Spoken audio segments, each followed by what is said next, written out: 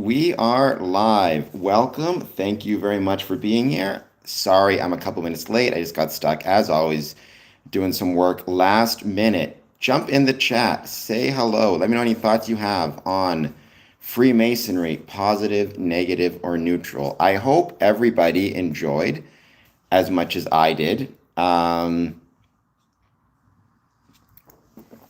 absolute blast of Preservation Month 2026, where, I use it as an opportunity to promote our Masonic buildings, the ways that those buildings contribute to the architectural, historical, and just the value to communities in general, because they're absolutely incredible. And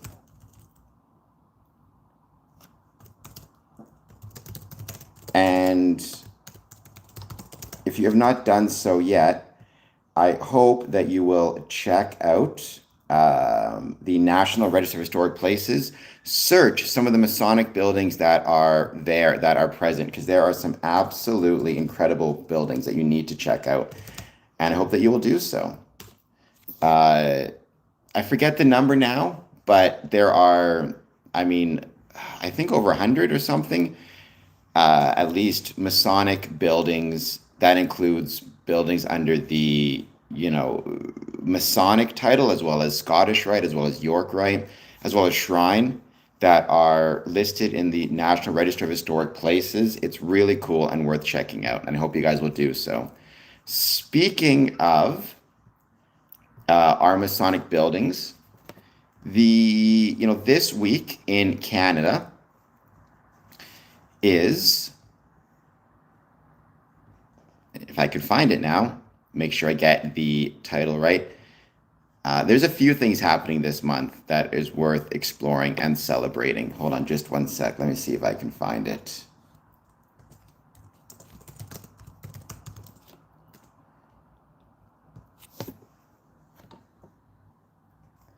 It is National Accessibility Week, taking place from May 31st to June 6, 2026. The annual initiative recognizing the contributions of persons with disabilities, highlighting the work to be done to remove physical, systemic, and societal barriers across communities, workplaces, and I would suggest also our Masonic meetings. It's both celebrating the progress and doing more.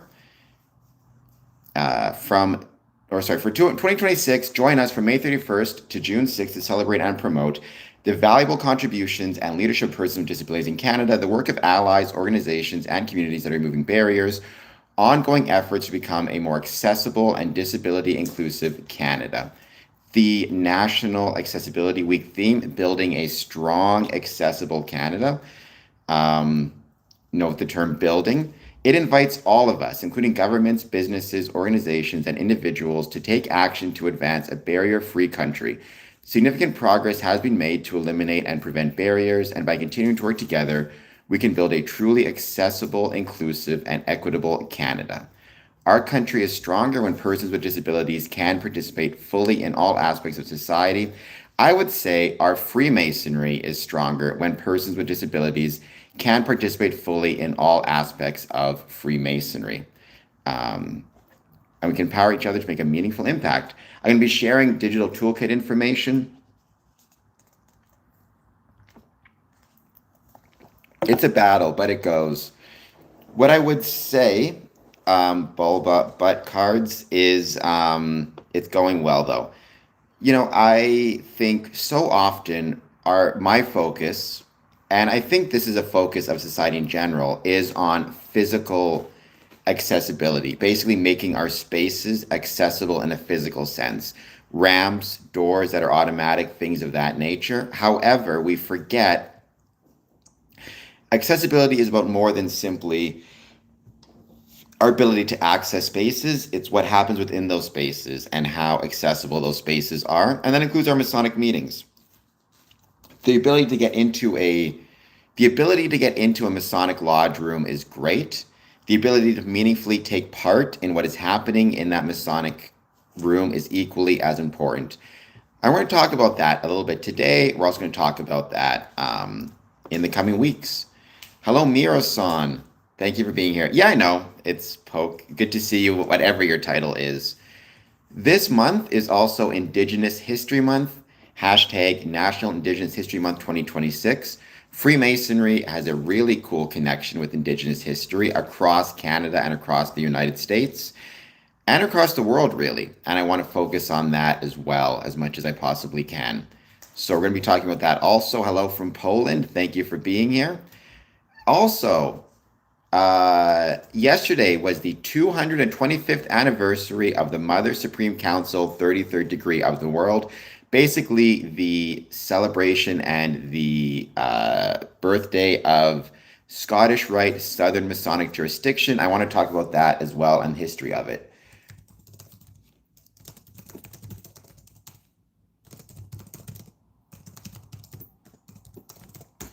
But yes, I remember you mentioning that. So, I mean, obviously, Indigenous History Month is part of, I mean, it's part of Canadian history, but yours as well. For the time being, though, as always, the first 60 minutes, I don't have any specific talking points. I just hang out and chat about whatever. So, whatever it is that you guys want to talk about, positive, negative, or neutral, I'd love to hear. And then we'll switch over. I think the first thing I'm going to talk about is National Accessibility Week.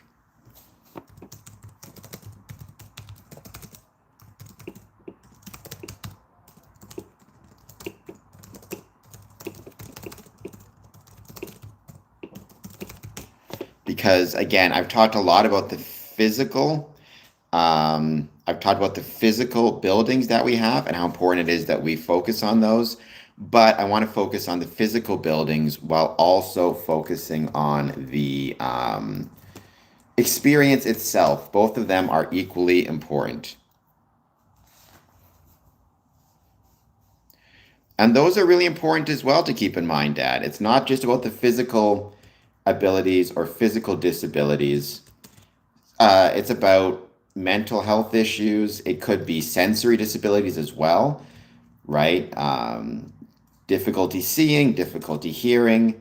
So there's a lot of different types of abilities and disabilities. No, Gary, I don't even drink. I don't smoke any substances. I'm very boring that way. So no. What I would say though, when it comes to cannabis, when it comes to anything, just be careful. Just be smart. Recognize and understand that there can be dangers to any substance that you're using. So try your best to be smart.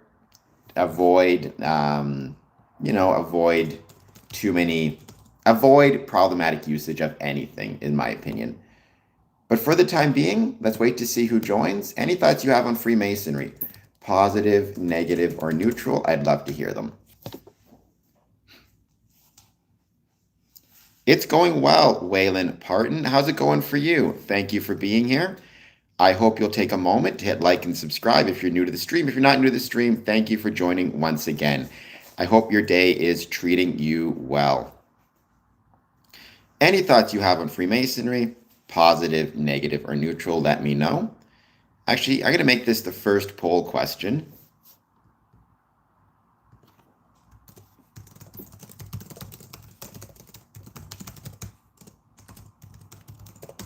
And I'm not going to expand on the question too much. I'm just going to let you guys answer it as best as you can based on what you think. By the way, congratulations to Detroit on what an excellent, excellent Grand Prix that you guys had.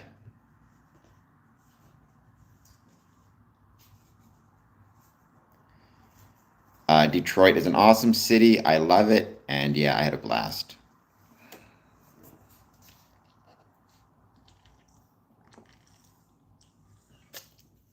I mean, in my experience, chasing stronger anything when it comes to substances is not a healthy approach to take in life. You got to be really careful with that stuff.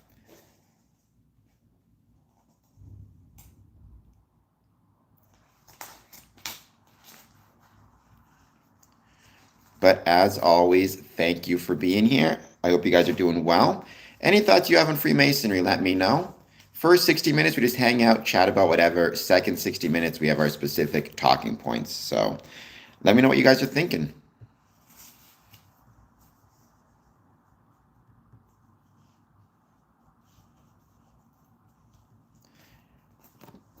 So far, 3 votes, 3 saying yes, that's good. And keep in mind, I'm talking about the entire process, not just the start, although the start is important, meaning how you get in the building. But when you're in the building, what are you guys doing to keep the process accessible for all? For the time being, let's wait to see who jumps on and who says hello. I'm heading back home, by the way, to Winnipeg soon. I can't wait for that. It's going to be a blast. I'm looking forward to it. It's going to be a lot of fun.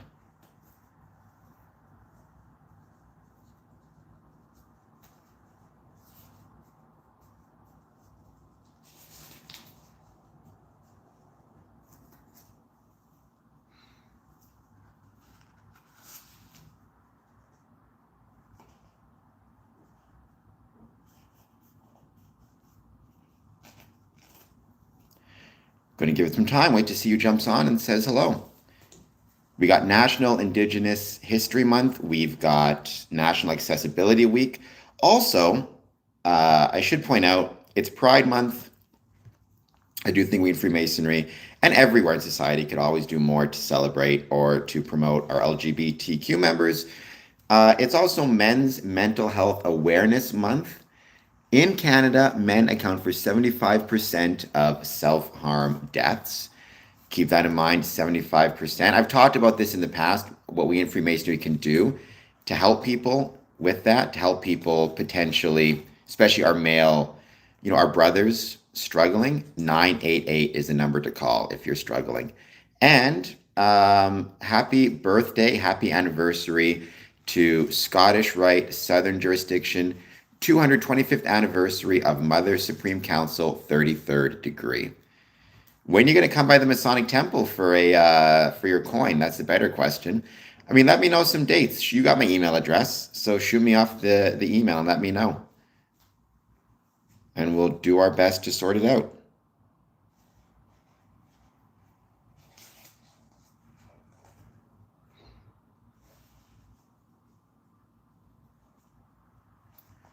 I'm not sure what that means, and I don't know what spiritual communication is, Corvin.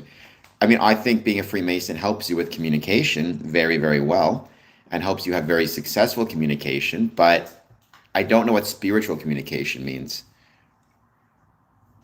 There you go, Dad. That's a good point, and that's what I'm talking about, right? It's not just about your ability to get in the meeting that matters, it's your ability to hear what's going on when you're inside the meeting. So microphones, sound systems, and even making sure the microphones that you have are designed properly, right? And designed appropriately.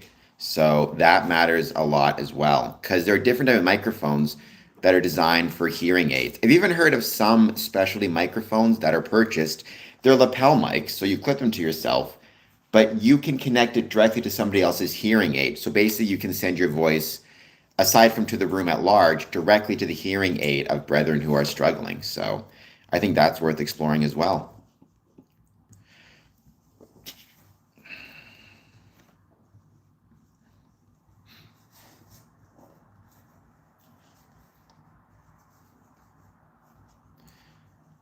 Thank you. It is Freemason Day as well. Pray, concentration of the mind. Well, I mean, I think Freemasonry obviously encourages contemplation. There's actually a book called The Contemplative Freemason, if I recall correctly. I think Freemasonry can encourage stillness, can encourage relaxation, which are both very good things and very beneficial things. I think that's one of the beautiful things about Freemasonry. But the idea of, meditation and then communicating through that meditation to others, I'm not really sure how that would work, right? I mean, we can't communicate telepathically, obviously, although it would be really fun if we could at the end of the day. But I think Freemasonry can teach you good communication skills, especially when brothers disagree, right? You have two brethren, each want to pursue a different thing in lodge. How do we make sure that we are each communicate our points, each communicate the path we'd like to take without allowing it to become bitter or angry, and ultimately to accept the fact that we may not be successful. The lodge may vote a different way, and we just have to kind of accept that.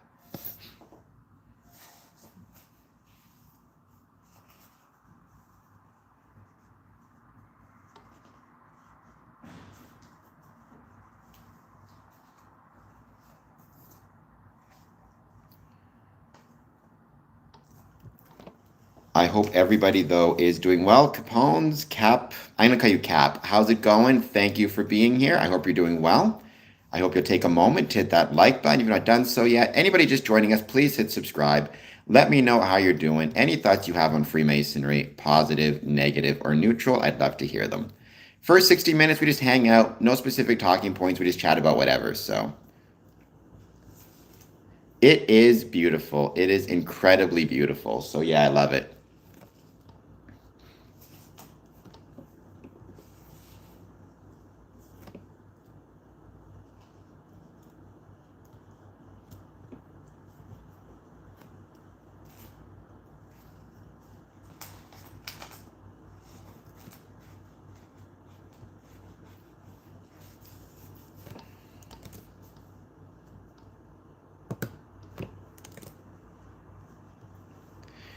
Not a cult, but nonetheless, thank you for being your CEO of my time.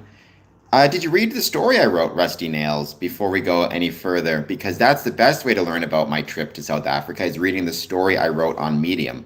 So just out of curiosity, did you read that story? I hope that you did. I hope that you enjoyed it.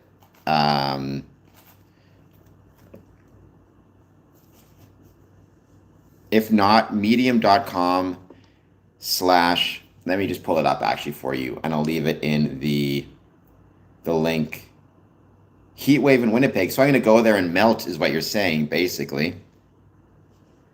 I mean, not for this information per se. Some don't like, yes, you can read Rusty Nails. Some don't like the format of YouTube.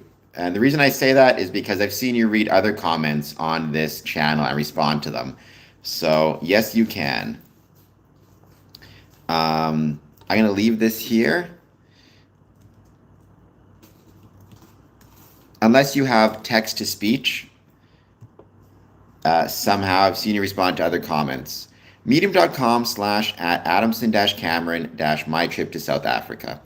I have no idea. I mean, I didn't ask anybody when they were there. I assume some do and some don't. I have no clue, though.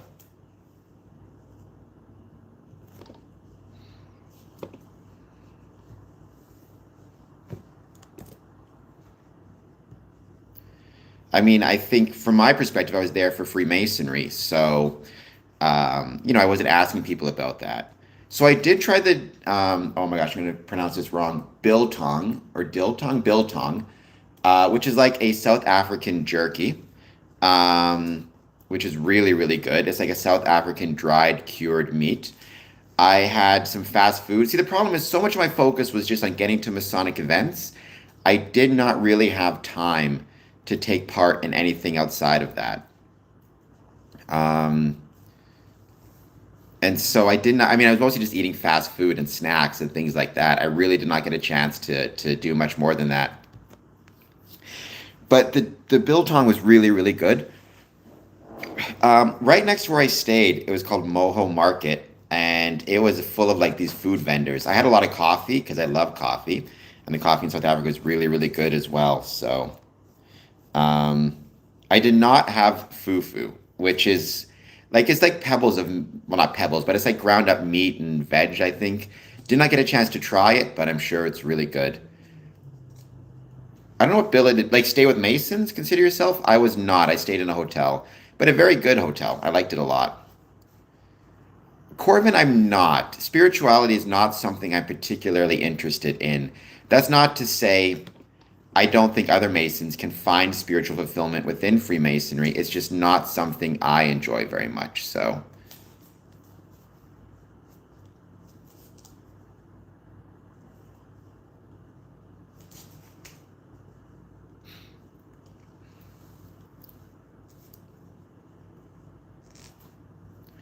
I've always found spirituality. I think to me, people sometimes get lost in the spirituality aspect of anything, including Freemasonry, and they forget about the more technical aspects of it, right? The day-to-day operations that are necessary to run a successful Masonic lodge or a successful Masonic building.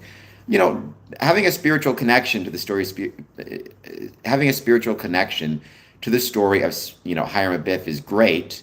However, Um, what I would say is, to what extent does that um, spiritual connection help you make sure your building is properly run, has the proper fire code, is accessible, things of that nature. I like roast beef and I like potatoes, so I'm not going to complain about either one of those by any means.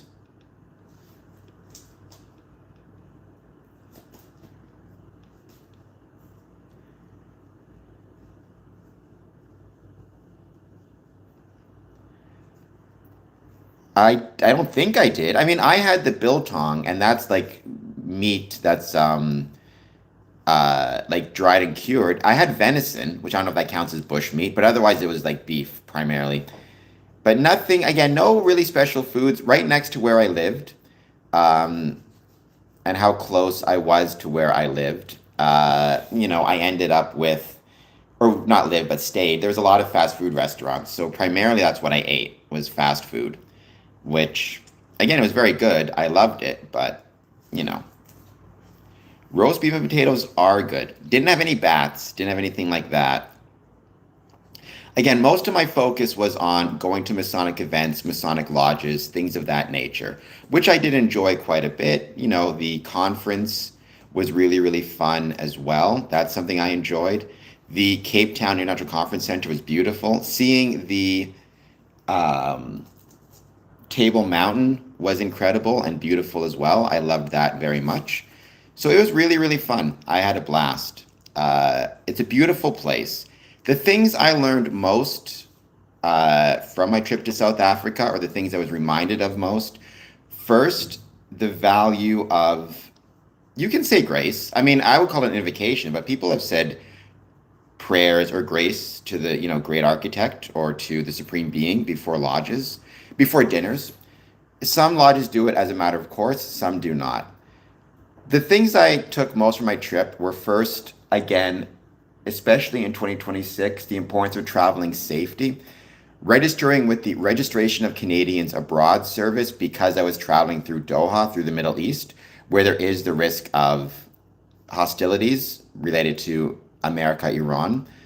Traveling to Africa, remembering not to travel to any places in Africa that were going through the Ebola outbreak. Again, being safe for myself and safe for others. The amount of travel, the length of the flights reminded me of taking care of oneself during travel, especially if you're taking long flights, more than 3 or 4 hours. Staying hydrated, stretching regularly, even while sitting, bringing healthy snacks when possible, wearing comfortable clothing, speaking with a medical professional if you have any medical concerns, and being aware of all travel and entry requirements, keeping travel documents safe, ensuring vaccinations are up to date, and being aware of local currency conversions, mobile data requirements, etc., having your phone charged as well. The other things, they do not. But if you guys want to help me with this travel, hit the like button, subscribe button, and consider a super chat. Just 25 cents, or sorry, just 99 cents, or $1 super chat helps out. The other things I took from the conference, the number of Masons present at, number of Masons present at South Africa, the logistical challenges of getting so many Masons together, and the fact that we were able to do so reminded me that we can do big and challenging things if we work hard. It reminded me that we are all in this together. The problem facing Freemasonry in my jurisdiction not unique. The solutions to these problems are also not unique. It is up to Freemasons to use opportunities like the World Conference to discuss not simply the problems Freemasonry is facing, but the solutions to these problems. While I was in Cape Town, I had the opportunity to visit 3 Masonic buildings: the Pinelands Masonic Center in Pinelands, Cape Town, South Africa. There's also a co-Masonic temple. I can't obviously attend any meetings, but I did want to see the building itself. And the Good Hope, or the Good Hope Masonic Temple in Cape Town, South Africa. A really cool story from that building, or that temple, is a few years ago, actually like 100 years ago, they had a fire in the building. Every single statue in the building was burned down except for Hope, which I thought was really good. Hope remains. Um, my travel to South Africa reminded me of how important port towns are to Freemasonry. Freemasonry in South Africa was founded by a Dutch sailor, a Dutch captain landing in port. Freemasonry traveled by water outside of England, so port towns are incredibly important. Um, and yeah, and the value of talking about Freemasonry anywhere, which is something I was grateful for as well. So, all of the above is something I really enjoyed.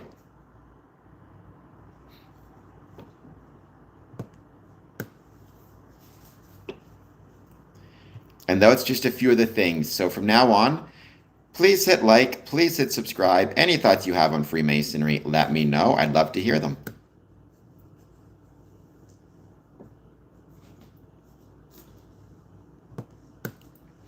And once we're done the first hour, we'll get into our main talking points.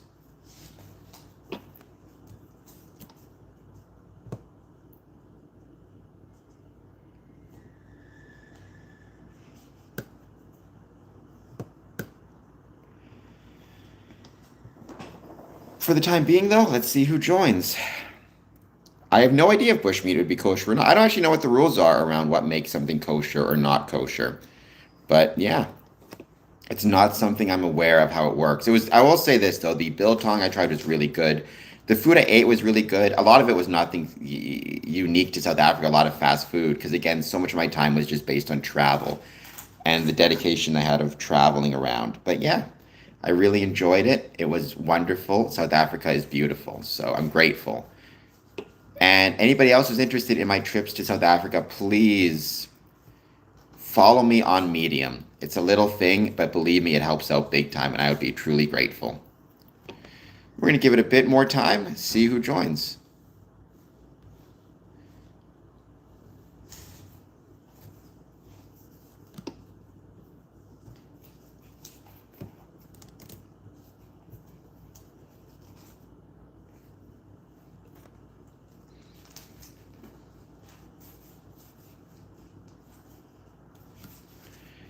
The first hour, again, I don't have any specific talking points. I just hang out and chat about whatever it is. So anything you guys want to talk about, let me know. All is well this afternoon, Brother Michael Moore. How are things with you? Congratulations again on an excellent rusty nail degree. I loved it. You guys should be proud of the work you did. It's a really beautiful building again I was in. So if you guys get the chance to check it out, check out Detroit Masonic Temple. I was in Detroit yesterday for the Grand Prix. I posted stuff on my personal account, and I did make sure to mention to people around me just the value of checking out the Detroit Masonic Temple if you get the chance. Happy Pride Month. There's a lot of different months in Canada. It is Pride Month. It's Men's Mental Health Month. It's Indigenous History Month. And it's also Accessibility Week. Did Freemasonry spread? No, it spread through a Dutch sailor, at least at the start. It was a Dutch sea captain that brought Freemasonry to South Africa, but it did spread through the Navy and through merchant mariners and merchant ships, just not British ones. We have Lord Korea. I don't think you actually are your so-called profile pic, but nonetheless, welcome. Thank you for being here.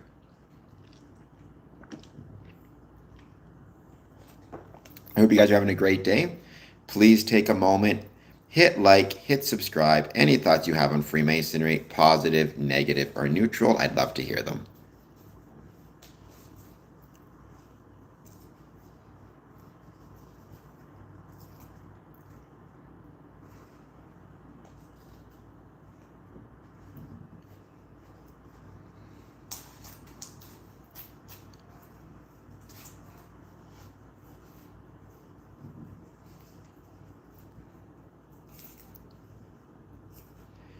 And anybody has any thoughts want to share on Freemasonry, positive, negative, or neutral, please let me know. No. I mean, I don't know what he's saying about Freemasons because I'm not a fan of Alex Jones, but almost certainly not. In my experience, he's been wrong about many, many things historically, so.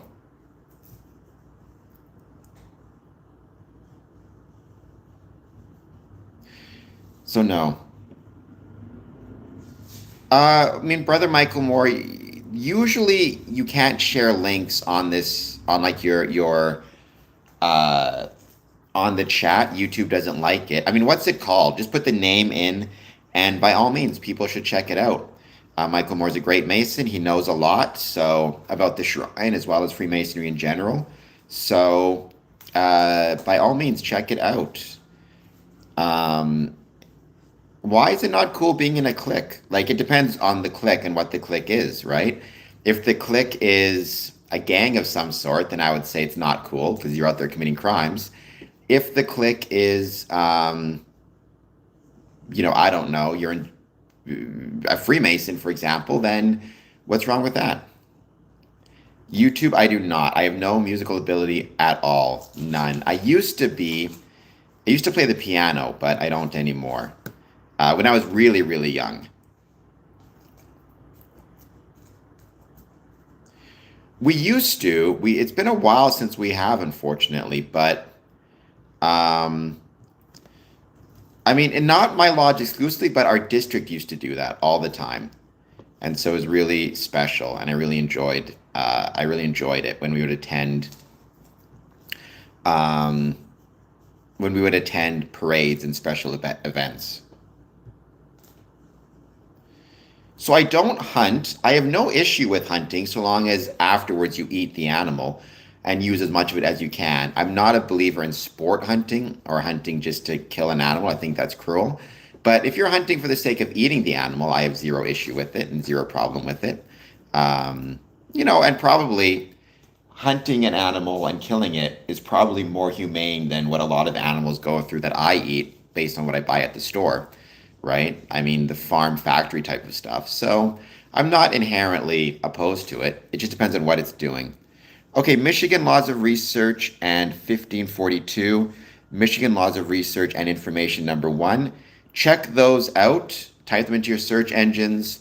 Michael Moore is a great dude, great brother. He's a wealth of knowledge. So you should definitely check out what he has to say. Um, it's going to be awesome, and you'll love it.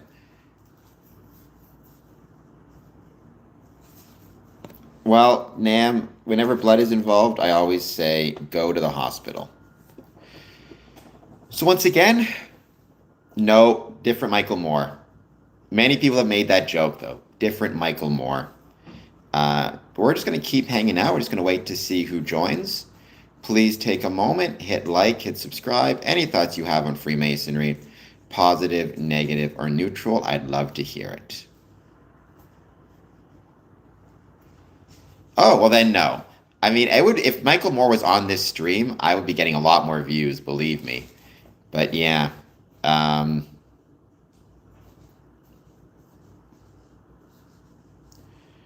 It just takes time, right? It just takes time. It just takes effort. It just takes hard work. So um, I have no doubt you'll get there, though. I have no doubt you'll be successful. But I hope that you are doing well, YouTube Stabworthy. I hope you're doing well, Michael Moore also. I hope you guys are having a great day. It's a beautiful day outside. It makes it hard to be in here. Maybe one day I'll do a stream from outside just for fun, to try something different. Who knows?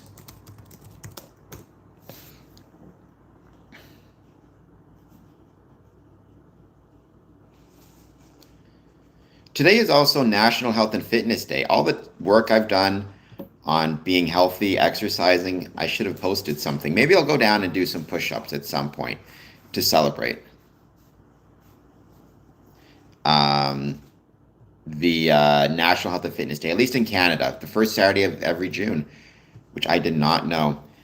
Is your Masonic meeting experience accessible? Yes at 45%, no at 55%. Well, there you go.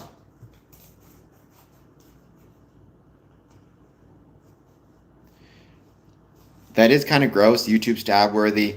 I always give the general statement just to not get sued. Make sure that you go to the doctor if you have any medical concerns about anything, blisters or otherwise.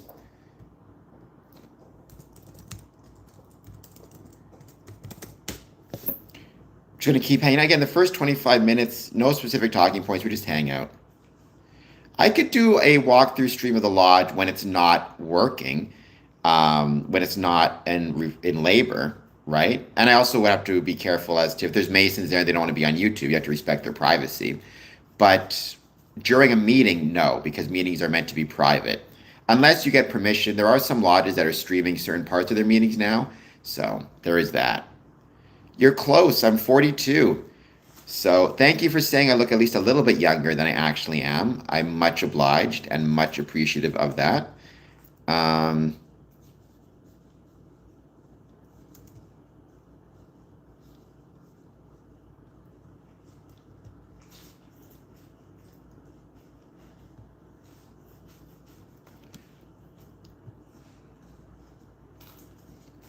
43, so you added a year to my age. What did I ever do to you? Why you gotta be that way? Why you gotta add a year to my age?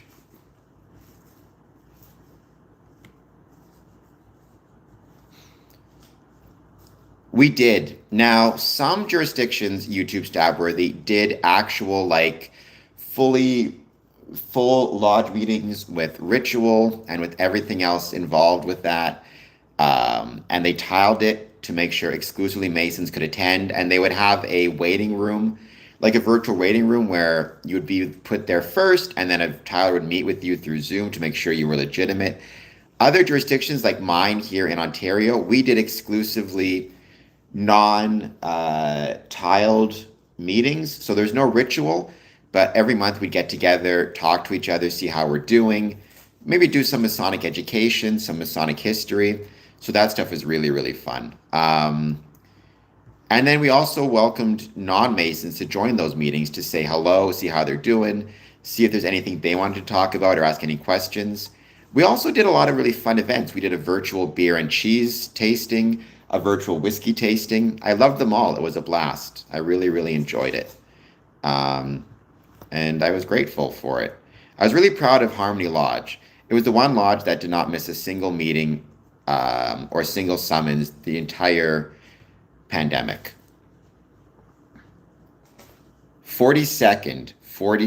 Hello, Razul Singh. Please like and subscribe.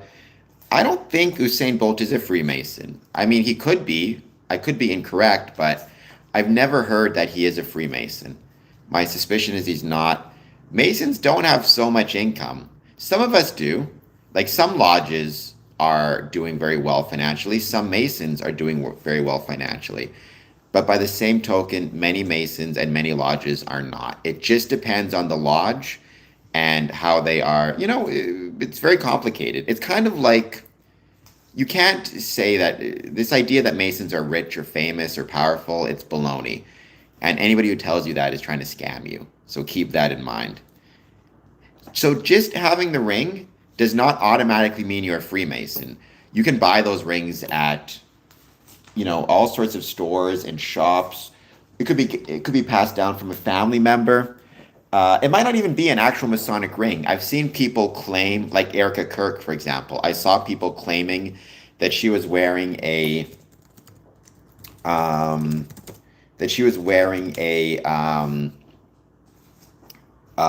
Freemason's ring, and she was not. So I always found that very questionable. You need to be really careful about that. And that's true for all the Masons watching this. Just because you see somebody wearing a ring, that doesn't mean they're automatically a Mason. And to all the non-Masons out there, just because somebody, you see somebody wearing a ring who claims to be a Mason, that doesn't automatically make them a Mason, or at least not a legitimate Mason. Me too, Brother Mike, me too. Beavers, you could argue, are nature's carpenters. So maybe they're a type of craftsman. Maybe they're the nature's equivalent of a Freemason. Who knows? I mean, you need ritual. Yeah, ritual is a script. I mean, there's two ways to create bonds of brotherhood: through shared experiences and shared knowledge. Ritual ensures consistency of experience and consistency of knowledge. Therefore, I'm connected to all my brothers around the world because of that consistency. If there was no ritual, and if every Mason could just do whatever they wanted, that would make it very difficult and very challenging to, create adequately or accurately um, a shared experience, right? You need a script of some sort. You need a process of some sort to ensure consistency. Um,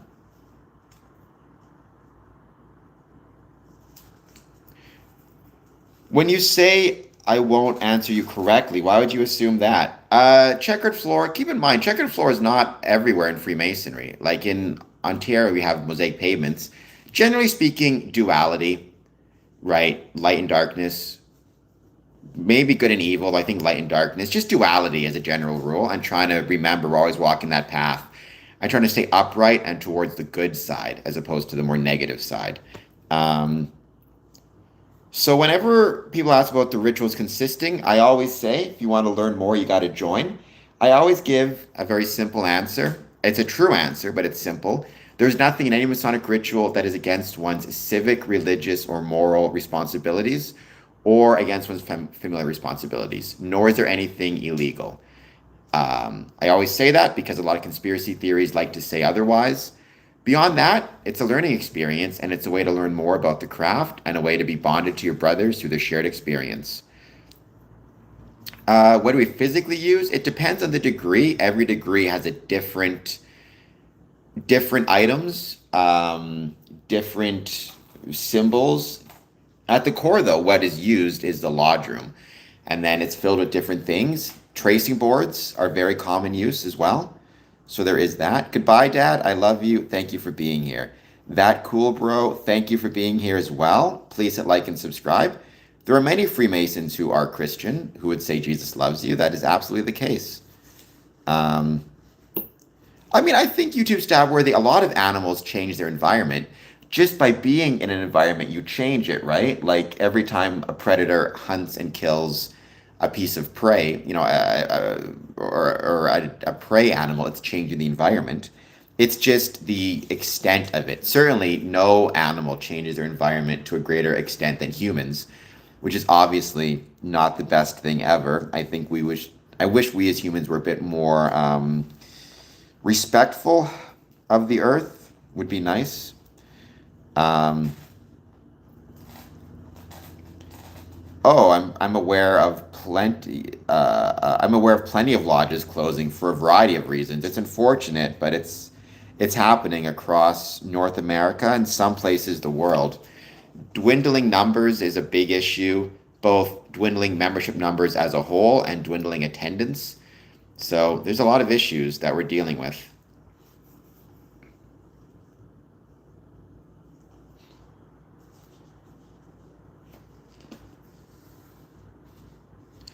Bees, birds, beavers. Yeah, I would think beavers would be up there in terms of the most. It also depends on whether you are. I think when we talk about beavers changing the environment, we're discussing invasive versus non-invasive species, right? Obviously, an invasive species can do the most damage to an environment because it has no natural predators. Like I've heard of wild cats, for example, like domesticated house cats, ending up on islands, ending up in places where there's never been any cats before, and the next thing you know, they eliminate every single bird on the island. So I think if you're invasive, you can do more damage, which is why, bring it back to Freemasonry, if you're traveling for Freemasonry, there's a reason they ask you about the types of things you're bringing into the country, seeds, pets, animals, because that stuff can do real damage if you're not careful. Thank you, Matter, for the sparkles. That is very kind. Well, Big Chevy, if you're going to make fun of me, you could at least hit the like and subscribe button.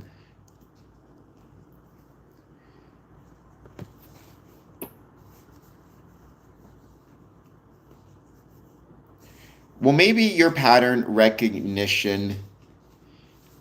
Sorry, I told you, I never give specifics about Masonic ritual. I've told you why many times.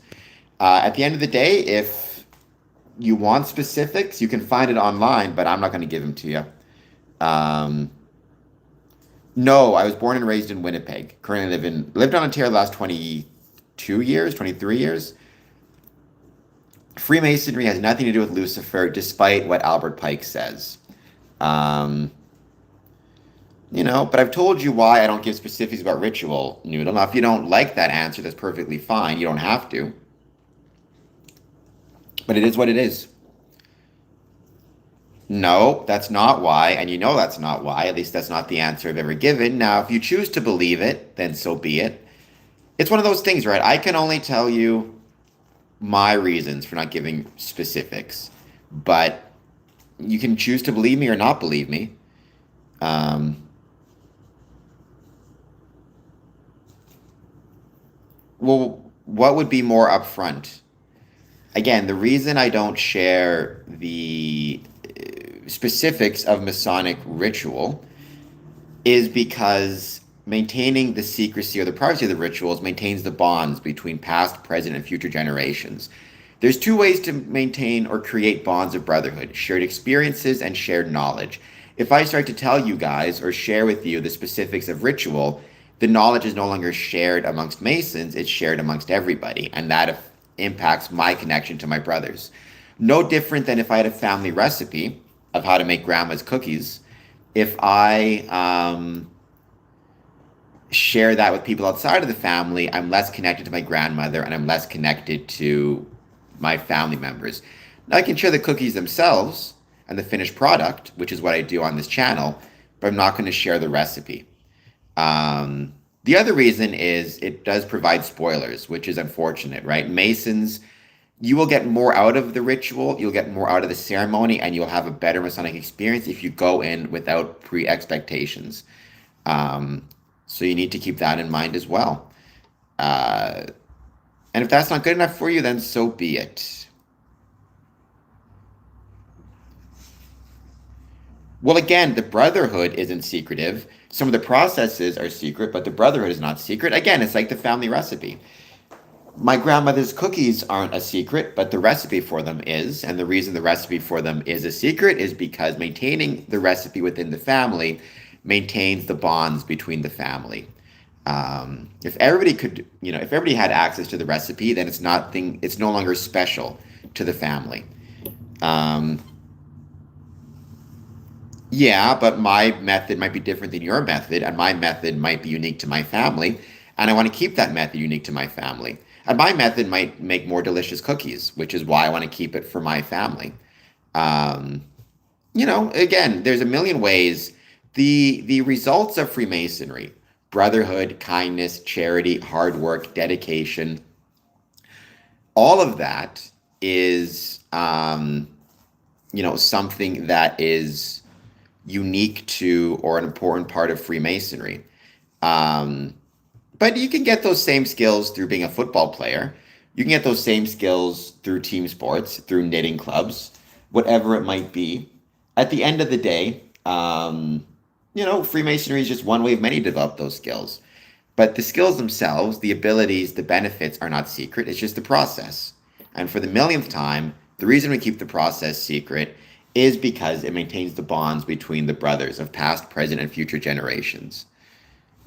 I'd like to think I would, Noodle, but who knows? I mean, I've never had a gun put to my head, so maybe I wouldn't at that point. What I would say is to anybody else who's watching this, if you're a Mason, Freemasonry is not worth your life, for heaven's sakes. It's a wonderful thing. I love it, but it's not worth your life. So to anybody watching this, I'm not going to judge anybody for giving up the secrets if they have a gun pointing to their head. What would I do? I have no idea. I'd like to think I would be, I'd like to think I would maintain the secrets, even at gunpoint, but I've never had that happen to me, and I have no idea what would happen to me. I might very well end up a blubbering, crying, pedal on the floor.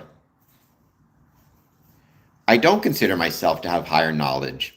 You know what? It's ridiculous. I can't pronounce your name, but you're kind of a stupid person, aren't you? I don't assume I have higher knowledge than all the normies. I assume I have different knowledge than non-Masons. Just like I assume you have different knowledge than me. And I assume people who are involved in different activities have different knowledge than me. It's not higher knowledge. It's not lower knowledge. It's different knowledge. And the reason why the value of it's different is because it maintains the bonds between past and future generations of Masons. Just like I have a different recipe than you. It's not a better recipe, it's not a worse recipe, it's a different recipe. If you want to learn what my recipe is, join my family. Otherwise, stop being a very stupid person. Um, because clearly you're not able to understand what I'm saying.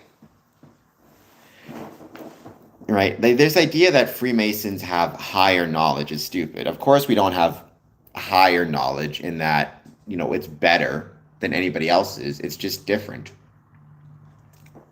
And if I share that different knowledge with people who are not Freemasons, what that means is the shared knowledge and the bonds of brotherhood between Masons are reduced. It's like having a family recipe for the millionth time. Um, my grandma's cookie recipe is not better or higher knowledge than your cookie recipe. It just happens to be part of my family and therefore something worth maintaining and keeping within the family. Um, well, it's the knowledge of the rituals. That's all. It's the process and the knowledge of the rituals.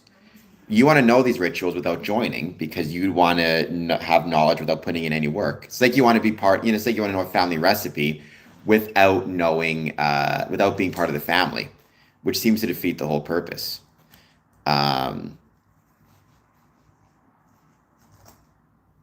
No, my family does not hold sway in the world, and we do not. I mean, when you say my family, I assume you mean Masons and not just my personal family, but either or. No, we do not hold sway in the world. We do not influence the world to benefit Freemasonry. I mean, we really don't benefit the world to influence anything, right? That's not what Freemasonry is all about. We're not trying to influence the world. We're not trying to the extent we're trying to influence anything, maybe we're trying to influence our communities in certain ways through charitable giving and kindness. If you want to consider that to be influence, every time I guess somebody donates anything to charity, they're exerting influence in the world, I suppose, whether you do so personally or with a group. Um, well, good for you. I suspect that's not true because you're not going to share with me your social insurance number or your bank account information, nor should you. There's a variety of valuable reasons to maintain privacy. If you want to be an open book and share everything, more power to you. But I suspect that'd make you a pretty terrible friend. Um, because if I tell you something and I ask you to keep it a secret and you say you're going to share it with strangers, you're not a very good friend, or for that matter, a very good person. Um,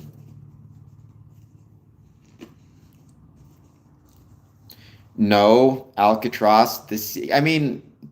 Sure, maybe in a very literal sense, the secrets or the private information are kept to maintain the bonds of brotherhood. So, sure, right? If everybody knows them, then it's like if you're my friend and you tell me a secret and I tell other people, we're not really good friends, right? It's the nature of friendship and groups that we want to have shared experiences and shared knowledge. There's other reason to keep things private outside of there's many reasons to keep things private outside of maintaining the bonds of brotherhood or shared experiences or family connections. I mean, I don't have to go through them all. There could be financial reasons, security reasons, safety reasons. Just people sometimes like their privacy. Within Freemasonry, though, it's about maintaining the bonds of brotherhood. Um, well, define power, Alcatraz. Um, Yeah, you are very dumb. Whatever your name is, I can't pronounce it. I'm sorry, it's in Hebrew, but you're a very dumb, stupid person. Um, I mean, like, what does that mean? Again, the power of the secret of Freemasonry is simply the power to create bonds between two people, or three people, or four people, or five people, right? Or a Masonic lodge. That's not really power in a political sense. That's that's not power in a religious sense. That's not power in a financial sense. That's simply the power to maintain the bonds of brotherhood. Again, a family recipe creates power, within the family because it maintains the bonds between the family. Um, nice, Waylon. That is awesome. You are going to do, it's going to be great. You're going to have a great time. Hesperia is an absolutely awesome lodge. It's a blast. I always love visiting in it. Those guys are incredible. It's truly a wonderful place to visit. And you're gonna have a wonderful time. So really enjoy it. I mean, I can be ignorant and spiteful. That's fine. Doesn't change the fact that you are dumb. And the reason you're dumb is not because you're challenging my beliefs, because the answers I give, you're not capable of understanding them. Now you can disagree and just say they're wrong, but you're not saying that. You lack the ability to understand the answers I give. Um,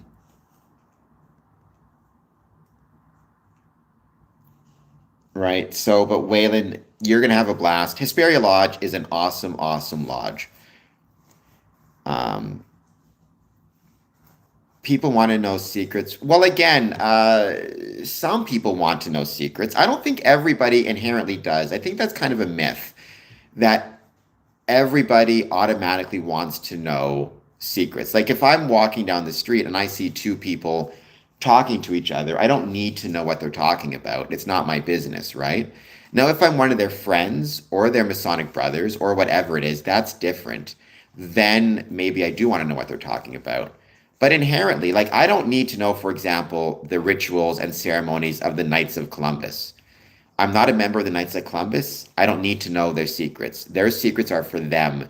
They deserve the right to their private ceremonies and private rituals as a way to maintain the bonds of brotherhood between Knights of Columbus members. I don't need to know the secrets of the Odd Fellows.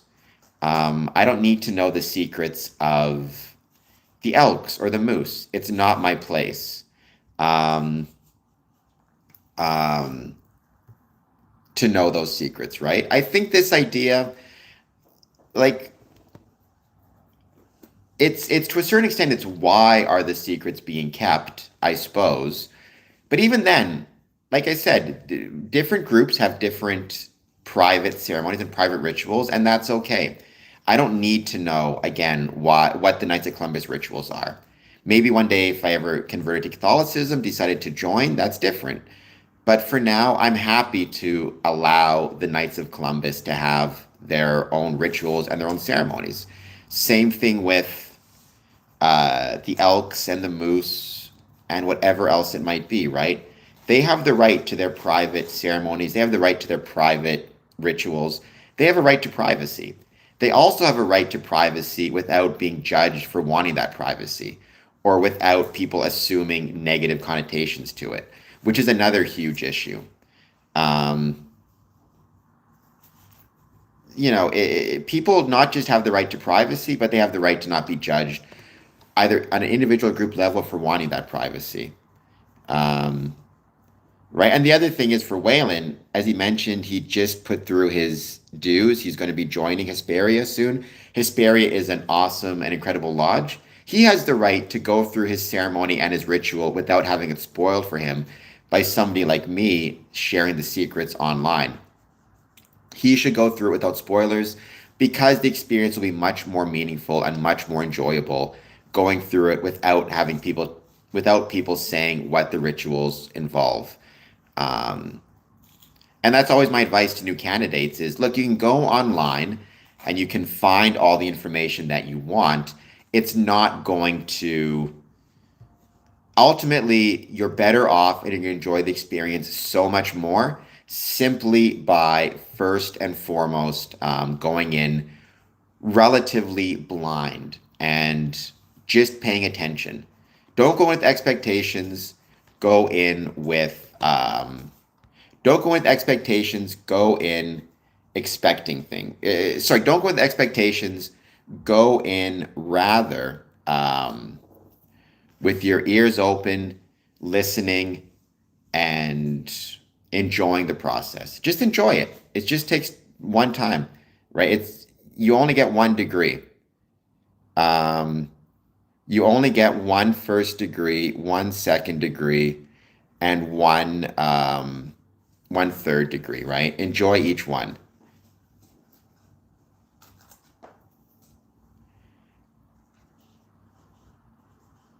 Absolutely, Waylon. By the way, Waylon, I know that, and I'm grateful that you are a subscriber. Since you to the YouTube channel, since you're new to the stream, I'll leave you some more info. I hope you'll follow me on a few different sites outside of YouTube, because all of that, believe me, it helps out big time.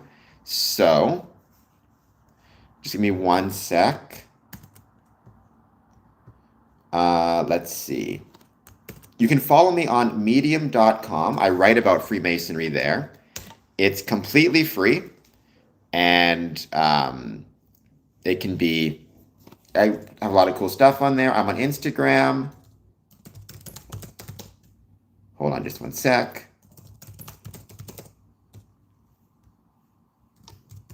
It's at square_and_compass_promotions. You can follow me there as well. If you can see that there, it's instagram.com/square_and_compass_promotions. But you guys will have, thank you so much for being here. I truly appreciate it. I hope you guys are having an excellent, excellent day. And Waylon, congratulations. You're going to rock it out. I have no doubt you're going to have a great time. Like I said, you just get one of each. So enjoy them. I'm going to give this another minute. Actually, what I'm going to do, I agree with that YouTube stab worthy. I'm actually going to take a quick break because I have to go to the washroom like crazy. Then we're going to talk about Accessibility Week here in Canada, and creating accessible Masonic experiences. But first, this is my co-host. I have to go to the washroom like crazy. So everybody be nice to my co-host. I'll be back in a moment.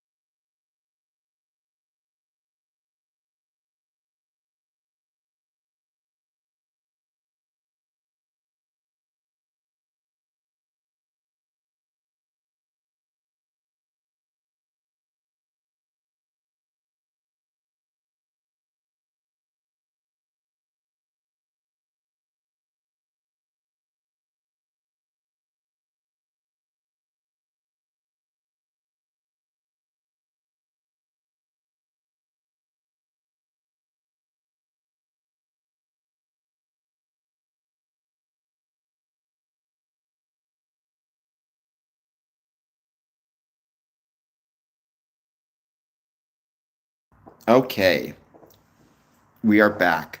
Yes, that was a toilet break, says pause for. Is that meant to be like pause for as in PAUSE for toilet break, or is it meant for your cat? Because if it was the latter, that's pretty impressive, or the former, I should say. I agree, Arizona. I'm the majestic moose indeed. I'm a believer personally that I've said it before. My supreme being is the rational nature of the universe as expressed through science and as expressed through geometry and as expressed through things like the golden rule. Um,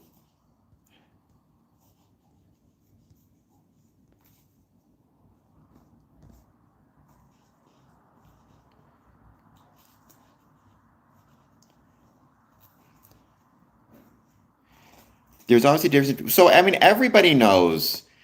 I think that everybody has secrets, whether you broadcast it or not. I'm sure you have secrets, Alcatraz. I'm sure. I assume everybody I meet, I mean, I don't think about it, but I assume everybody I meet has a secret. I also assume that for everybody I meet, there are things about them I'm simply not entitled to know. The reasons why, who knows? It could be because it's something that is about their financial security or their personal safety, or maybe it's something, who knows why. Everybody has secrets. Everybody has things about themselves they wish to keep private, right? You don't need to broadcast it to know it's true. Um, Again, I'm not sure why Masonic secrets are considered to be so much different than a person's secrets, or the Knights of Columbus secrets, or the Elks secrets, or a business's secrets, or who knows what it is, right? There's a variety of different groups, each of which have a variety of different private information. There's no reason inherently why any of it is good or bad. It's simply human nature, or families' personal secrets, for that matter, right? So, as I noted, um, today is actually the second day of National Accessibility Week 2026, Building a Strong, Accessible Canada. National Accessibility Week takes place every year starting on the last Sunday in May. For 2026, May 31st to June 6th, to celebrate and promote the valuable contributions and leadership of persons with disabilities in Canada, the work of allies, organizations, and communities that are removing barriers, ongoing efforts to become more accessible and a disability inclusive Canada. I think we should celebrate that within Freemasonry as well. This year's National Accessibility Week theme is Building a Strong, Accessible Canada. Note the term building. I think that could apply to Freemasonry as well.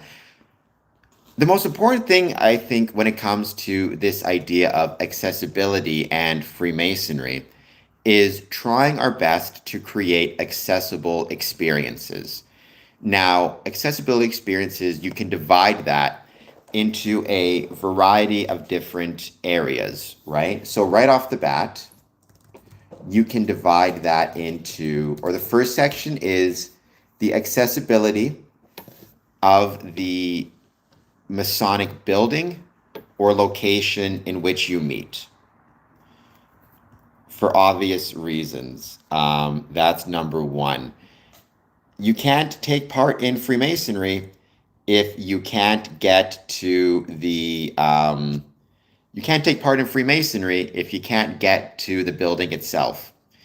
Now, first of all, there's the ability to transport yourself to the building. Does your building have, or is your building located on bus routes or close by bus routes? Hesperia Lodge is in Chicago. It's located very close to a couple of different bus routes, including the Blue Line. And it's located, all of those bus routes and transit routes are accessible. But then, is the space around your building accessible and safe? Are the sidewalks in good condition? Are the street lights or street lamps in good condition? Is there a bunch of trash or litter strewn about that presents a tripping hazard for somebody who uses a walker or a cane or is hard of seeing? And you might be seeing that and you might be thinking to yourself, or hearing me say that and thinking to yourself, what does that have to do with Freemasonry? Well, what can Masons do about that? Almost every municipality or village, at least in 2026, has some type of public or citizen reporting framework or technology. Like in Windsor, it's 311. I think in Toronto as well. You can download the 311 app, and if you see anything around your building that is the city's or municipality's responsibility, you can actually report that directly to the city, directly to the municipality. So, for example, I can report to the city, to the municipality, blinking or not working streetlights, which I have done in the past. That creates a tripping hazard and a visibility hazard for brethren who are struggling with vision impairments. I've reported to them damaged or destroyed trash receptacles and requested new ones because, again, without the trash receptacle, what we saw was people were leaving their litter all around these bus stops. Very often the litter was blowing onto our lawn or onto the pathway leading directly to our building, which was creating a tripping hazard for people. Or you could use the system to report cracked or damaged or broken sidewalks, all of which is an issue not just for the public, but for Masons who are in wheelchairs, who are using canes, walkers, or who are just mobility impaired. Then there is the accessible experience of the building itself, right? Do you have ramps to get into the building? Do you have automatic doors to get into the building? Is your building and the doors well lit? That's a safety issue, but that's also an accessibility issue. Do you have an elevator if you need it to get up and down to different floors? Some buildings are lucky, they're entirely on a single floor, a single level. But some buildings, refreshment is on one floor, the meeting space is on a different floor, and the washrooms might be on a different floor, right? Do you have an elevator or a chairlift or a way to get up and down? And so it's the ability to access the building. But then, or also another thing, one thing I haven't talked about a lot, but it's really important. Do you have signage that is visual, like you can read it and see it, but also do you have signage in Braille? In your elevator, do you have Braille signage for the different floors, the different levels, right?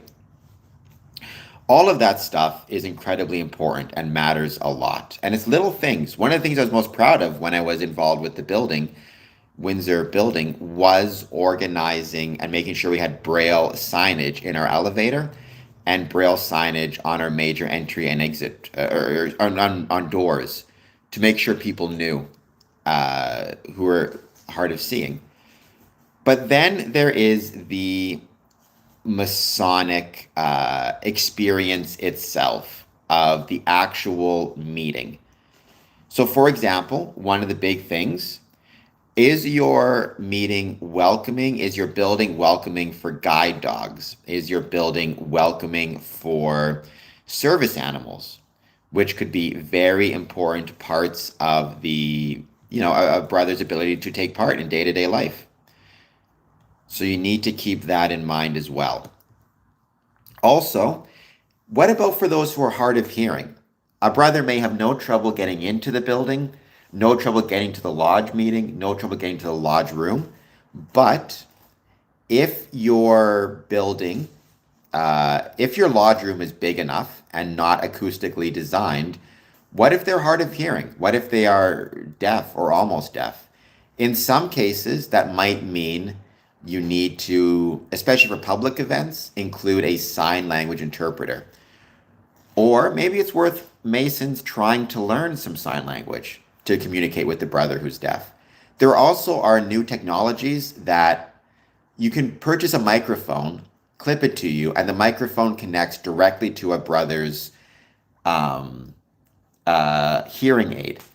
So that might be worth considering as well, right? Maybe you give a microphone to a secretary and a master, both of whom are going to be speaking the most during the meeting, and you connect the microphone directly to a brother's hearing aid, or maybe multiple brothers' hearing aids. I think that technology is good for more than one. It's about having Braille signage for your ritual books and for your summons, right? If you have a ritual book, do you have one in Braille? Do you have a summons in Braille so a brother can follow along, right? In Canada, more than 6 million Canadians aged 15 and over have a disability, right? We're talking about more than 60%, and that number goes up the older you get. You might be hearing me talk about this and saying, it's not an issue for me, right? It's not an issue for me. I have perfectly good hearing, perfectly good seeing, perfectly good mobility. That's fine today. What happens in 60, 70, 80 years? Suddenly you're using a walker, suddenly you're using a cane, suddenly you can't hear so well, suddenly you can't see so well. At what point are you reconsidering your idea that maybe accessibility isn't so important? Now, I understand, by the way, that every Masonic lodge and every Masonic building is different. And no two Masonic lodges are dealing with, oh, I think we have beeping. My fire alarm might go off. We're going to see. If it does, don't be alarmed. I promise it'll be okay. Although it does bring up another good point when it comes to emergency situations, um, which is making sure that our buildings are accessible in cases of emergency. So, for example, let's say you have a brother who is blind. It might be worth taking a few moments to, before a meeting starts, or even before he joins, actually have him walk through the process of knowing exactly where the emergency exits are located. Because obviously he's blind, he can't see them.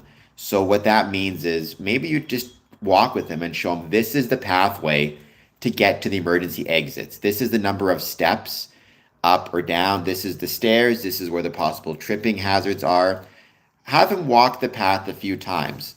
So heaven forbid, during some type of crisis, during some type of fire alarm or whatever it is, evacuation, he knows this is the number of steps to take and this is where to go to exit successfully, right? And it might make him feel better and feel safer during the process. Talk to him about his guide dog or service dog. Let him know, so the service dog knows where to go as well. Because I've heard that you can train service dogs to find the emergency exits in case of emergency. In the case of a brother who's deaf, make sure that your smoke alarms and smoke detectors either have significant enough vibrations or maybe will flash or something so he can hear it if there's an emergency as well. In the case of a brother who, let's say you have a fire alarm and your lodge room is on the third, fourth floor and you need to take stairs to get down, make sure the fire department knows when you're calling 911 any brethren who could not evacuate due to due to being in a wheelchair, due to some type of emergency situation, some type of physical disability, or if you can help them get down, how you can help them successfully. But make sure you talk about it in advance, right? One of the worst things you can do is in case of emergency, you see a brother who's injured, maybe you just pick him up without thinking and you could injure him more. Talk to him in advance. Brother, we see you're in a wheelchair. We're on the third floor. If there's a fire, if there's an emergency, if there's a need for evacuation, what do you want us to do? How can we assist you? How can we help you? Is it okay for us to pick you up and carry you down the stairs? Can you make it down the stairs on your own? Some brethren, like me, are in wheelchairs but are able to walk around without the chair for a short period of time, right? So maybe we'll be okay.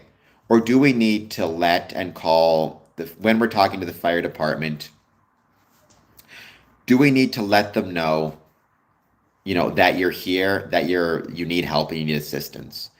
All of that stuff, it's little things, but it matters. And it creates a more welcoming environment for our brethren. So I think that's all worth considering. I understand many Masonic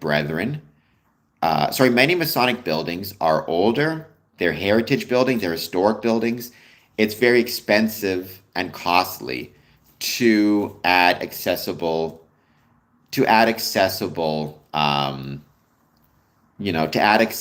doors or elevators or ramps. And I understand every Masonic building needs to work within budgetary limitations, practical limitations, whatever it might be, heritage limitations in some cases. However, that doesn't mean it's not worth trying. And just because you can't do some things doesn't mean you can't do anything. For example, your building may not be able to afford putting in an elevator, but it can afford probably putting in Braille signage or getting Braille ritual books or taking your brethren who are hard of seeing, hard of, blind on a tour of the emergency exits, right? Figure out what you can do and do that. Don't let the perfect be the enemy of the good. Els, are you a subscriber? Please hit like, please hit subscribe. My name is Cameron. Father Fred, that's awesome. Congratulations. I wish you best luck on your second degree. I am sure you will absolutely crush it. I have no doubt you'll have a lot of success and have a great time. So keep up the great work. You're going to do very, very well. And thank you so much for being here, and thank you so much for joining.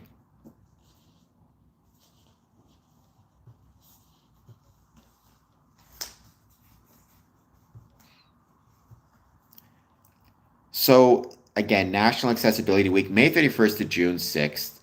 I hope that you guys will think about how you can, or how we in Freemasonry can create a more accessible Masonic meeting experience. And when I say that, I mean from the moment the brother leaves his house and decides to attend a Masonic meeting to the moment the meeting is finished and the brother has returned to his home.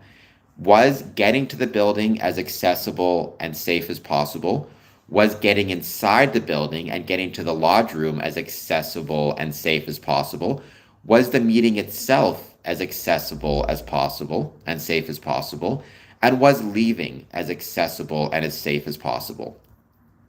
It's about the entire process and the entire gamut of abilities and disabilities, from mobility impairments, using a cane, a walker, a wheelchair, or simply having difficulty ambulating without aids, sensory disabilities like being unable to see, being unable to hear, and the various levels of both, to mental disabilities, somebody who is autistic, who is ADHD, who has different types of mental challenges, mental disabilities, may require different accommodations within a meeting as well. You need to keep those in mind, right? There are brothers who may struggle mentally with sitting in one place for a long period of time. It might be worth telling them they can sit, somewhere off to the side.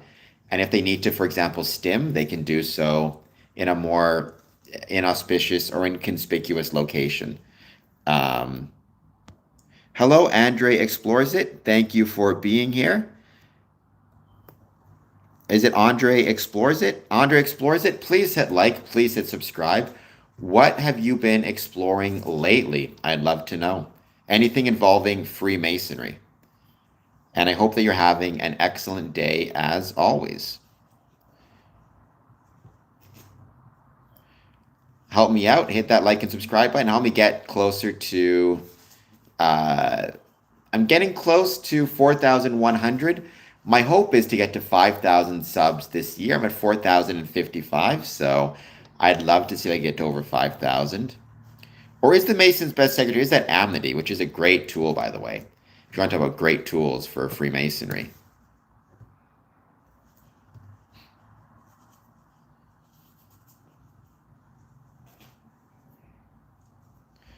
We're going to give this a couple minutes. I hope you guys enjoy what I was talking about. Let me know if you agreed with it, disagreed with it. If you've seen anything Freemasonry that has, helped you consider accessibility. I'm going to switch it over, and we're going to talk about yesterday's very special birthday, very special anniversary. The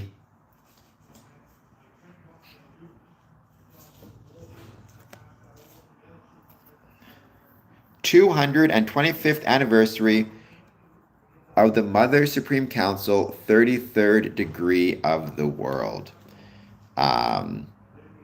Scottish Rite, Southern Masonic jurisdiction is a very important part of our Masonic journey. It's not the most important part of the Masonic family. There is no single most important part. It doesn't put you above the third degree. Keep that in mind as well.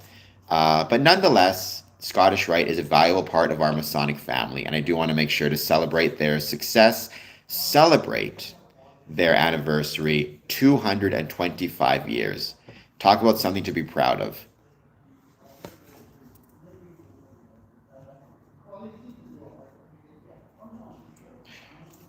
Lex and Amita, I have money for dues and time to get to meetings. How do I join? Just because I don't see your question right away, just ask it again. I'll see it eventually. To be one, ask one. What you need to do is find a Masonic lodge in your area. Basically, you can send them that exact same statement you sent to me. Um, Send them a message and just say, I have money for dues, which isn't the most important thing. I have time to dedicate to meetings, which is more important. And then ask them about joining and have them get back to you as soon as they can. There's no rush and it takes time, but the first step is find a Masonic lodge in your area, approach them, and express your interest in joining. And you just kind of go from there. Takes a little bit of time because there's a process. They need to get you to know you, and you need to get to know them. But absolutely, it's something worth exploring. So I hope you will do so. Um, Usually they'll invite you out for a coffee or for dinner. They'll get to know you. You get to know them. It's as much a chance for you to get to know the lodge as the lodge to get to know you. Freemasons always caught my curiosity. I mean, that's awesome. First of all, I'm glad that your boss was a man of great example. One of the biggest issues, or one of the biggest things we need to remember within Freemasonry is the way we act outside of the lodge reflects on the lodge itself. So I'm glad your boss was a man of good example. What that means, hopefully, is, right, that set a good example for you of what Freemasonry is and helps you maybe have a positive view of it. Even if you decide you never wanted to join, it's still valuable that people have a good view of Freemasonry. I think it's still a necessary thing because we want to be relevant to people, right? Even if you never decide to join, maybe a friend mentions Freemasonry to you and you mention, I had a boss and he was a man of great example, and therefore you have positive things to say about it, which as opposed to you have a friend who wants to join Freemasonry, he mentions it to you and you say, I had a friend who was a Freemason, he was an a-hole. That provides a negative view of Freemasonry. So, it's one of those things where it's up to us and it's our responsibility to present Freemasonry in as good a light as possible. We're going to give this another few minutes, then I'm going to jump on the next topic, history of the Scottish Rite.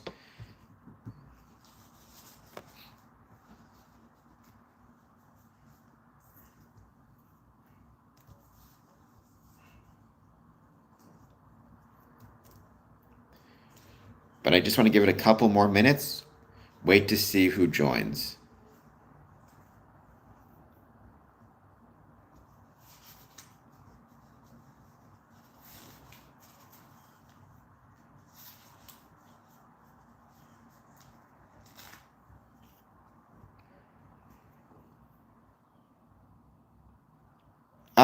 I don't know. First of all, I'm not sure if AI is going to ascend or not. I'm much more probably AI ambivalent than I think a lot of people.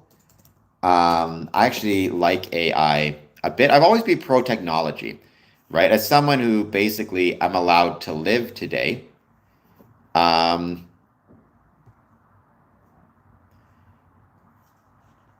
um,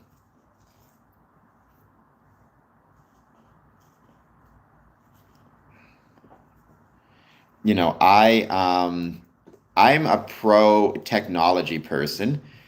And I, because I'm in a wheelchair and have no legs, I mean, my wheelchair is a type of technology, right? Doing this is technology. Like, I think technology means nothing but good for us, and that includes with Freemasonry. So, and Freemasonry has benefited from technology. It's also suffered from technology, but I think we can't blame technology for the bad parts of it. It's humans misusing it. So I'm a positive person when it comes to Freemasonry and technology. I think it's going to actually go really, really well. And so, yeah, I look forward to it. I look forward to seeing Freemasonry be successful.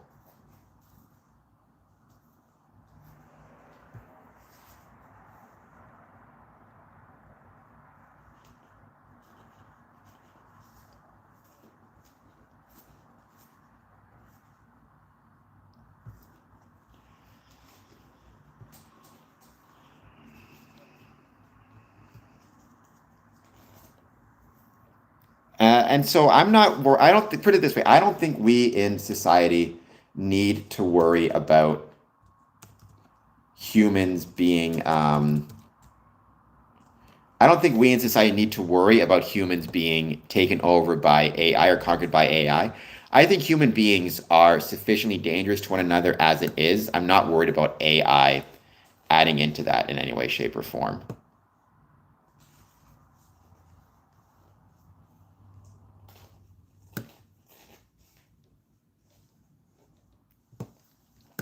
Well, it wrote all the gossips about it, blaming bad things, served for justice, gave work. Sorry, who is it? Oh, your boss? Freemasonry's done a lot of good things in the world, without a doubt. It's also done a lot of not so good things in the world. Um, it just depends on the lodge, right? So it just depends on so Freemasonry's done a lot of good things in the world. I do think very oftentimes Freemasonry has not lived up to its full potential and has not done as much good as it could.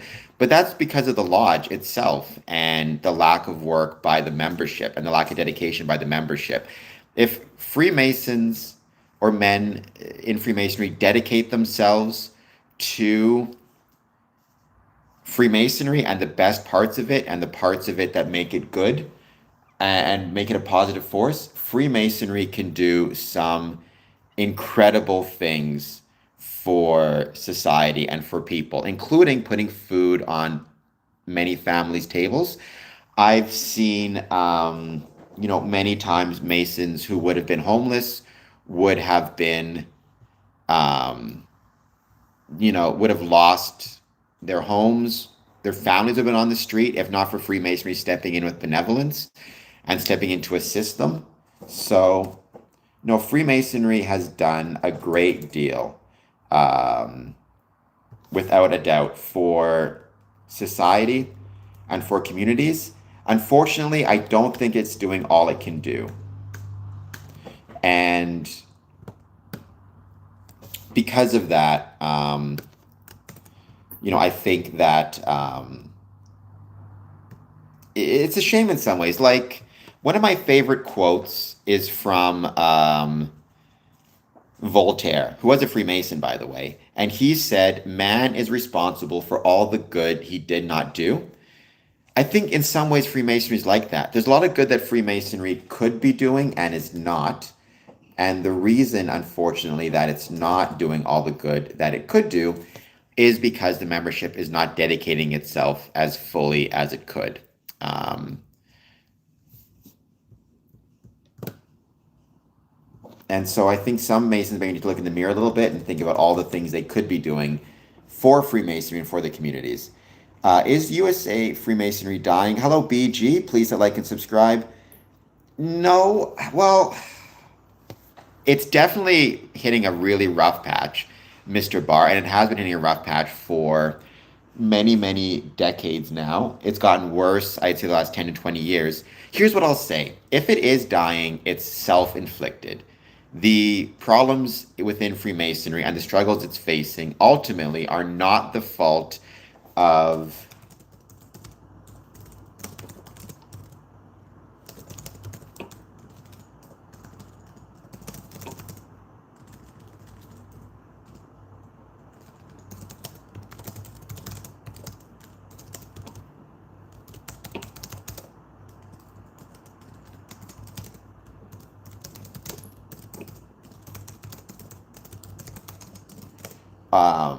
so I just had to send this email out.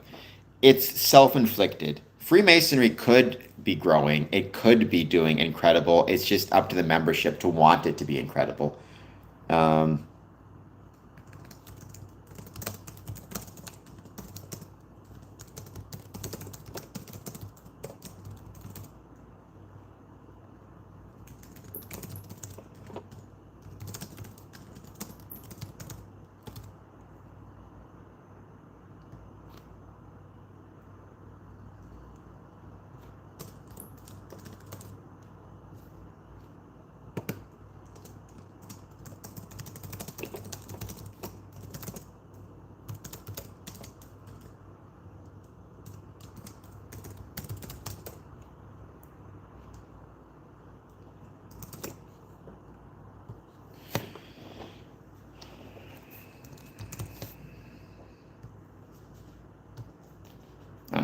Sorry about that. I just sent out a quick email. Do Freemasons build ideas together? I mean, I think that's a good way to look at it, Azorian. I think Freemasons build things metaphorically, obviously. Now, when you say, what does it mean to build something metaphorically? Um, it could mean, we build with idea. And I don't say we build ideas. I think we build with ideas. We build through ideas, ideas of charity and brotherhood and kindness and tolerance, religious tolerance, political tolerance, universal tolerance, ideas of respect, ideas of dedication, ideas of sacrifice, sacrificing of oneself to something bigger than oneself, sacrifice of the idea of hope. I don't know if you would call all of those ideas, maybe some of them better considered attributes, but I think either way, it works well. Um, so yeah, Azorian, that's a good way to put it. A brother, and that's a really good point as well. If you are joining Freemasonry, it is absolutely fair. We're not just bringing in a body, right? We're bringing in a human being, and that human being has a mind, and that mind has ideas and skills and abilities and qualities and thoughts. We're bringing that in as well, right? We want to make sure that one of the things within Freemasonry is there's this idea sometimes of, if you're joining, keep your ideas to yourself. No, with what Azorian said is absolutely correct. Bring your ideas into lodge. That's one of the reasons why I'm always so focused on talking about what I see on social media, what I see in communities, what I see in the world, ideas. I think, Freemasonry could do well to get ideas from a variety of different sources, a variety of different locations, a variety of different groups. A good idea in one place is absolutely worth bringing into Freemasonry, right? That's why, for example, I went to Ottawa and I went to the Accessibility Expo and Accessibility Conference a couple months ago. None of that was about Freemasonry, but everything was about Freemasonry. I got ideas on creating accessible spaces in lodge rooms, making our buildings more accessible to Masonic brethren, making the meetings more accessible to those hard of hearing, disaster preparation or emergency preparation for lodges.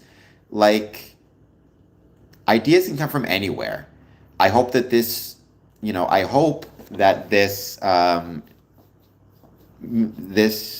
podcast, this channel, has given Masons ideas that they've taken with, I know it has in some cases, that they've taken with them to lodge.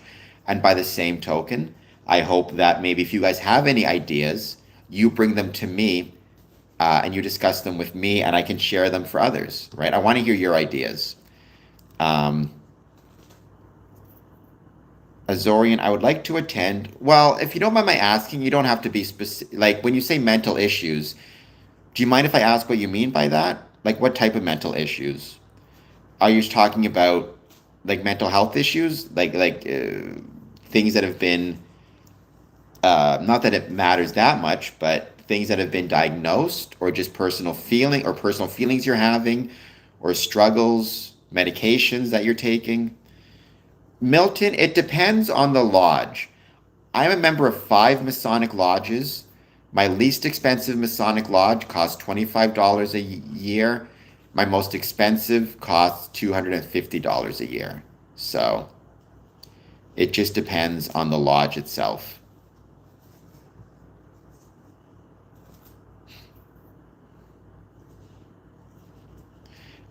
But I would say expect to spend on your yearly dues. Expect to spend at least $300 is, probably an average. It could be more, it could be less. You have to ask them when you're looking at joining what the yearly dues are. There's also very often a one-time affiliation fee or initiation fee. In my experience, that can be anything between, $100 up to $500. Some I've heard as high as $1,500, but that's on the higher end. I mean, some would say Freemasonry is too cheap. a lot of people are suggesting that we make our lodges more expensive. I'm back and forth on it, but I think there's probably a general argument to be made that more expensive dues are better. I mean, somebody put it to me this way. He said, my Masonic yearly dues are more expensive. Sorry, my Masonic dues per year are less expensive than my than my Netflix membership. So therefore, if I'm spending more money on Netflix than I'm spending on Freemasonry, from a value given perspective, it makes way more sense for me to stay home and attend whatever's on Netflix that night than to actually leave and attend a Masonic Lodge meeting because my Netflix costs me more. So it makes more sense for me to watch Netflix than to go to a lodge. So there's an argument to be made that more dues are better. And plus, the more dues are, the more money the lodge has. In theory, the more things it can do, including the more it can do to make your Masonic building more accessible.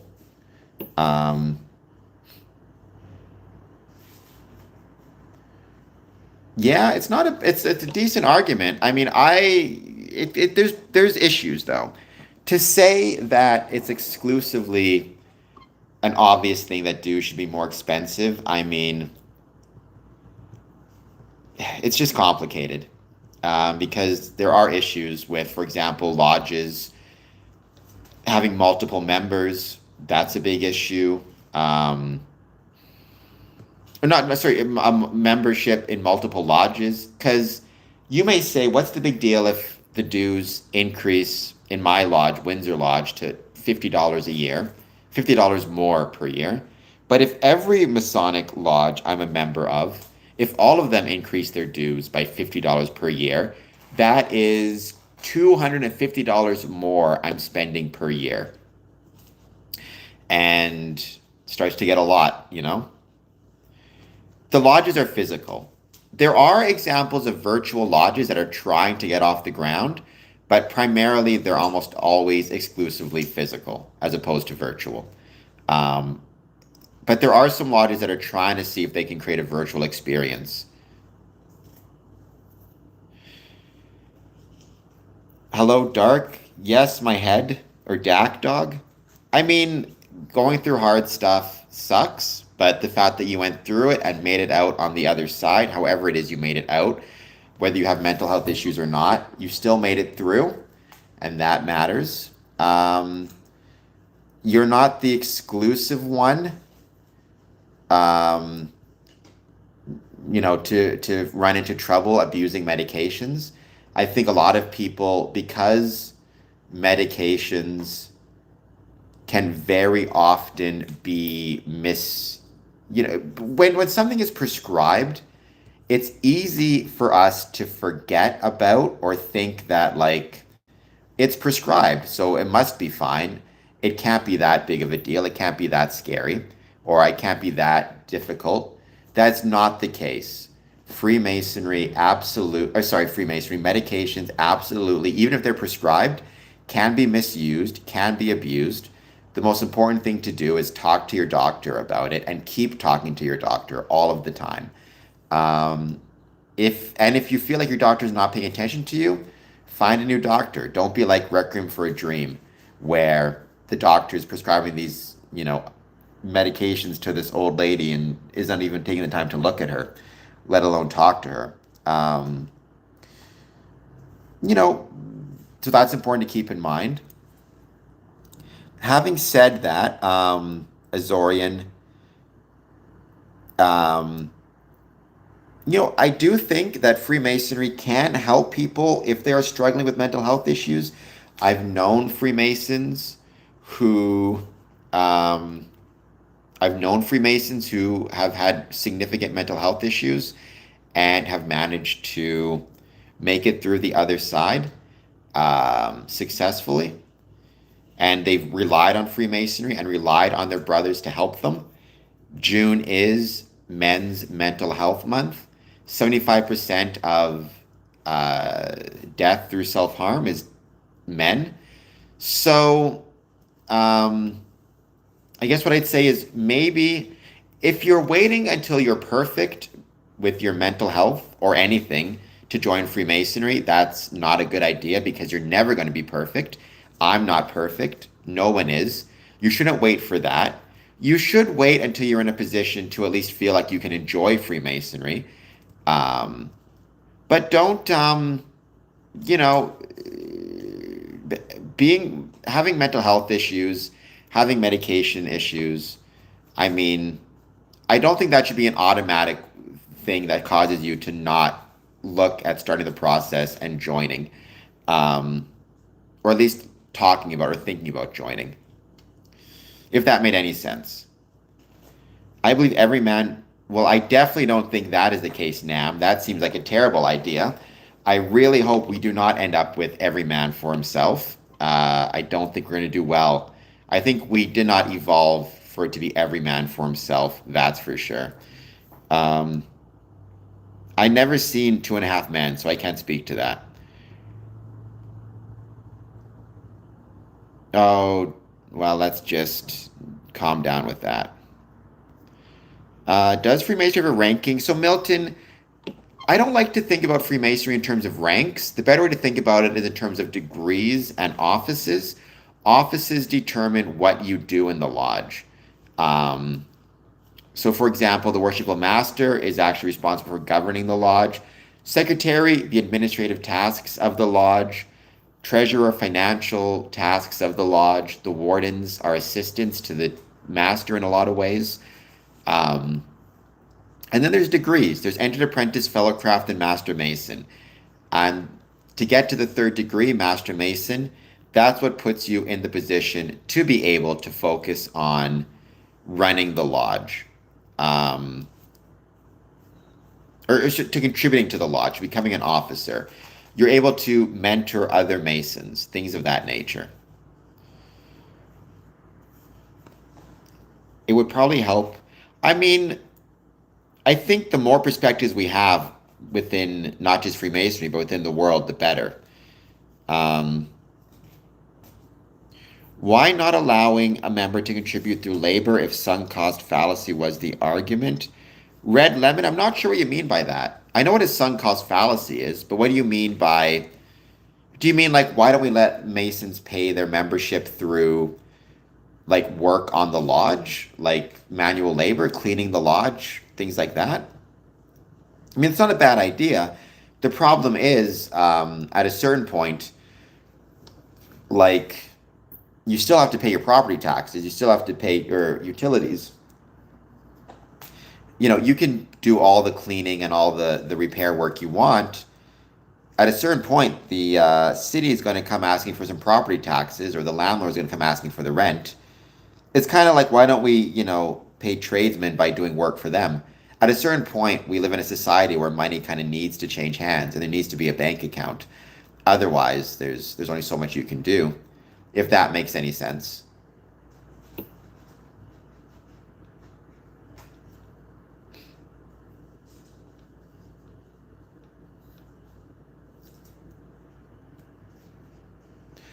I have no idea about many. You want to be careful with that, Milton, because words like many are imprecise, and imprecise words are they create imprecise beliefs. Some are. I have no idea the number or even the percentage. The Metropolitan Police Force in London, which is the largest police force in the United Kingdom, did put forth a requirement that any police officer, regardless of their seniority or their rank, uh, if you're a police officer and a Freemason, you need to disclose your membership, either past or current. Um, it's not disclosed publicly, it's disclosed to your senior officers who keep the information private. It's a way to avoid potential conflicts of interest. I can say as of right now, or at least as of last month, to my knowledge, 300 Masons had disclosed their membership to their police superior officers. So I guess I can tell you, I know of at least 300 Metropolitan Police officers in the United Kingdom who are Freemasons. I don't know if that would be considered many. Like 300 out of 3,000 is 10%. Is that many? I would need to know how many police officers there are and how many of them are Masons before I were to say if it's a lot, a little. My suspicion is it's probably not that many, but um, we know there are some. And we know that at least the Metropolitan Police Force is looking at trying to deal with potential conflicts of interest that come from that by having them disclose their membership. I'm one of the few Masons, for the record. I'm actually supportive of that. I think that's a good idea. I have no concerns with requiring Masons who are police officers to disclose their membership to senior officers or to senior police officers.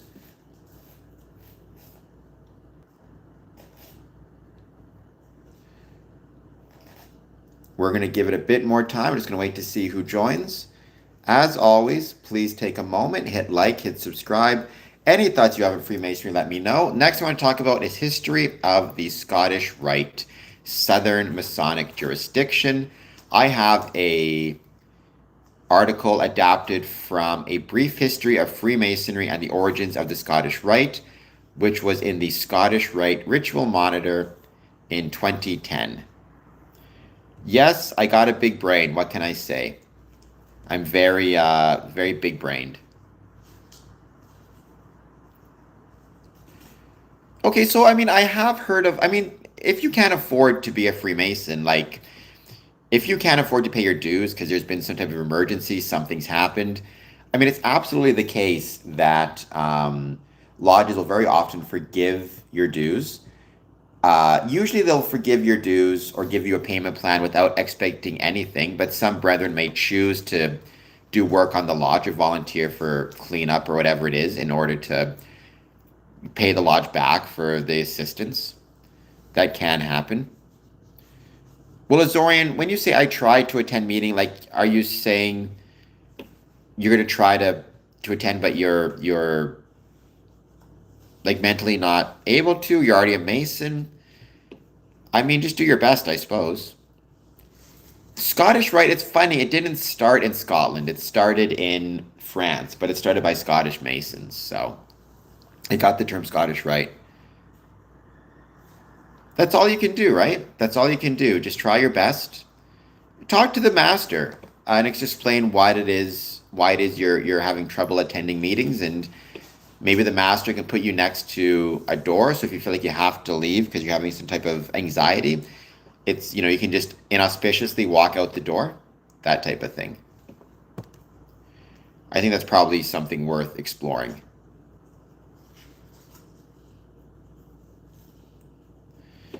Gooey, I am doing well. I hope you're doing well as well. Don't forget, you can always click on and do a super chat if you would so desire. I hope you're having a great day. Please take a moment, hit like, hit subscribe. Any thoughts you have on Freemasonry, positive, negative, or neutral, I'd love to hear them.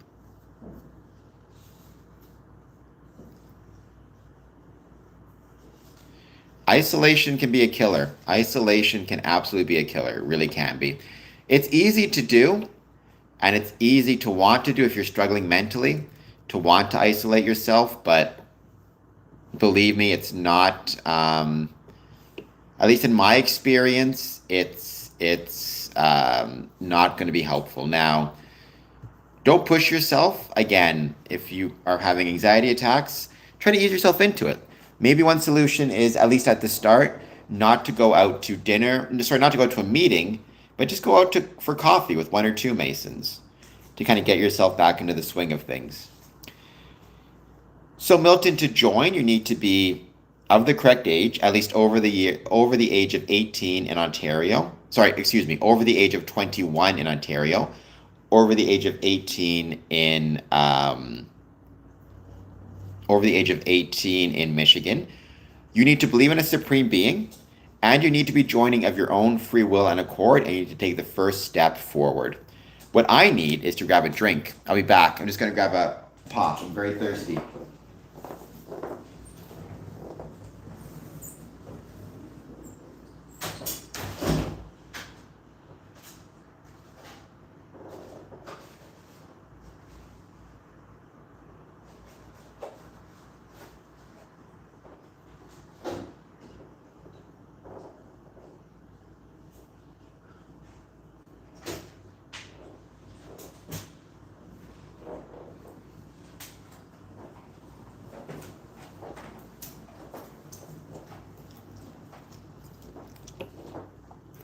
And I'm back. I also got a cake.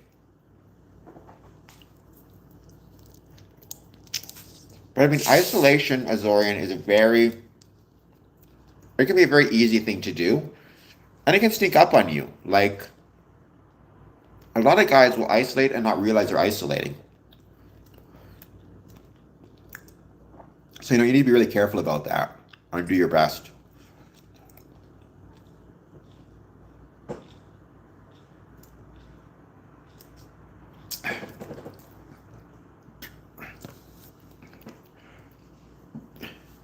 Where should one start? Do you mean where should one start?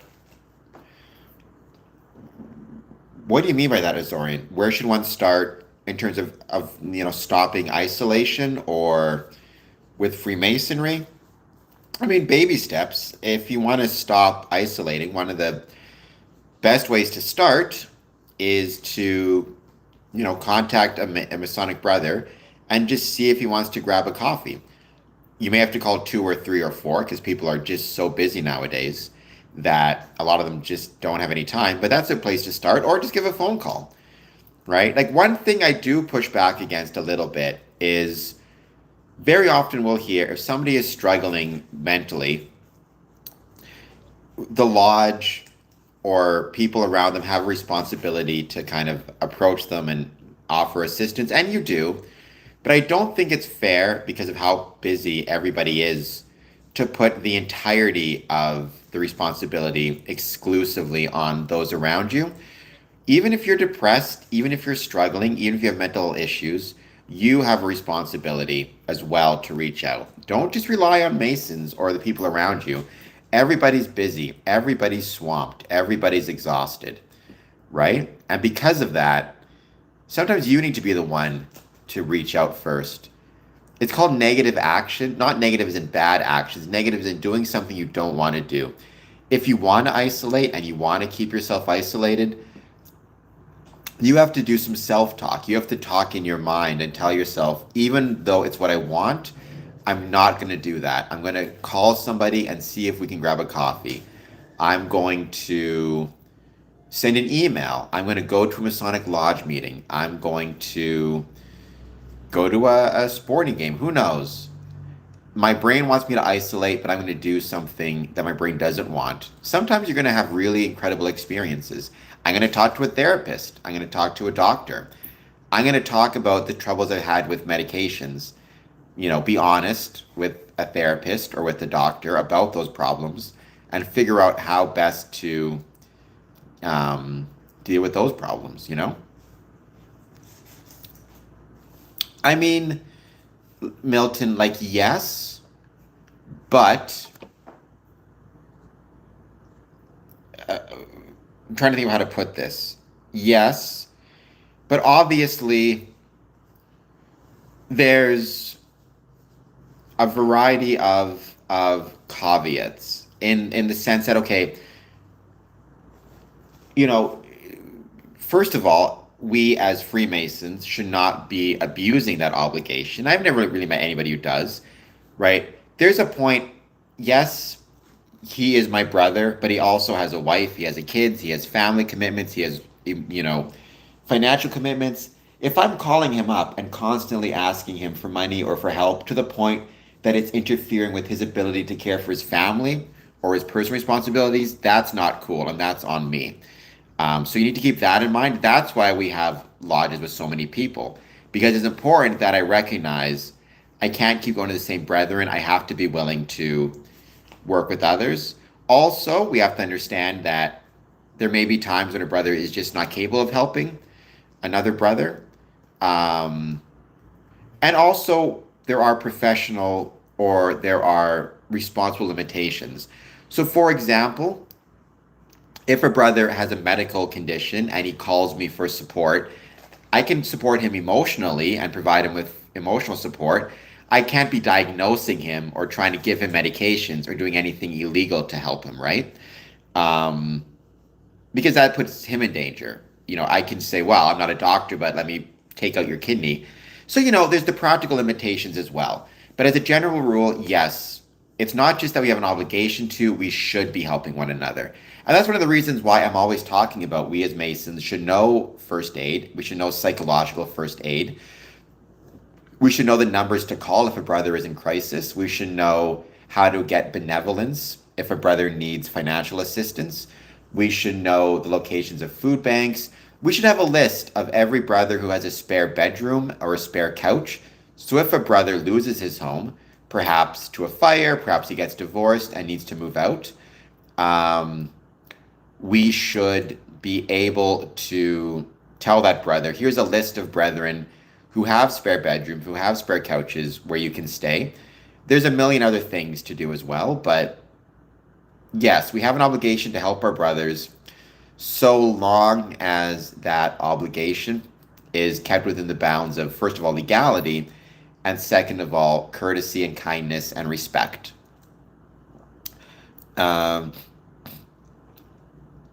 Elbow juice, I don't always disagree with that. I think it's not so much too welcoming, I would say too allowing, more so than anything else, right? What I mean by that is, we will allow brethren to miss months and months, if not years and years of meetings, and we won't punish the brother, we'll punish the lodge, but that's a whole separate thing. I've talked about that a lot. Cameron Bailey wrote about that. It's a real problem. And I don't have a good solution other than suspend for non-attendance, but good luck getting that passed. Today is also Ontario Day. That is really cool. Today is a lot of different days.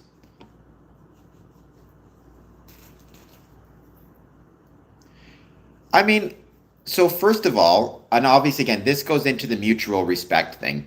First of all, I should not expect, if I'm looking for a job, I should not expect a brother to hire me just because his brother, if he is not also, if I'm not also the most qualified, right?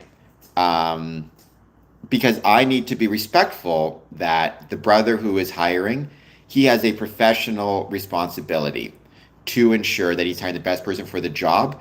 If I'm telling him, you have to hire me, I'm a Mason, that's disrespectful, and I should not be doing that. However, I would say that Mason would be obligated to tell me, hey, I'm hiring for a job, or this company is hiring for a job. Put your resume in.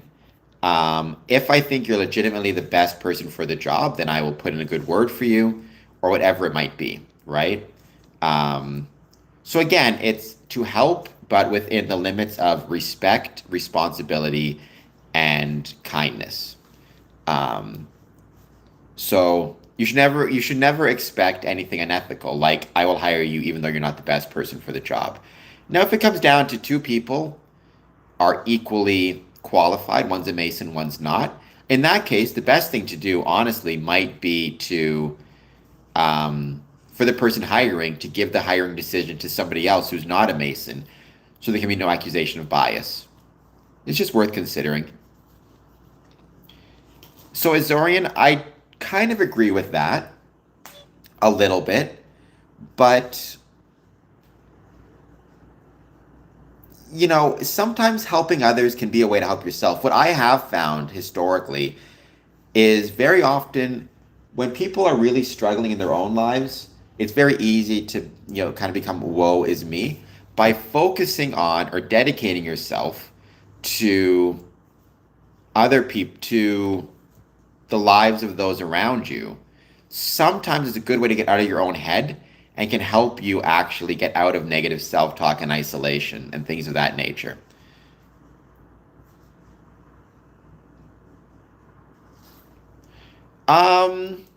Yeah, I mean, I think elbow juice, what's becoming less of a priority is just masonry in general. And because attendance and masonry in general has become less of a priority, what that has meant is everything surrounding that has become less of a priority, right? If going to the lodge is not a priority, volunteering on like a street cleanup is going to be less of a priority as well. During the Depression, I heard about that, which is a great thing to do, I think, again, for lodges, because that is it certainly makes sense, I think, for lodges, for example, to set up an office and say, we will, like your job, John Smith, is to pay attention and keep track of any reports of businesses, companies, or groups hiring, whether they be Masonic or non-Masons, and advise the brethren if they're looking for work of what's available. The danger is when you expect, and you shouldn't, and I've never heard of this, Masons expecting other Masons to bend the rules for them. But providing information, providing benevolence, providing charity, providing assistance financially or otherwise, so that a brother can make it through while he looks for work. That's something I think Masonry is obligated to do. It could even mean providing benevolence to help a brother buy a suit for job interviews, which I have heard happen in the past. The lodge provides Masons with a suit and a tie for a job interview.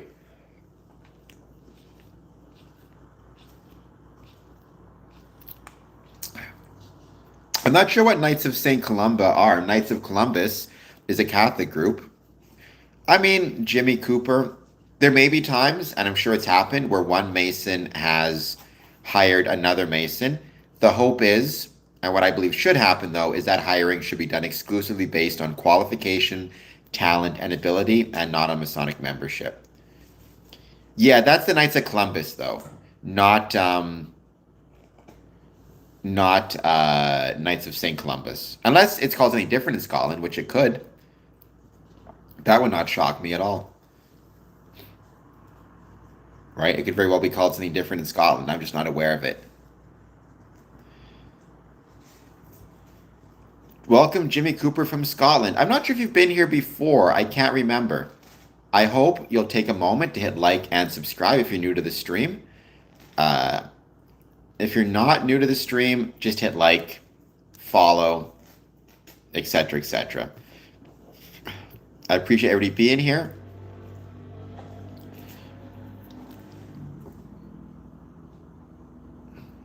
Yeah, I mean, Frank Land, right? Fatherland or Dadland. I just found out that the very first DMLA chapter opened in Canada was opened in Winnipeg, which is my hometown. It's a cool little note.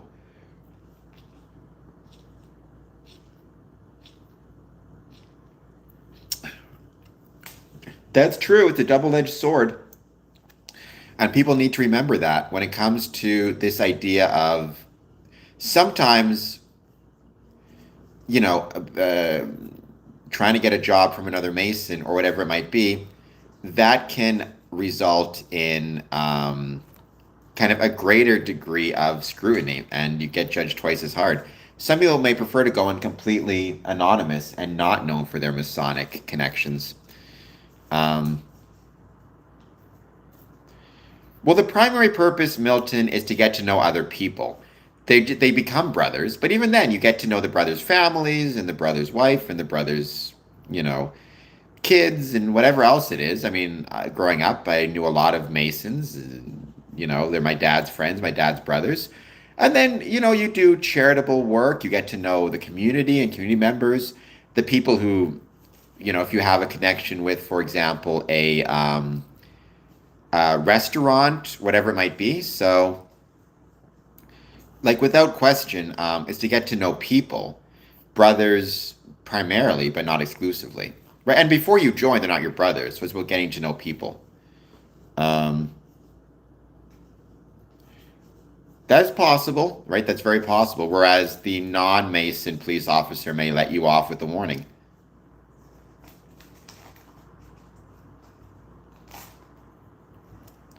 Yes, I got a big head. Please hit like, please hit subscribe. Thank you for being here.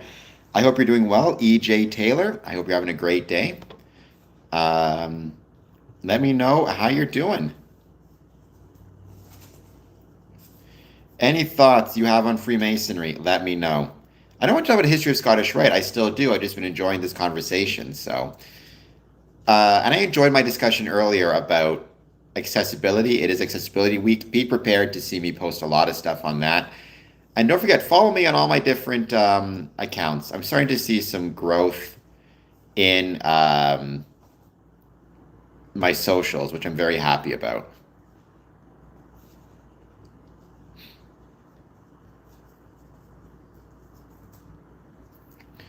And that's exactly the right way to approach it, Azorian.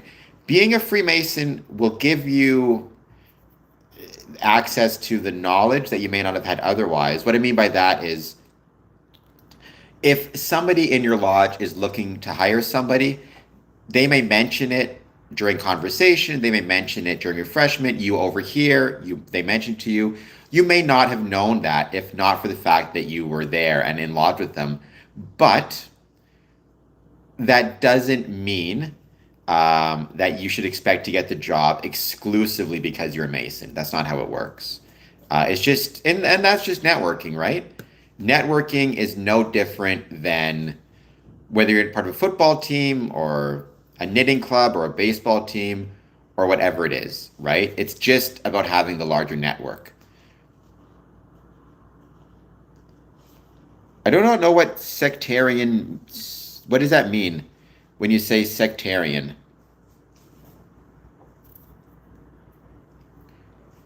In 2026, Milton, none that I know of. It's not impossible.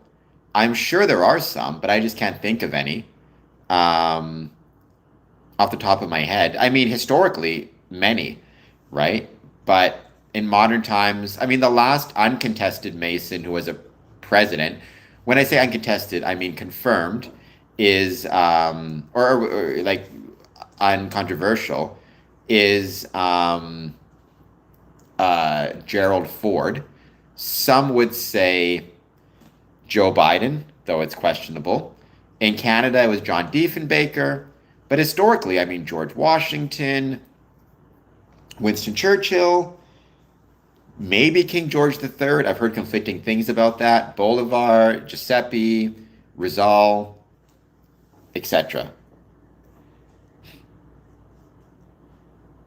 I mean, what I will say, Jimmy, is I've never met any Freemason who is anti-Catholic. I've met Catholic Freemasons. I never met any anti-Catholic Freemasons. So I guess you can take that for whatever it's worth. I mean, yeah, there's been a bunch. It doesn't shock me either, because when you think about it, the thing that people care about when it comes to Freemasonry, obviously, if you're a Freemason, you're going to be community minded, you're going to be civic minded, you're going to be good at organizations of meetings, and not politics in the sense of left versus right, but politics in the sense of democracy, democratic organizations, holding offices, conflict resolution, committees. And those are all things, right, that are going to be good in Freemasonry, but also good in a political career. So it doesn't shock me that many heads of state and heads of governments were Freemasons historically. Um, and as the numbers of Freemasons have declined, so too has that interest. It's just the way it is. Um, when you say that's not ethical, why not, Azorian? People have the right to their privacy. It wouldn't be right for me to say about anything. It wouldn't be right for me to point to anybody and say, whether they're a Freemason or whether they're a member of the local motorist club. They have the right to maintain those parts of themselves they wish to keep private. It's their right.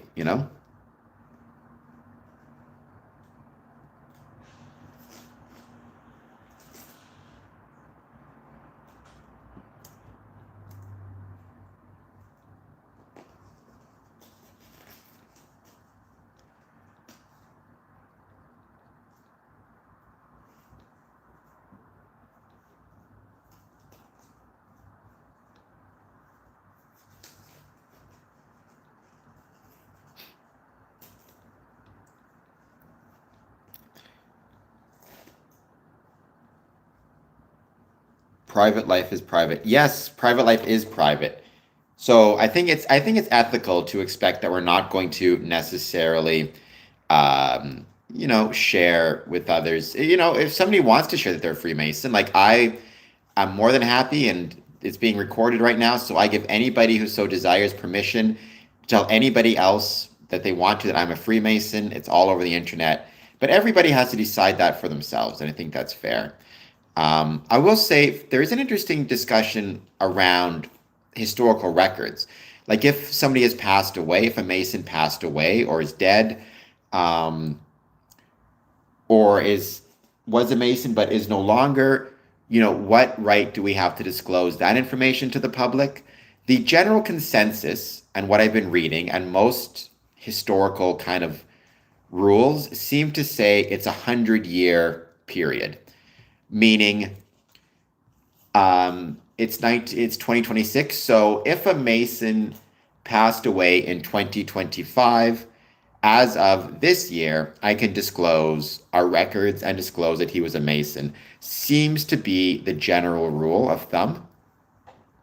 Um, Most archivists seem to work on that rule, unless there's a document or he signed something saying he could advise of it sooner. So it seems like it's about 100 years if there's no public records.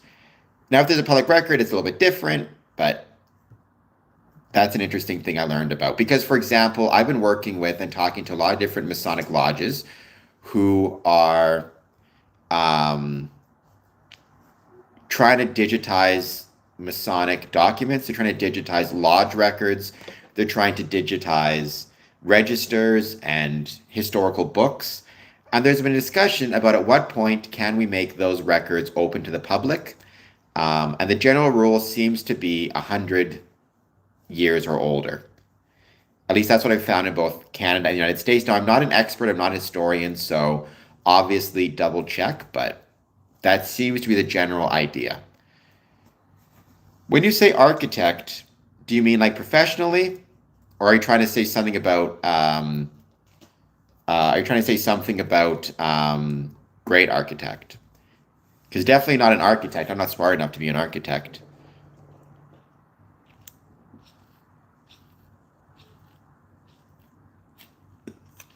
Homeowners Association, hit that like and subscribe button. I'd be much obliged.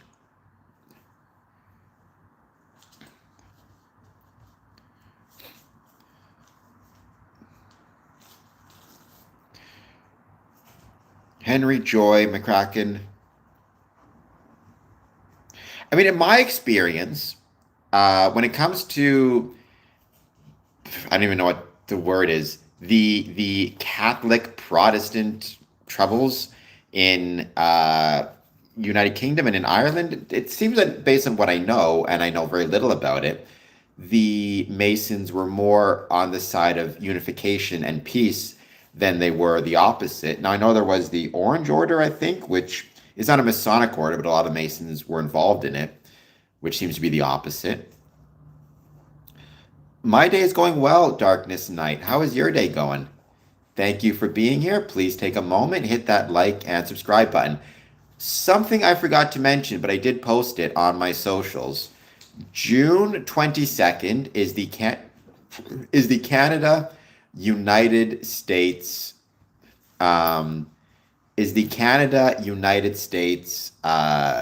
or the Windsor Detroit joint fireworks. I am lucky. I have an absolutely beautiful view of the fireworks. They are supposed to start at 10 p.m. Eastern. So at 9:30, I'm going to get my camera set up and I'm going to live stream the fireworks for all to see. It's an absolutely beautiful and gorgeous display. I've said it a million times. I'll say it a million more times. We as Freemasons are cheerleaders, or we should be cheerleaders for our community. We should be cheerleaders for everything around us.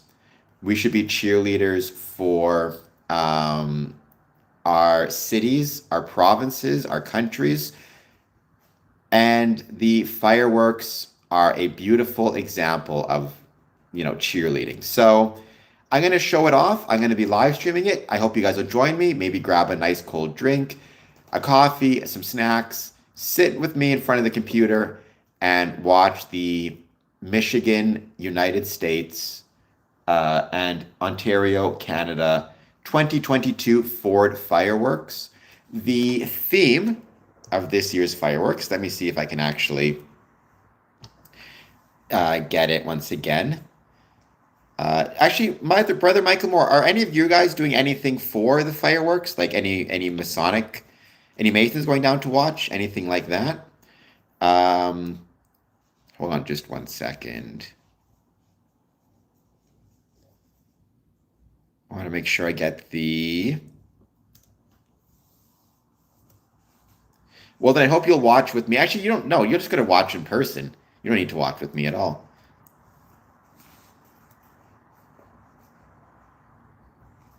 Here it is. Um, the theme of the fireworks is Detroit Go for Launch. So that'll be really fun. Also, I hope everybody enjoyed my daily quizzes regarding National Preservation Month, celebrating the places that are worthy of preservation that contribute to the local, cultural, architectural, and community significance within their cities or countries. There are many Masonic places that contribute to all of the above.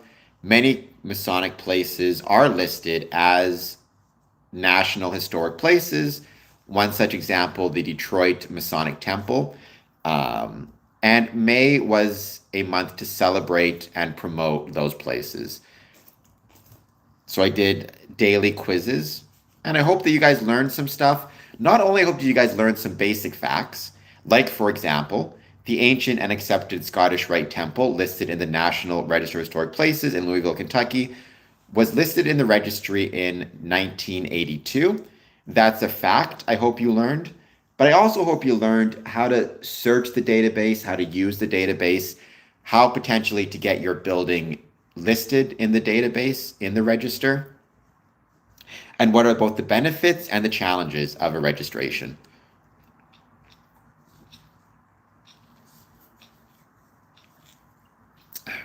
Milton, I mean, no connection other than there are many Masons who are also members of the Rotary Club and the Lions.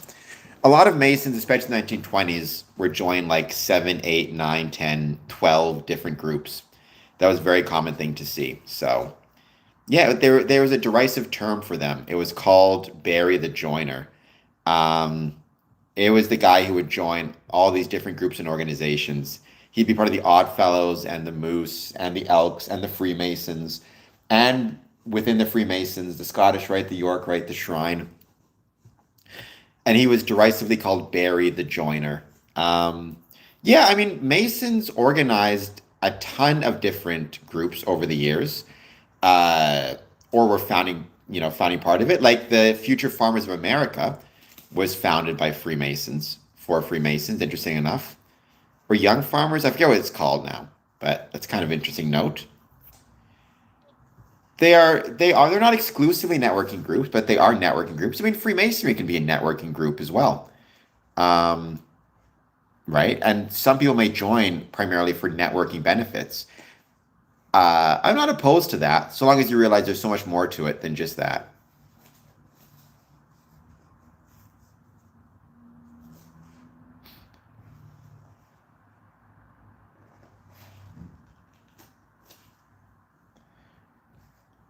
I mean, there's so many, right? Oddfellows, Moose, Elks. I can't even think of them all off the top of my head.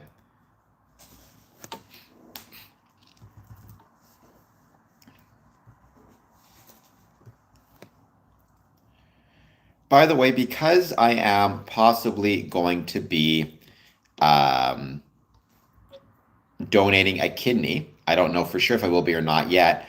I'm thinking of registering in the Kidney Walk 2026. If I do, believe me, you'll be hearing about it because, um, kidney health is important. Health is important, including kidney health. I'm a big believer that donating a kidney, or certainly when you pass away, making sure your organs are available for donation if they can be used for donation at all.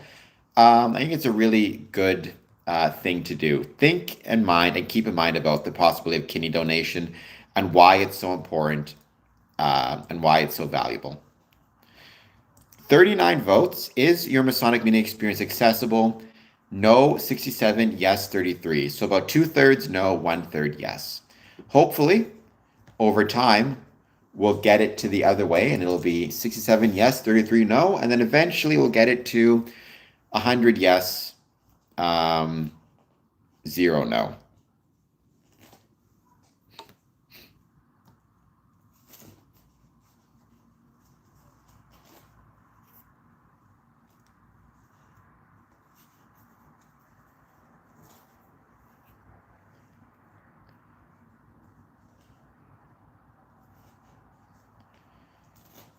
Kyle Gov, what do you mean by that? Practice masonry? Do you mean like practice stonemasonry? No, Freemasonry is a speculative organization, which means it's all metaphor and symbolism. There are some Freemasons who are literally stonemasons, but there's also some Masons who are plumbers, some who are lawyers, some who are doctors, some who are vets, everything in between.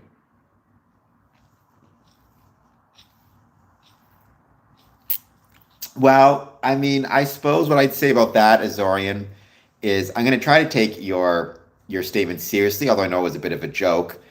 I'm going to say it's not as though, as I'm looking at possibly being a kidney donor, they just came up behind me and hit me on the back of the head and just took my organ. They have been doing a ton of testing. There's a ton more testing they have to do. Um, they've always been talking to me about the process, about what it's like, about how it's going to work, how it's going to operate, the risks, the challenges. So believe me, if you were to sign up to be an organ donor, Azorian, they are going to do either like living or when you pass away. I assure you, they're not just taking your organs willy-nilly. They're going to test them, make sure they're good, make sure they're safe. They're not going to go to anyone who, it's going to put them more at risk. I promise you, they take this stuff very seriously. Um, that's a good question. What do I mean by accessible, Zorian? I mean accessible from the start to the finish. So first of all, can you get into the building? Is the building wheelchair accessible? Accessible for people in walkers? Accessible for people who have trouble moving? They may not be in a wheelchair, but they may use a cane. Um, Two, accessible for guide dogs or service animals. Is there braille signage on the doors, on the in the elevator? The meeting itself, is there adequate sound for people hard of hearing? Are there is there technology and microphones being used to make it easier to hear? Has accessibility been thought of in terms of an emergency? If a brother has to evacuate and he's blind, does he know the path to get out? How many steps, where it's located? And when he's leaving, are things well lit? Are things safe? It's the entire, is the ritual book in Braille? Are you printing stuff in Braille? Do you have sign language interpretation if necessary? It's the entire process from start to finish.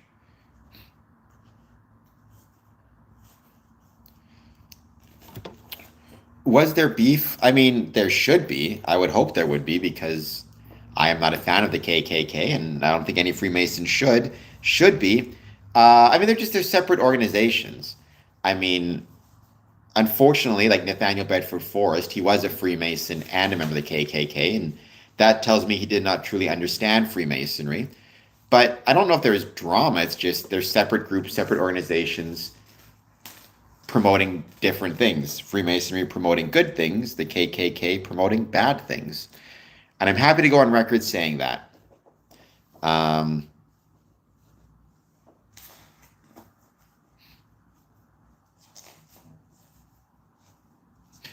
well, I mean, so the Freemasons were never a trade guild. The Masons were the trade guild. The term Freemason derived from a couple of different sources, both freestone, which was a type of stone that the most skilled masons would work with, and freedom to travel and freedom to move from job site to job site.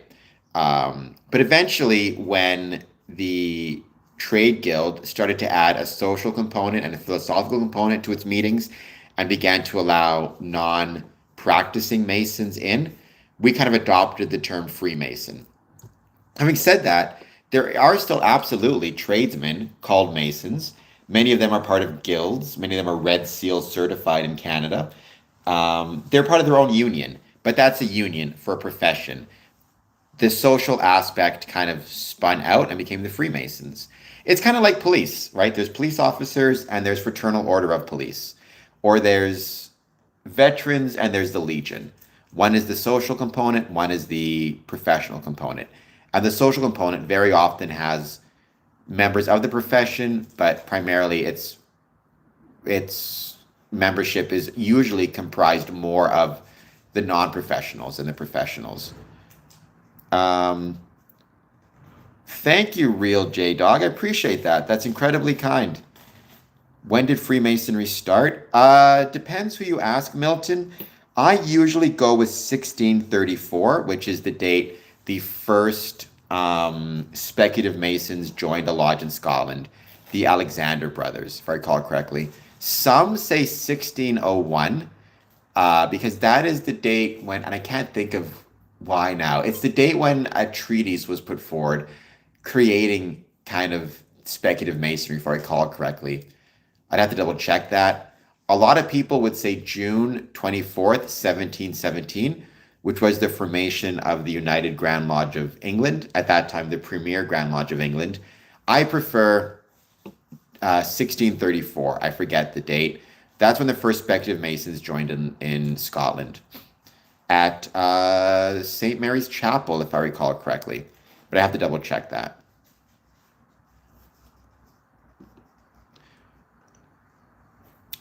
Thank you so much, Real J Dog. That's incredibly kind. Rondo, interesting. I don't know what the difference is between print or embossed braille. Can you let me know what the difference is? Because that's really interesting. What would you think is better? Print or embossed? And maybe one, Milton, it started in Scotland, in my opinion. England is where the Grand Lodge started. Scotland is where the first speculative Masons joined. Because maybe it's one of those things where print is better for some things and embossed is better for other things. So long as they can obviously feel it, that's what matters the most. That's all that matters. Kind of defeats the purpose of having braille if you can't feel the dots. But maybe printed for your ritual book, embossed for name tags or for business cards of Masons. A lot of Masons I know give out business cards of their title and rank. Very few of them actually have the braille on them.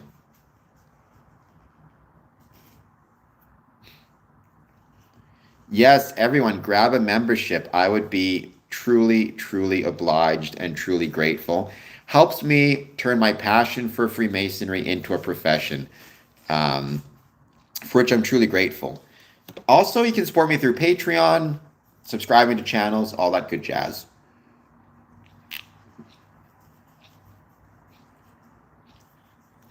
All right, I did want to talk about, at some point, the history of Scottish Rite Freemasonry, because yesterday was its anniversary. We have this article adapted from A Brief History of Freemasonry and the Origins of Scottish Rite. So then emboss it. Yeah, obviously emboss it. Because the point is, when we're handing out ritual books, I've never seen one. I've been told they exist. I've never seen it. Right? The ritual books and the cipher, everything is just written, printed. Doesn't really help somebody who is blind, right? And you could say, well, who cares? The blind person can just go find a Masonic mentor and have their mentor read out the work to him. But it symbolizes something, right? If you're joining and you're blind and everybody else is given a book that they can read and you're given a book that you can't read and you're told, just find somebody who read it for you, it shows a lot isn't really thinking of you, right? Or how to, get you into Freemasonry. It's symbolic more so than anything else. But again, even members who have business cards, maybe get it in Braille so somebody in Braille can, like, if you're the district deputy and you're handing out business cards to everybody and everybody can read it except for the one Mason who's blind, what does that say? Or, signage on your building. If you're blind and you're in the elevator trying to get to a different floor and you didn't put any braille signage in your elevator, that's a big deal. Hello, Jeremy. Rainy girl. Don't see what? Um, I am not going to do. Freemasonry should not be doing any crusades. No crusading. So, let's read this article from A Brief History of the Origins of Scottish Rite on June. The Braille. Well, you don't see the Braille, but you feel the Braille, right? And so long as you know it's there, that's what matters. So part of that is, letting the brethren know.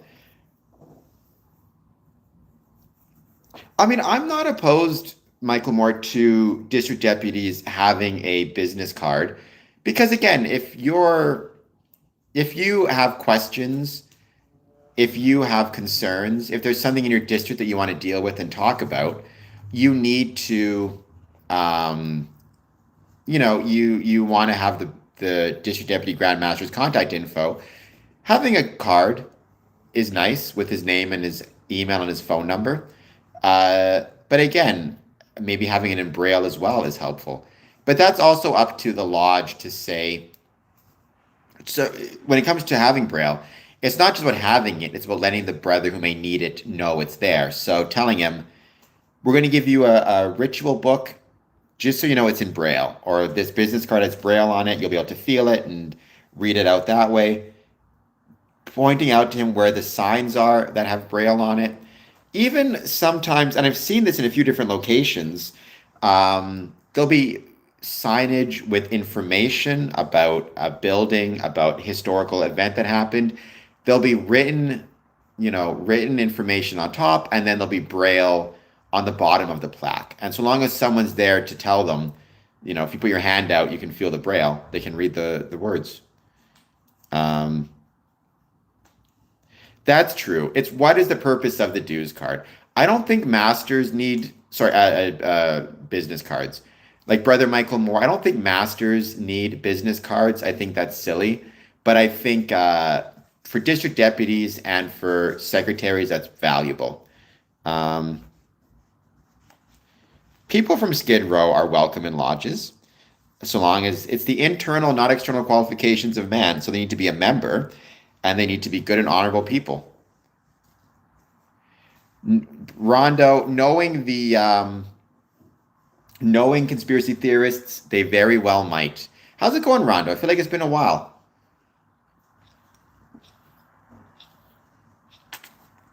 I mean, I agree with Michael Moore. If you're saying, why don't we have a lot of members who are on Skid Row? First of all, I gotta be willing to bet money that there's at least a few Masons living on Skid Row because unfortunately, Freemasonry, no matter how good it is or tries to be, people are still going to make mistakes. People are still going to have problems. People are still going to mess up.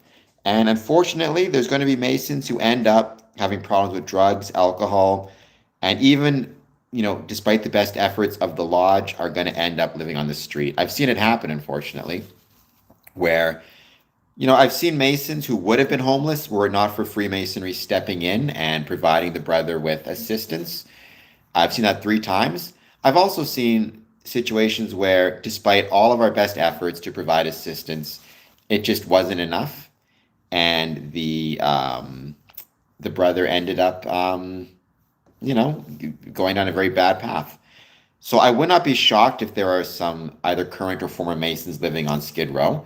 But I do think overall, more often than not, Freemasonry is able to help provide a safety net and prevent people from ending up in those terrible circumstances. And I've seen it happen where Freemasonry has stepped in and helped people get back on the right track after struggling.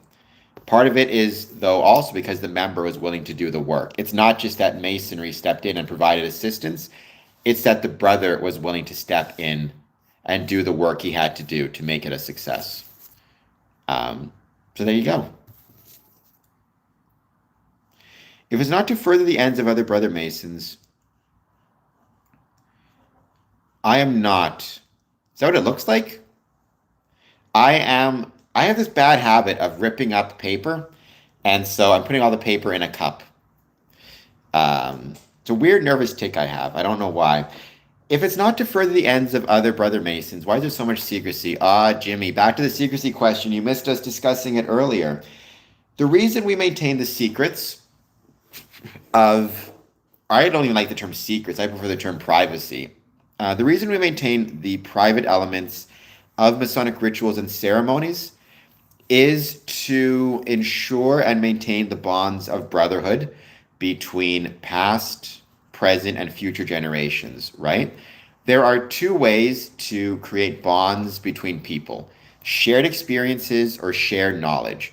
Our Masonic rituals provide both shared knowledge and shared experiences. However, if I start to talk about that knowledge and those rituals in public, on YouTube, wherever it is, all I've done is I've limited the bonds between the brothers. It's no different than having a family recipe, right? Having my grandmother's cookie recipe and keeping it to myself and to my family does not further the ends of the family, at least not in any financial or political sense. What it does is it maintains the bonds between the family members through the shared knowledge of the recipe. We may share the final results, we may share the cookies, but we're not going to tell you how we made them because that's for the family. Freemasonry is the same way. Also, keeping the information private helps ensure we don't end up with spoilers. Spoilers can ruin a Masonic experience. If you're new and you're joining, you should get to experience the Masonic ceremony and ritual firsthand. You shouldn't be experiencing it with expectations from what you've heard on social media. Um, I'm okay in finances. I mean, I think all of us are deficient in some way. Some of us have financial challenges, some of us have mental challenges, some of us have financial and mental challenges, some of us have physical challenges, some of us have all of the above. You should never wait until you're perfect in order to, you know, engage with Freemasonry. You just have to find the right balance. That's the key. I think sometimes people will wait too long because they want to be perfect, and they're going to be really disappointed that they waited so long because they'll never get to perfect. I think other people maybe join before they're ready, um, and before they're taking the time to get to a good stage. You just have to find that balance. That's key. Yeah, being your brother's keeper is very important. I absolutely agree with that as well.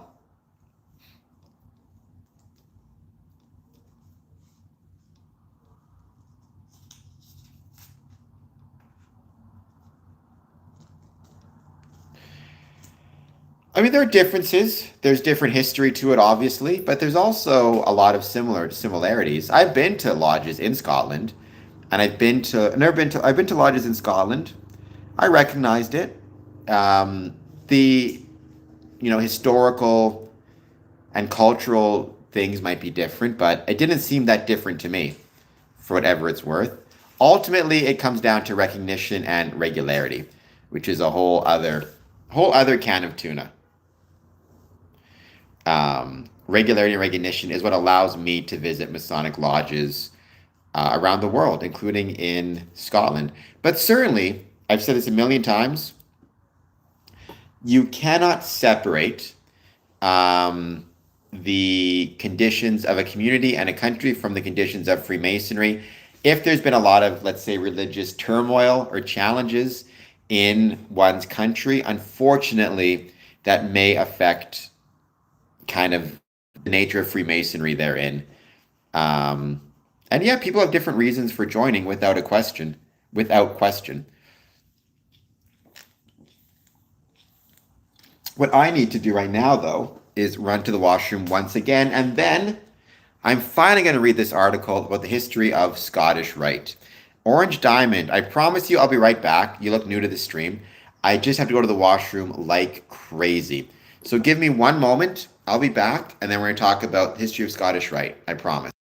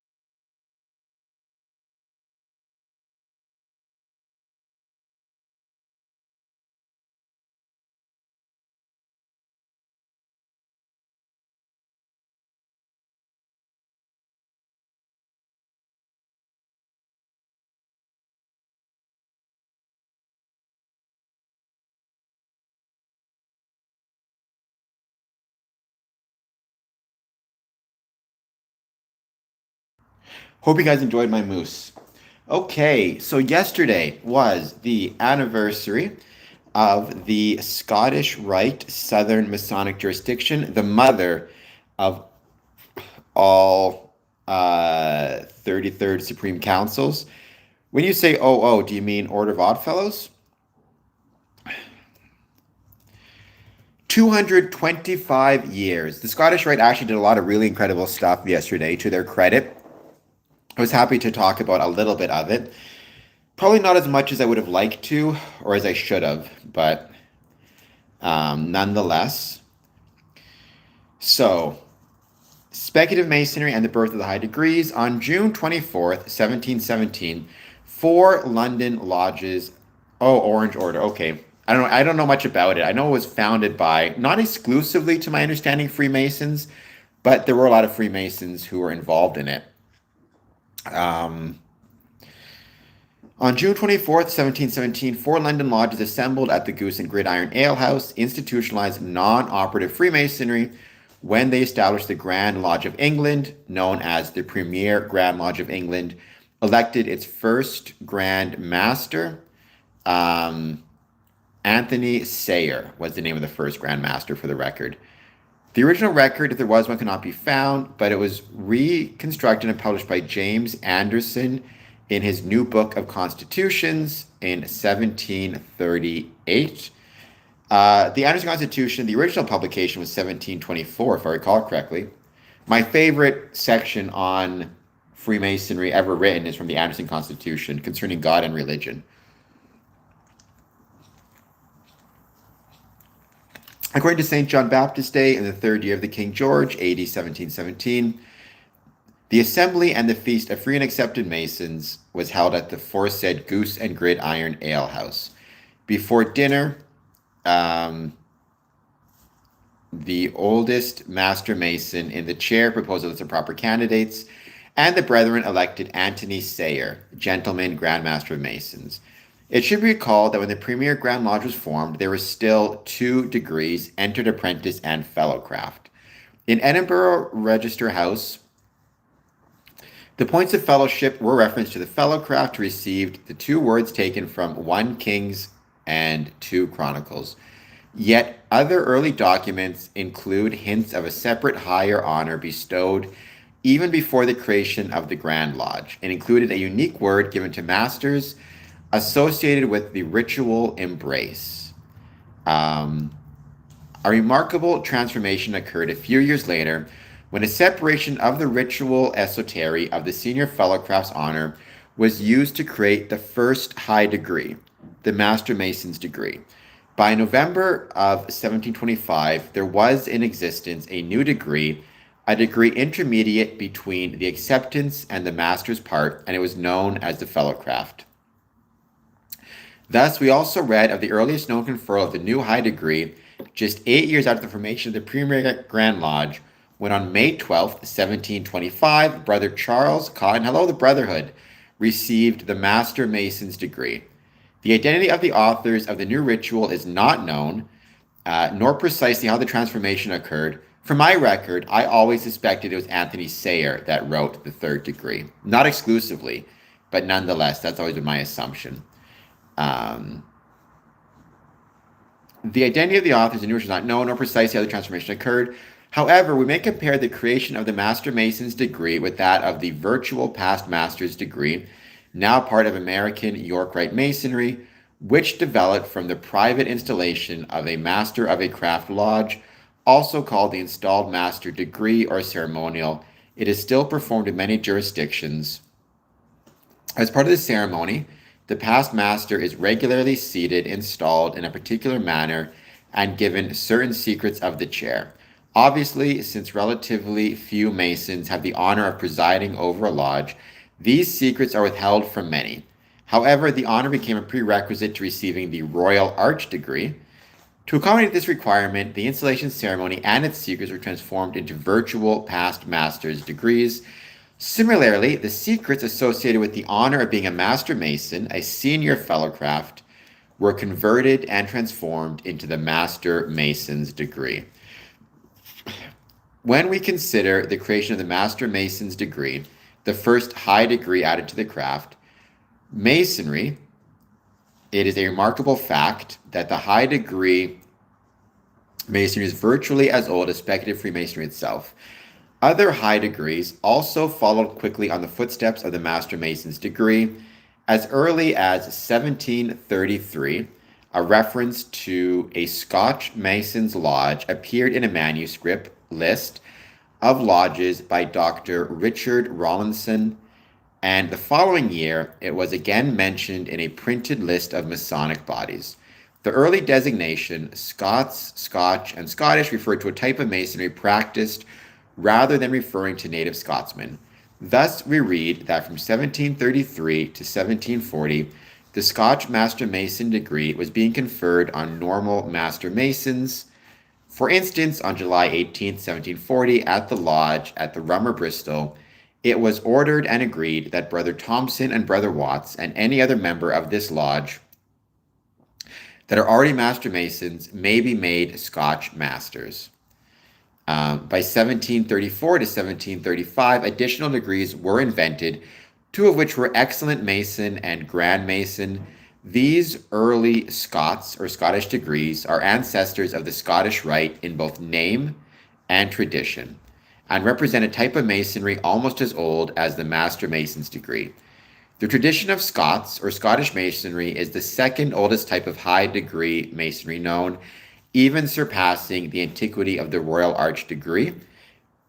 To go back to that, it's the second oldest type. The first oldest type, or the first high degree, is the Master Mason degree. It's funny, I don't really think of Master Mason degree as a high degree, but technically it is. When Freemasonry was formed, there was no Master Mason's degree, never mind a Scottish Rite. There was Entered Apprentice and Fellowcraft. I do think, though, based on some of my research, operative lodges may have had some type of Master Mason degree, or at least some type of process where one could go from being simply a fellowcraft or a worker to an actual teacher or a master, as well as a fellowcraft. Robocop, that's pretty funny. Please hit like and subscribe. Michael Moore, thank you for being here as always. I hope you have an excellent rest of your day. And hopefully I'll see you again soon. Don't forget, join me on the 22nd. Some are, some aren't. I mean, usually most stereotypes are not true. It's just everybody's different, right? If the high degree originated in Britain, they flourished in France. In 1732, an English lodge appropriately named Lodge Langlais was founded in Bordeaux, France. This lodge was later chartered by the English Modern Grand Lodge and still exists today. An early offshoot of Lodge Langlais was the Lodge Le Français, which, as the name implies, was French. The latter lodge had a penchant for so-called high degrees, then coming into vogue, and had founded Lodge Harmonie in 1743 in Etienne Morin, who would later become important in the history of the high degree masonry, was among the founders of this lodge. The book Le Parfait Mason, published in 1744, has particular relevance to the development of high degree Freemasonry. In a section on the secret of the Scottish Masons, it introduces another direct ancestor to the high degrees, whose theme remains the basis for the Scottish Rite's 15th degree, Knights of the East 16th degree, Prince of Jerusalem. It is said among the Masons there are still several degrees above that of the Masters, of which I've just spoken. Some say there are 6 in all, others go up to 7. Those called Scottish Masons claim that they form a 4th grade. As this Masonry, different from the others in many ways, is beginning to become known in France, the public will not be annoyed if I relate what I've read about it, which seems to give the Scottish degrees a degree of superiority above the apprentices, fellows, and ordinary Masons. Instead of weeping over the ruin of the Temple of Solomon, as their brethren do, the Scottish are concerned with rebuilding it. Everyone knows that after 70 years of captivity in Babylon, the great Cyrus permitted the Israelites to rebuild the temple and the city of Jerusalem, that Zerubbabel, of the house of David, was appointed by him the chief and leader of the people for the return to the holy city, that the first stone of temple was laid during the reign of King Cyrus, but it was not completed until the 6th year of that of Darius, king of Persians. It is from this great event that the Scottish Rite derives the epoch of their institution, and although they are later than other Masons by several centuries, they consider themselves of a superior degree. Now, they may consider themselves to be of superior degree at that time, but if you paid attention to my stream, you will know that whatever they consider themselves to be, it is simply not the case. Scottish Rite is not superior degrees, they're not better degrees. They do not grant you more authority or power or influence within Freemasonry. Rather, the highest degree within Freemasonry is the 3rd degree, and that's it. Period, right? So this argument of somehow a 3rd degree equates with, Scottish Rite is superior is simply not the case. Now, earlier Scottish Rite Masons may have liked to claim that they were, maybe to make themselves feel better or big up themselves, who knows, but they were wrong. So keep that in mind.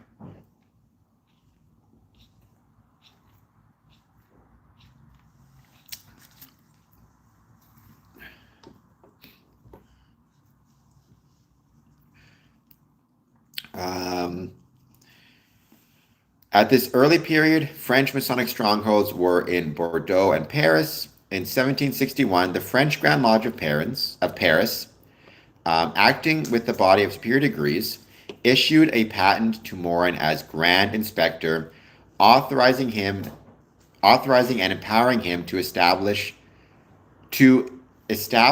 perfect and sublime masonry in all parts of the world. Around 1763, he created and promulgated a Masonic rite of 25 degrees, which he called the Order of the Royal Secret or Order of Prince of the Royal Secret, sometimes mistakenly called Rite of Perfection. This order included many of the most popular degrees worked at the time, although it was once commonly believed that the Council of the Emperors of the East and West created the Order of the Royal Secret. Recent research suggests Morin was personally responsible for its organization.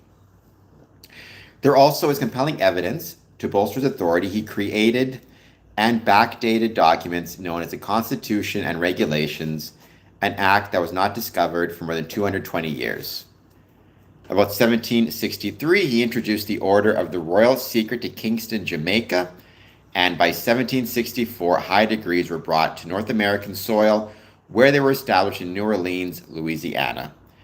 About this time, Morin empowered an enthusiastic Dutch Mason to establish Masonic bodies throughout the world, including the United States, sailed to New York, and in 1767, he began to confer high degrees in Albany. Fortunately, he also transcribed several Masonic copies of the rituals of the Order of the Royal Secret, some of which survive today. These copies are known as the Franken manuscripts. On December 6, 1768, Franken appointed Moses Michael Hayes of Dutch parentage a deputy inspector of the General Rite of the West Indies of North America. The Hayes patent granted authority to confer all of the degrees of Morin's Order of the Royal Secret. The following year, Franklin returned to Jamaica, and by 1760, Hayes immigrated to Newport, Rhode Island. In 1781, Hayes traveled to Philadelphia, where he met with 8 brethren whom he appointed deputy inspectors general over given American states, with the exception of Samuel Myers, who presided over the Leeward Islands. The point is, at this time, you had many French brethren, as well as Dutch brethren, given authority and patents to spread Freemasonry on their travels, including to North America, including to Jamaica, including to all the countries within and around North America, Albany, New York also. Not surprising, these were all sailors after all, so port towns and islands are going to be high on the list.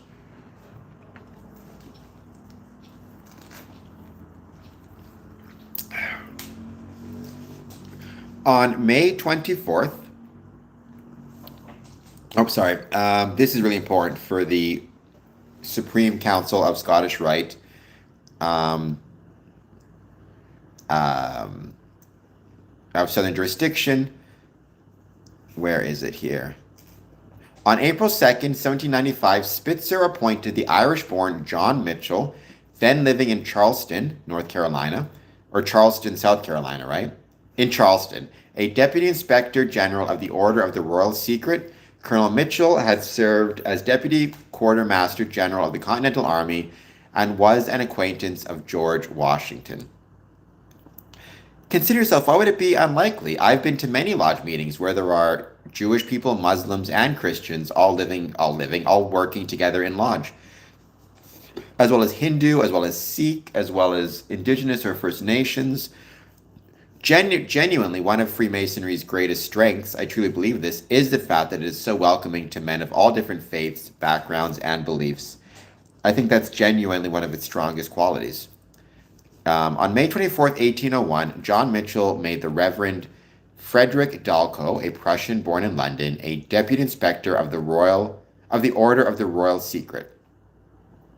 And 1 week later, on May 31st, the Supreme Council of the 33rd degree for the United States of America was opened, agreeably to the Grand Constitutions.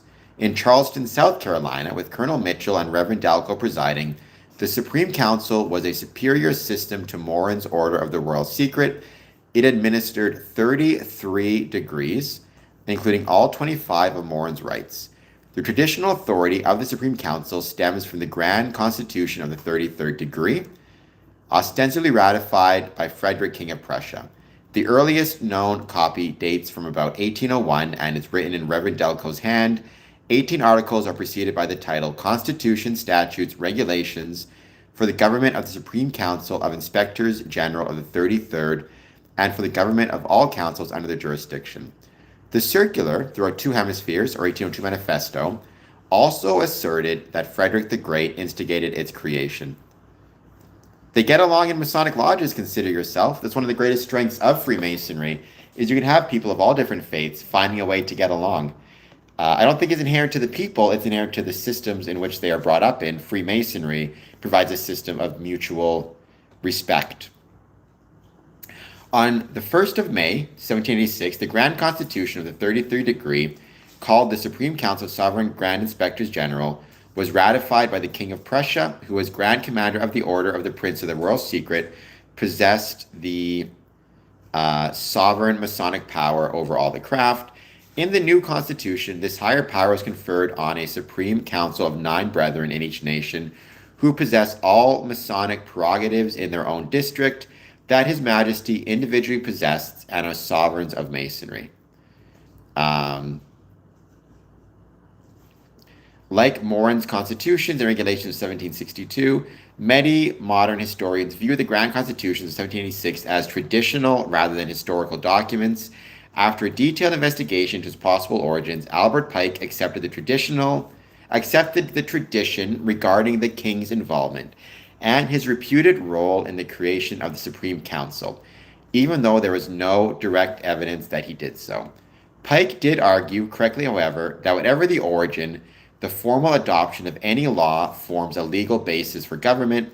Modern opinion agrees with the latter and maintains that, at a minimum, the stories regarding the origins of the Constitution of 1762 and 1786 are akin to the legends preserved in the old charges, providing a traditional environment for the degrees, just as the biblical account of King Solomon's temple forms a symbolic setting for craft Freemasonry's origins. The most important thing, though, is it's symbolic and traditional, not literal. The Supreme Council at Charleston, as it was sometimes called, was the first Supreme Council of the 33rd degrees in the world.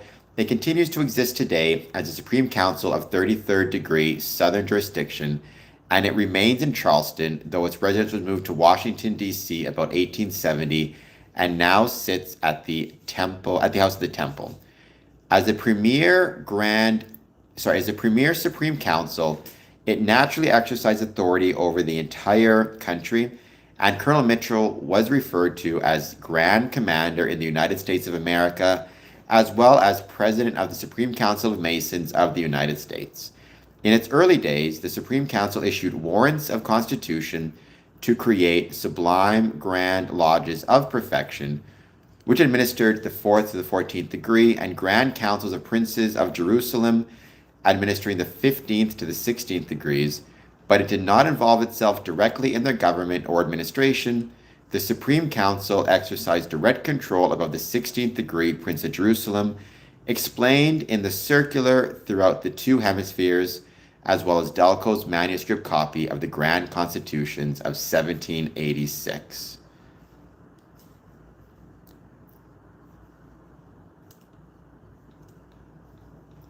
So according to the circular, at the time of the Supreme Council's creation, the 30th, 31st, and 32nd degree collectively constituted the degree of Prince of the Royal Secret, Prince of Masons. This means 15 degrees were under direct control of the Supreme Council. The government of the entire system, from the 4th degree Secret Master to the 32nd degree Royal Secret Inclusive, was not assumed until after the revival of American Freemasonry in the 1840s, following the Morgan Affair, the famous Morgan Affair. Although not previously exercised, the authority to govern the entire system resided with the officers of the Supreme Council, who were sovereigns of Masonry and possessed the sovereign Masonic power over all the craft. The high degrees often were referred to as ineffable and sublime or superior degrees. In the earliest days of the Scottish Rite, the high degrees were conferred to past masters of Blue Lodges. Frederick Dalco's 4th degree secret master ritual, dated 1801, noted the blue past master candidate must be examined in the antechamber in his first 3 degrees and in the secrets of the chair. When he says secrets of the chair, he means secrets of the master's chair, which is something that you see in emulation ritual. Before you become a master, you are given certain secrets. A similar requirement existed in American York Rite, where candidates became virtual past masters prior to receiving the degree of Royal Archmasons. In 1804, Alexandre Auguste de Grasse Tilly, a member of the Supreme Council at Charleston, organized a Supreme Council for France in an agreement made that year between his newly created Supreme Council and the Grand Orient of France, which operated as a Grand Lodge. The title Ancient and Accepted Scottish Rite was used for the first time. Beginning with the administration of Grand Commander Albert Pike, the name came into general use in the southern jurisdiction. Thomas Hastings, I think I remember you. How's it going? Welcome back. If you've been missing any of the streams, it might be because your notification bell is turned off. So make sure, if you can, you get that notification bell turned on. And follow me on social media. You'll see all the things I'm up to. I hope you're doing well. How's it going?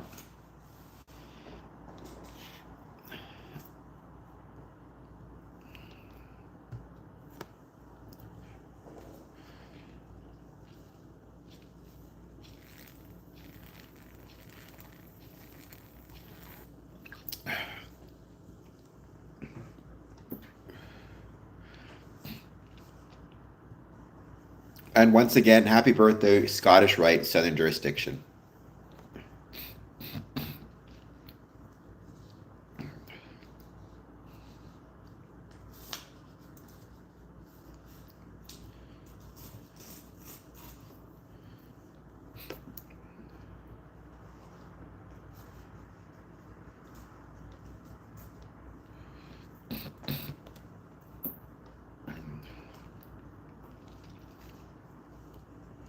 We're going to give it a bit more time, wait to see who joins. Hit that like, subscribe button. Any thoughts you have on Freemasonry, positive, negative, or neutral, let me know. Follow me on Patreon, etc., etc.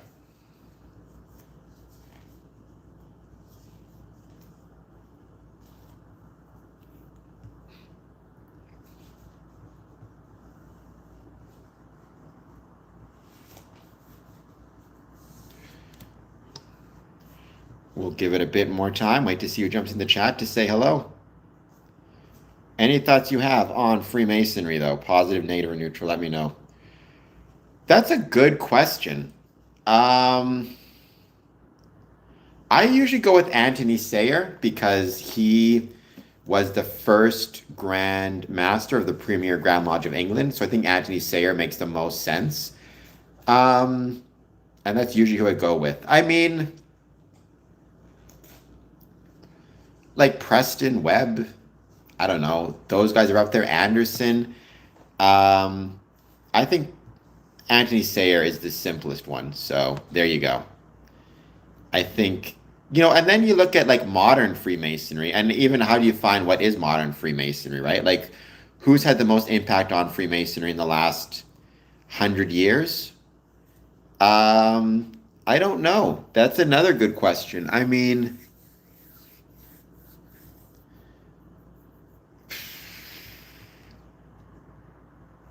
gosh, because it's so disjointed now, right? Not disjointed. I don't want to think. Um, um, I'm trying to think of, like, it's so decentralized. I mean, the father of Freemasonry in, like, Windsor, maybe Turner, who knows? Uh, Truth claim, but I'm going to go with Anthony Sayer. Truth claim, when you say Freemasons are the worshippers, I don't know what the jinns are. And I don't know what the Carl Tucker show is. I assume you mean Tucker Carlson, who I am not a fan of, for the record. I don't know what a jinn, what that refers to. All I can think when I hear that is the Wishmaster, the movie. The jinn were a bunch of demons.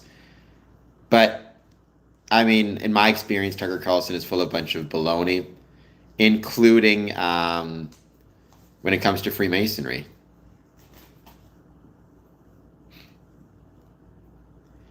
I hope not, but I am nervous about that. Um,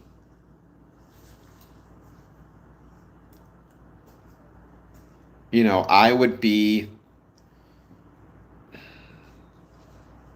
I don't want to be the last Freemason. I am concerned, and I think it's fair, by the way, to be concerned about how much longer Freemasonry is going to be around in Ontario, unless we start to make some significant and some serious changes, and unless Freemasons start to dedicate themselves way more to Freemasonry across the board. And I don't think I'll be the last because there are Masons around who are younger than me, but I, without a question, hope that there's more than just me at the end of it. So I mean, I don't believe in demons. I'm not religious. I don't believe in the supernatural. I believe in a supreme being, but I'm not in a religious sense per se. I've never heard of the jinns ever being brought up within Freemasonry in any of my 20 years and over 1,000, probably over 2,000 at this point, Masonic events. So I guess you can just take that for whatever it's worth. Um, Truth claim. I would be very hesitant, though, to believe anything Tucker Carlson says, especially, but not exclusively, about Freemasonry. 47. So we're going beyond 33. All these degrees get a bit much. People need to relax and calm down about them. There's 3 degrees in Freemasonry: entered apprentice, fellow craft, master mason. After that, there's appendant bodies, which have additional degrees, but they're not superior. And 47th degree, I don't even know what that would be. Like Memphis Mizraim, maybe?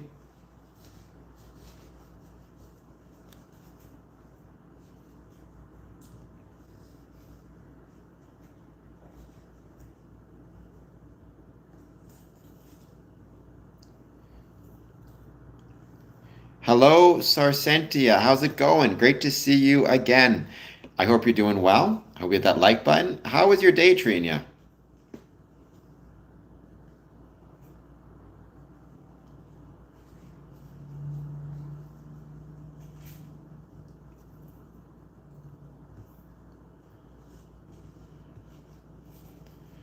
The only true path is Allah, all creation. I mean, there are many Freemasons who are Muslim. I would agree with you, and they are practicing and devout Muslims and Freemasons. People are free to believe what they want, right? Obviously, in terms of their religious beliefs. Freemasonry, you must believe in a supreme being, but the nature of that supreme being is completely up to you. And we have many different Masons of many different beliefs. I genuinely think that's one of the greatest strengths of Freemasonry.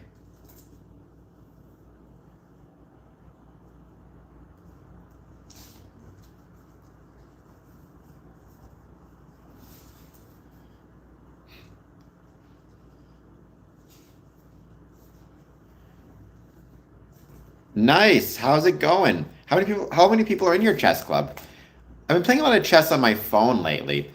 I'm getting my butt kicked because I'm not that smart. I'm at like the expert level and I can't win. But I'm getting closer and closer. So maybe one day I will.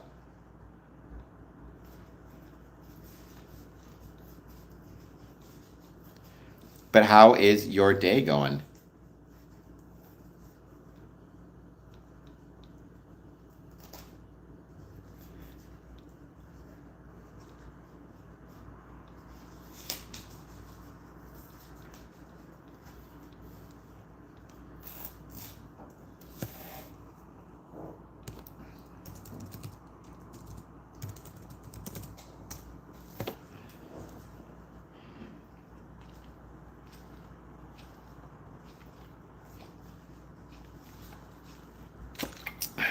About 10 at the moment. That's awesome.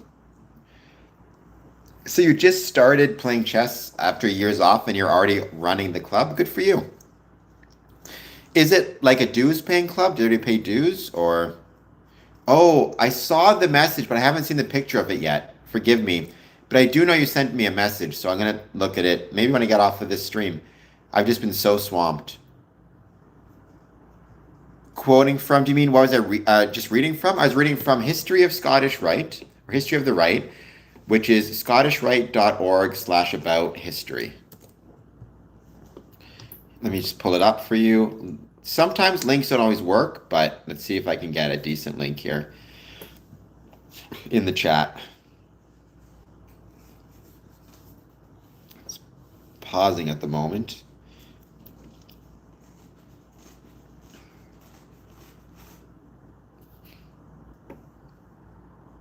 All right.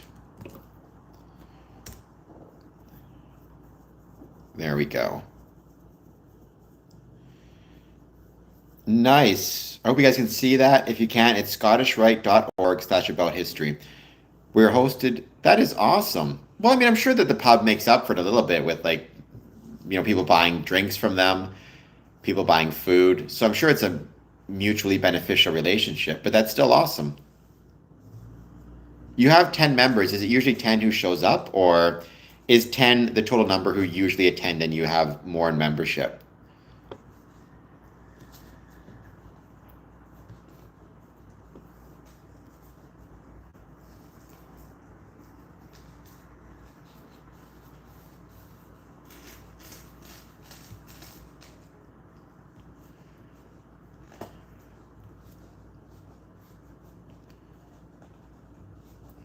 And we're just hanging out right now. Anybody wants to jump on, say hello. Any thoughts you have on Freemasonry, positive, negative, or neutral? I'd love to hear it.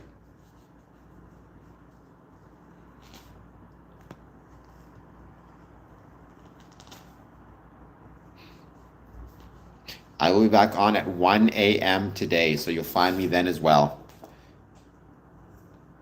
Nice. I mean, I've talked many times, many times about the benefit of civic engagement and how important it is. Obviously, with this channel, we talk about primarily Freemasonry. However, within that context, we also, chess clubs could be just as valuable, right, as anything else when it comes to this idea of growing civic engagement. I think chess clubs could be great. Book clubs could be great. Um, whatever else it might be. It's about getting out, being involved with something, supporting the community, supporting the local economy. It's a little thing, right? But the fact that you take the time to go to this bar, um, play chess, buy food, buy drinks, you're supporting the economy. You're supporting a business. You're helping somebody put food on his table, food on his kid's table, a roof over his head, a roof over his kid's head. So good for you.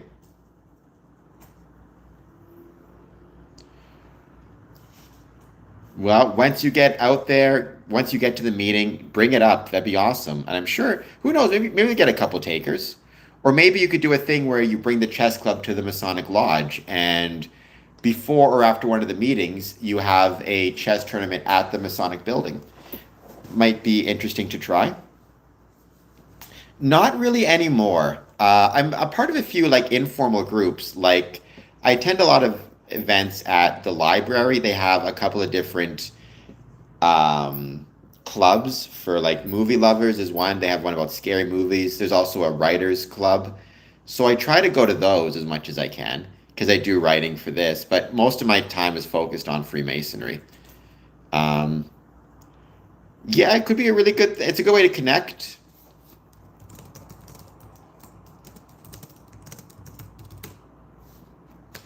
Right? It's a good way to help connect.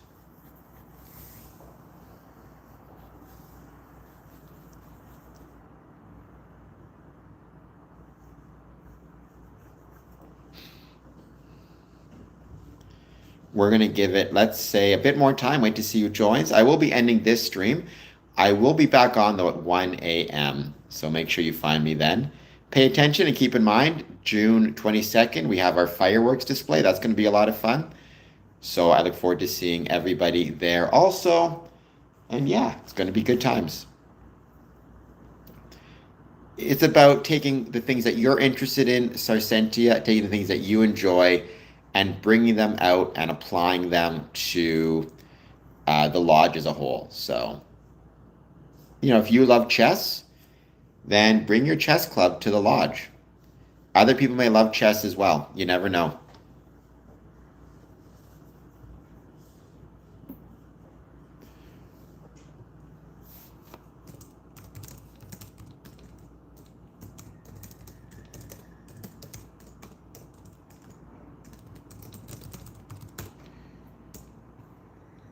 We're just going to keep hanging out, wait to see who else jumps on, though, in the meantime.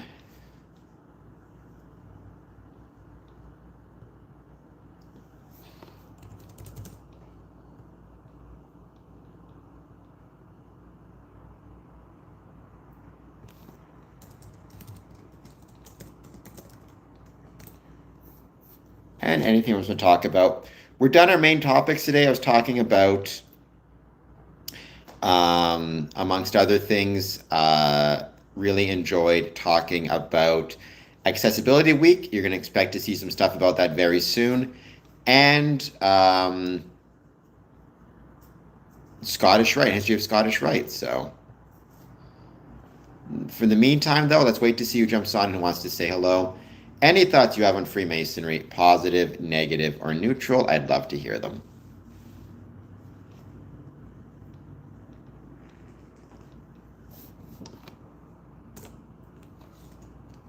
And we'll just keep chilling out. I haven't done any long streams for a while. I've been so focused on travel.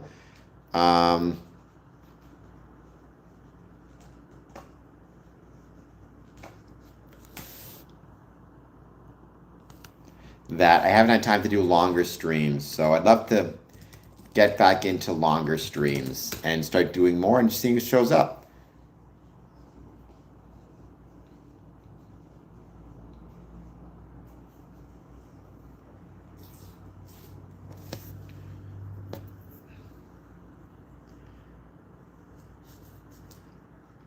Pictures can be tough, so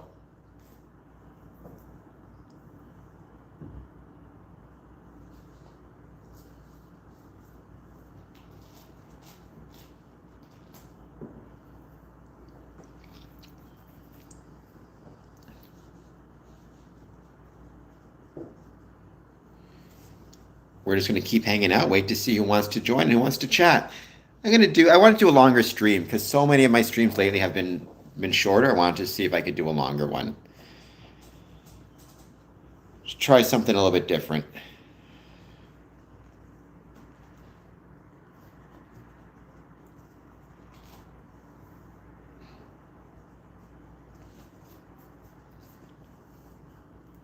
I mean, I love taking lodge pictures. I'm sure, Sarsentia, you've seen my streams or my my Instagrams. I've got an Instagram dedicated to Masonic building interiors, which I love to show off. If you don't follow me on Instagram on my Masonic building accounts, please do. Masonic Buildings 1, Masonic Building Interiors 1. What does equivalence mean? Consider yourself.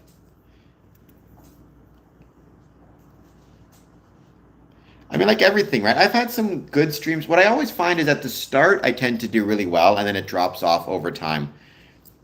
Here, let me, Sarsentia, give you the links. Hold on just one second. Just gotta get into the chat. I'll give you the links to search on Instagram, or the names. Let's see. So there's Masonic Buildings 1. That's one of them. And then there is Masonic Building Interiors 1. So Masonic Buildings 1, Masonic Building Interiors 1. Look up both of those. Please follow me on Instagram. I would be truly, truly obliged and grateful.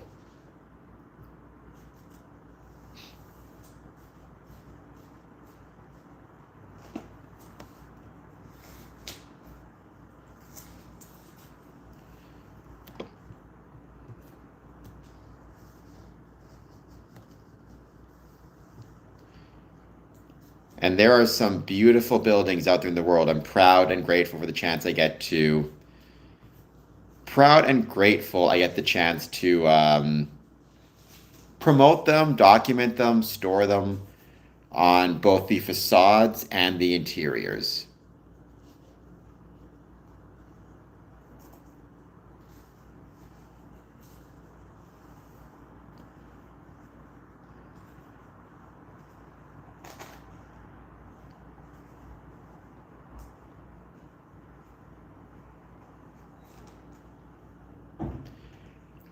Thank you, consider yourself. I try my best. I don't know if I always succeed, but I do try my best. Hopefully, you just keep trying, you just keep plugging away. Freemasons should not do recruiting. Now, I have no issue with this channel, right? If somebody finds this channel,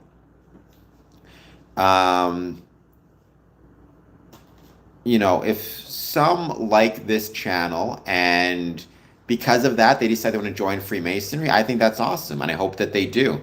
However, at the end of the day, you should be joining of your own free will and accord, not because you've been recruited or because someone's encouraged you to join, if that makes any sense. Thank you, Sarsentia. I appreciate that very much. Hope everybody watching this will do the same.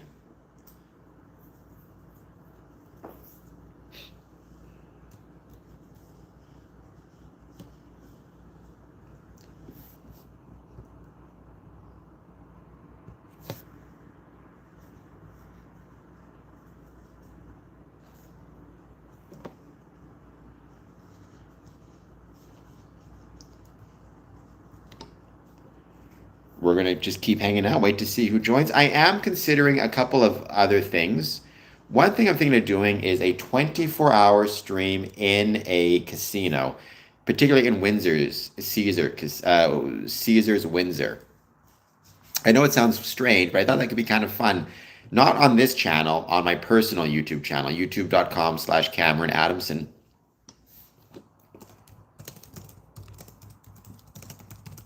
So maybe follow me for that. It'll be something different, something unique, something I haven't done before. It's like, why not try a few different things, At least that would be my thinking. So I thought it could be kind of fun.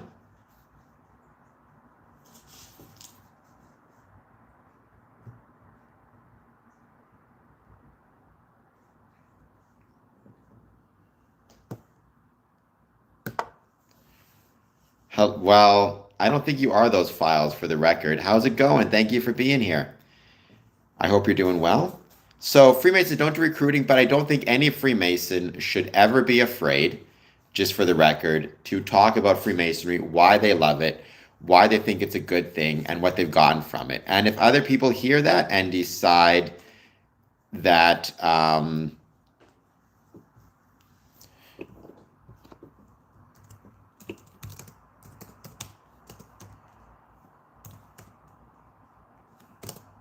decide they want to join, then I think more power to them. I think they should. And I think you should want to talk about it, but that's not recruiting.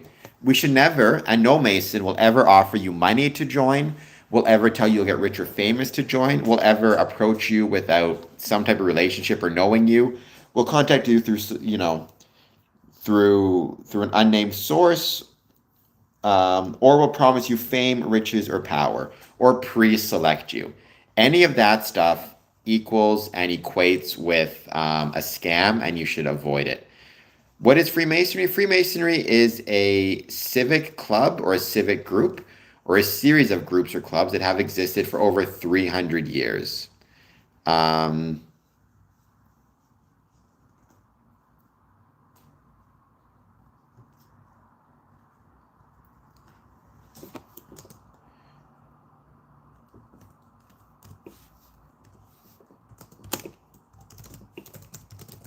It started in Scotland or England in the 15th, 16th, 17th centuries.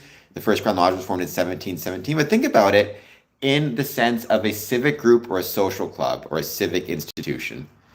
I mean, I wouldn't say it's a secret society because here I am talking about it. So how secret could I possibly be, right? Or how secret could it possibly be? It's simply a civic club or a civic group.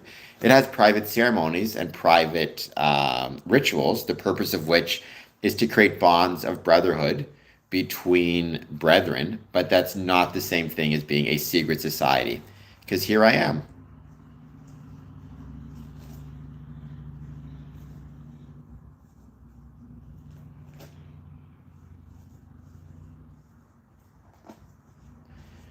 And I'm happy to talk about it. Having said that, yeah, and there it goes. I figure with a name like that, pretty soon the trolling would start. Nope. I mean, there are gay Freemasons and straight Freemasons, but Freemasonry has nothing to do with sexual orientation, nothing to do with anything like that. It's a community group about self-improvement, helping the world, helping your communities, helping one another.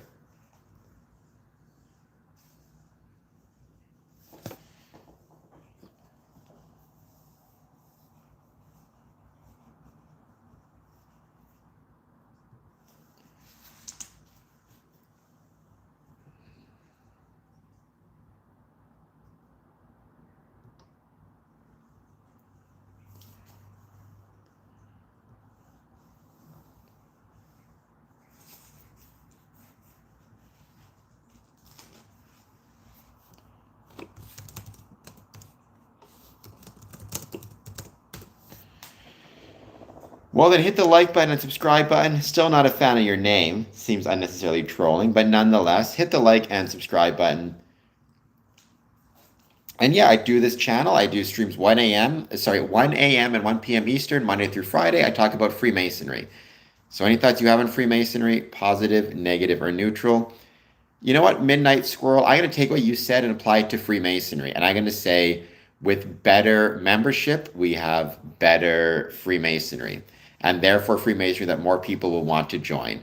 So how about that to take something that you said and make it about Freemasonry, despite your efforts otherwise?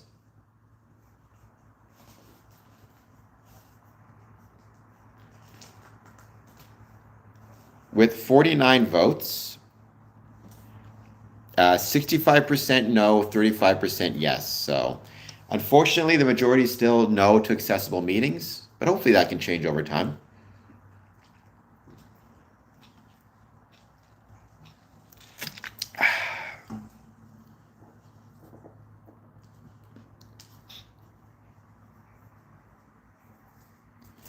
All right, well, there you go.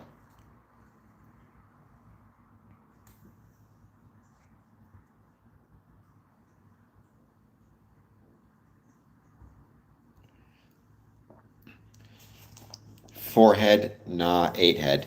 Yes, I got a big forehead. I've grown to accept it. Please hit like, please hit subscribe. Any thoughts you have on Freemasonry, positive, negative, or neutral, please let me know. I'm just hanging out, chatting about whatever.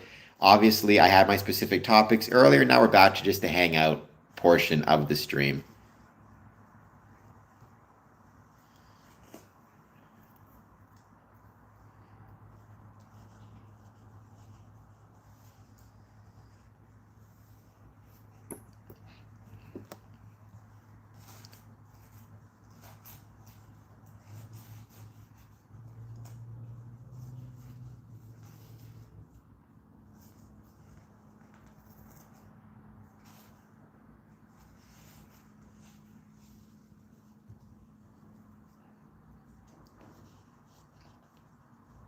I have big teeth as well. So before you join, that's a really good question. Consider yourself. Before you join, during the application process, you are given what are called two sponsors. And they are brethren who sign off on your application and say they've gotten to know you and they think that you are, would be a good fit for Freemasonry and a good fit for the lodge in particular.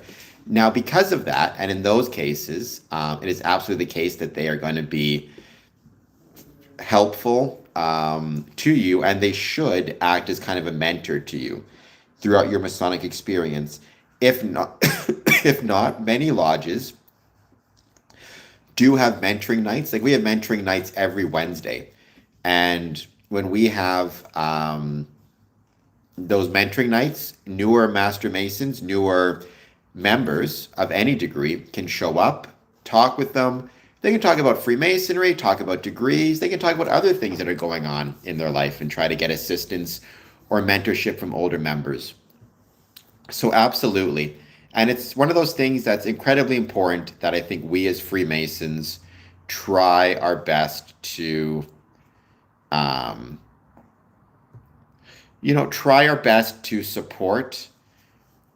I think an area where we are really falling down in Freemasonry has been not doing the best that we could when it comes to getting our membership mentored, especially our newer members, right?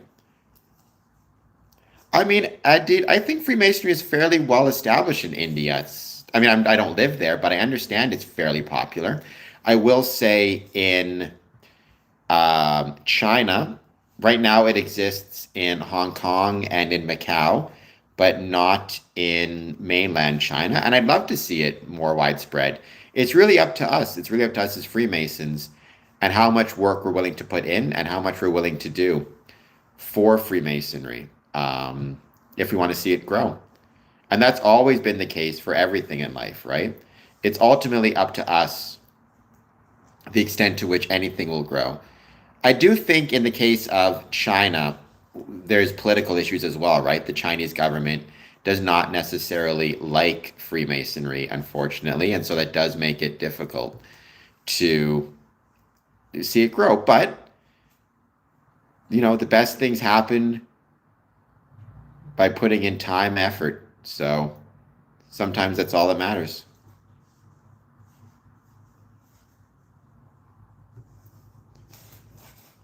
I do not spring snowmen. Some Masons do.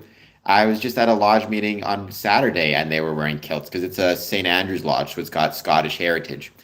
But I do not wear a kilt myself, no. Some do. If it's a legitimate charity, Epstein, then, which I don't think it is, send an email to the Masonic Charities Foundation. I mean, my question is, Spring Snowman, please hit like and subscribe. Would you want to see Freemasonry more widespread in, let's say, China? And why? Like I would, obviously, because I love Freemasonry, but I'm curious as to the ways you think that Freemasonry could benefit people in China. Oh, the grizzly bears. Are you kidding? Like, I'd love to say that we in Freemasonry are super tough. There is no way we are taking out grizzly bears. They will destroy us. Very sorry to disappoint my Masonic brethren who think they're all super tough. We're not defeating the grizzly bears, all right? I'm sorry to disappoint you. And Spring Snowman, are you a Freemason?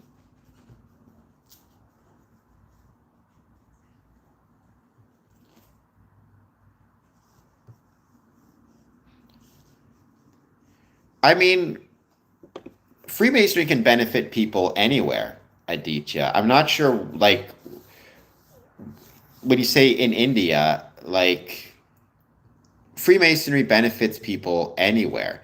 First of all, it benefits people simply through the development and creation of resources, right? Like, here's the way I'll describe it. And I'm sure this happens in India, by the way, because Freemasonry exists there. I've seen brethren who would have been homeless, would have been on the street, and their families would have been homeless and on the street, were it not for Freemasons stepping in and providing assistance to the brethren, specifically providing them with financial assistance. Now, it's possible that they could have got that financial assistance from another organization.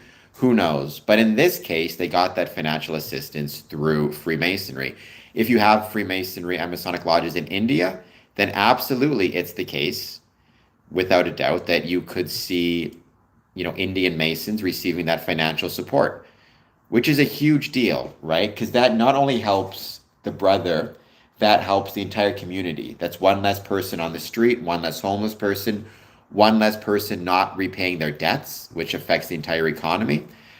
I've seen people struggling with mental health issues find support in Freemasonry, again, in much the same way. You go to a lodge, you meet a brother, you know he's there for you, you're there for him. It makes you feel closer to him and more connected. That's incredibly important. And again, people in India will get that benefit as well.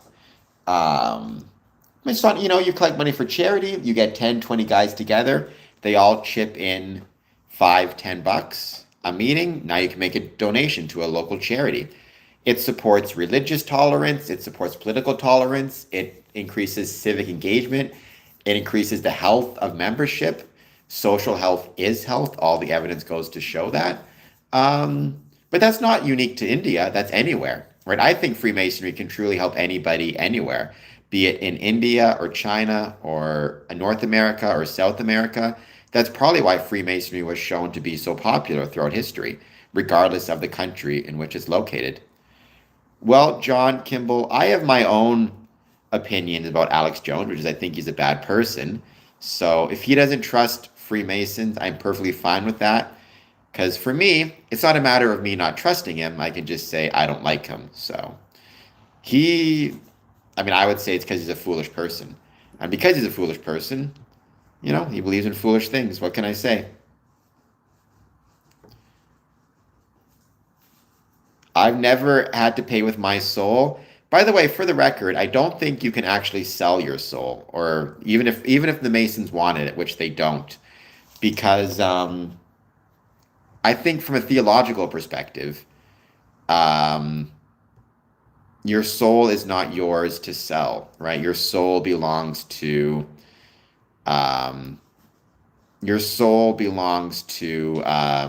your creator. So I don't think you could sell it even if you wanted to. Not to get theological here, but nonetheless. Yes, I'd agree with that. Alex Jones does not seem to trust a lot of reputable things. So just keep that in mind, is what I would say.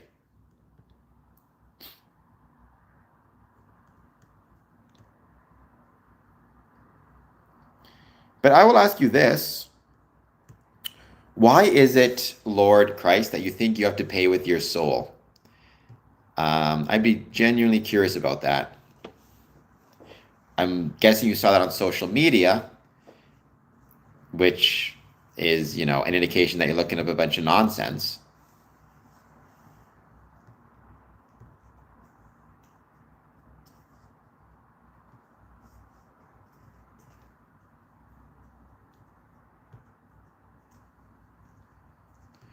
So, good piece of advice, stop looking up nonsense on social media. Better piece of advice, please hit like and subscribe. I would truly appreciate it. And any thoughts you have on Freemasonry, positive, negative, or neutral, I'd love to hear it as well.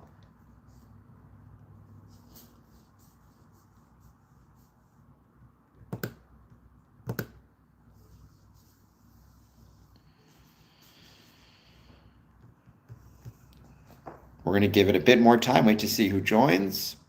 Again, I've been having really short streams lately because my focus has been on travel.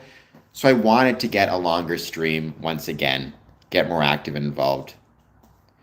I don't know the number off the top of my head, but there are a lot. It came primarily from Britain, right? It came from British Masons, primarily traveling with military encampments.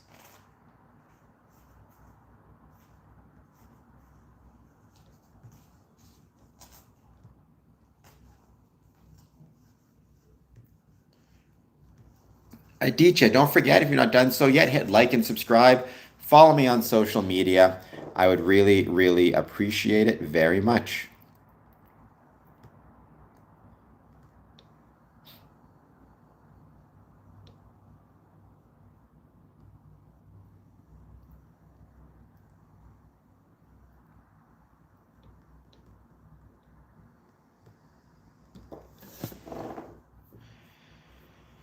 And we're just going to give it a bit more time. Wait to see who joins. As always, any thoughts you have on Freemasonry, positive, negative, or neutral, I'd love to hear them.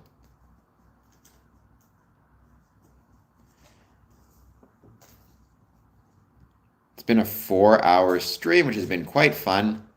But I definitely think we'll be ending it shortly if we don't get some more people jumping on to say hello. Well, thank you, Adi. I always say it because you never know. It's possible that I miss people, although I try not to. Um,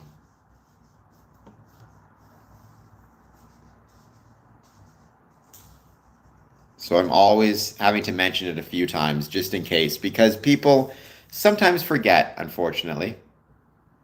Or I forget to say it, or who knows what. So forgive me if I say it more than once. That's a great topic. Honestly, you could spend forever talking about that. And that's a great topic, Sarsentia. So, first question is, are you visiting as part of a lodge? Like, are you going with a group? Or are you visiting by yourself, Sarsentia? So that's the first question I would need to ask.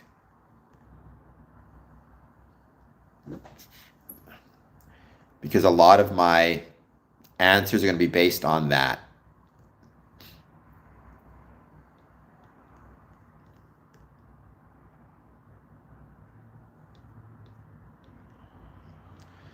Actually, Sarsentia even wrote a couple things about Masonic visitation. Well, let's start with if you are, so either way, first, make sure that wherever you are visiting, it is a place that is properly recognized by your Masonic jurisdiction. Now, in terms of practically what that means, talk to your secretary, talk to your lodge about where you're going, the name of the lodge, and just double check. It's super easy to double check and confirm which Grand Lodge they are a member of. I'm visiting PM who isn't a member of a lodge yet. So an affiliate member. Okay. Well, right off the bat, I'm going to assume that you're visiting a recognized Masonic jurisdiction. So that does make things a little bit easier because you say past master, so I assume he knows what he's doing. Make sure you bring with you, just to be safe, your dues card. Make sure you bring with you a letter from your secretary, if you can, confirming your status, but at the very minimum, your dues card. Call in advance and ask them if there is a dress code, or ask the PM if there's a dress code, and if there is, try to show up with the dress code in mind. I've showed up to many lodges where there is a dress code, but it was a last minute thing, and so I decided to show up anyways without the dress. They let me in. Still nice to check, though, if you can. When you're signing in the book and when you're talking to the Tyler and when you're talking to the officers, let them know what rank you are, what degree you are, entered apprentice, fellow craft, master mason. It's not that important in UGLE, but it's very important if you're traveling to the States, where very often they open right on the third degree. So you need to be able to let them know. Beyond that, I mean, it's super lazy advice in the sense that it's obvious, but nonetheless, just enjoy yourself. I mean, maybe what you can do is try to get from your lodge some pins or some coins or some type of memento that you can present to the worshipful master and you can present to the lodge officers. That can be a really special thing and brethren can really enjoy it. It can be a great type of collection. And just enjoy your Enjoy your experience. Um, be prepared to prove, obviously, whatever degree you are, know the modes of recognition. You can learn the Tyler's oath if you want, but honestly, I find that's used much more rarely than in the past. If you're traveling, let's say you are traveling to, you say it's a nearby UGLE lodge, so it's not really applicable. If you're traveling far away, one of the really nice things can be to bring some type of local product or service with you on your travels.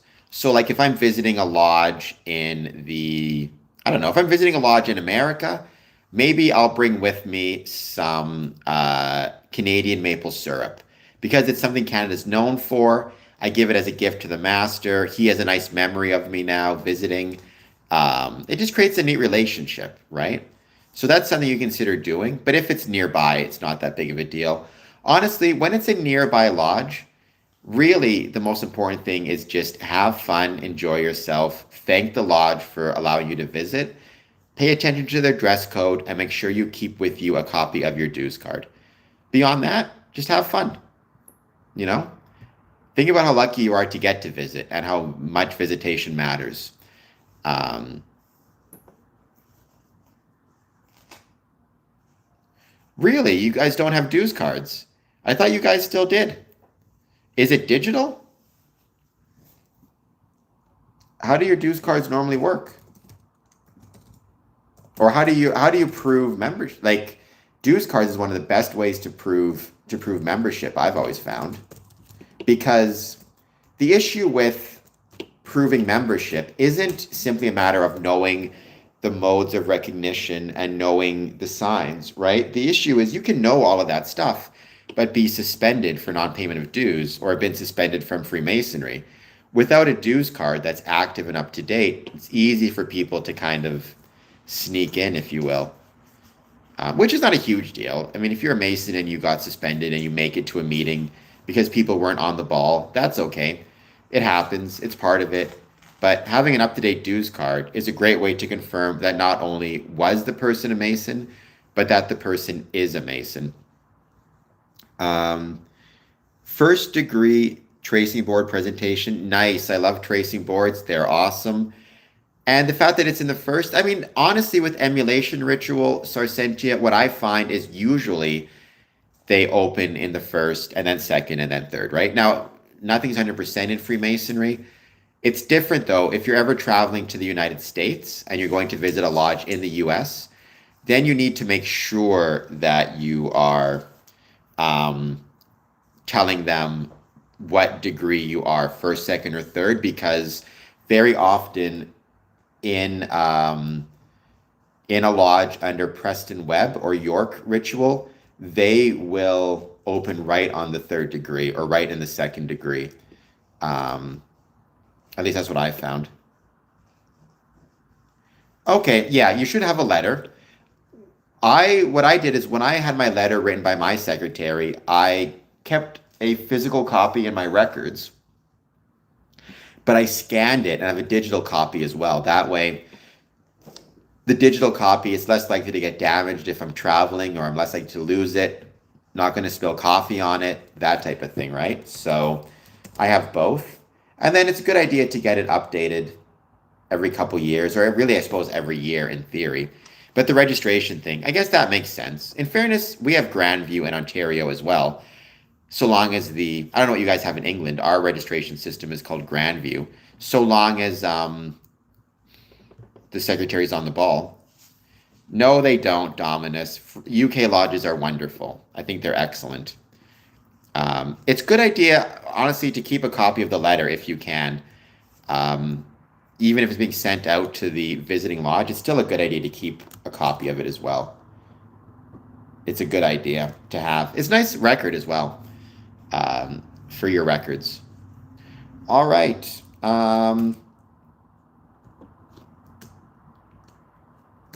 Sarsentia, I just put a link in for the article I wrote on how we travel. Some advice for Masonic travel. I hope you'll check it out.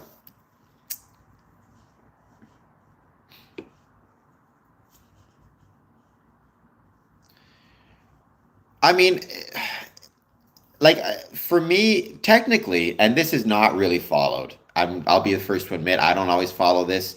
As a general rule, whenever you're visiting, you should always get your secretary to write a letter to where you're going. Um, I mean, primarily it'll be by email. But what I would always ask is to make sure that ask your brother secretary to copy you on the email and keep a copy of it. Now, it might not be by email because normally lodges like that also, or documents like that also need to have the stamp affixed to it. But again, I don't know for sure what the rules are in United Grand Lodge of England. Here's the biggest thing, especially because you're not traveling out of jurisdiction and you're traveling with a PM. Really, just enjoy yourself, know the dress code, have a good time. If your lodge has any pins or coins, bring a couple to present to the worshipful master.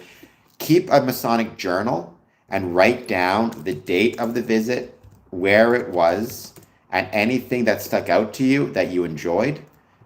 Keeping a Masonic journal is key because 25 years from now, you're going to look back and you're going to remember that visit, or you're going to want to remember that visit. You'll have a journal and you can look back on it and you'll have it recorded, the date, the location, and anything cool that you saw about it. So keep a journal with the information as well. Um, take some pictures of the building you visit. That's really cool. And have fun. I hope that was good advice. And I hope you will check out How We Travel on Medium. I'm not sure who Swami Vivekananda was, Adit. So,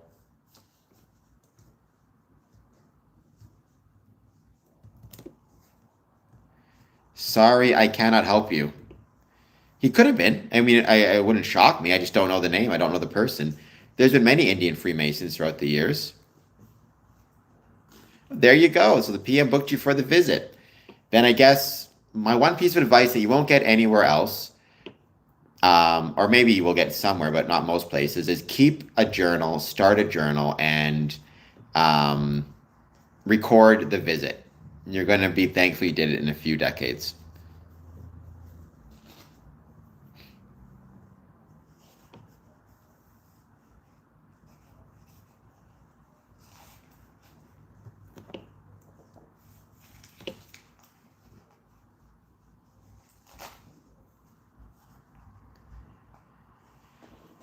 And we're back to just hanging out, waiting to see who wants to join.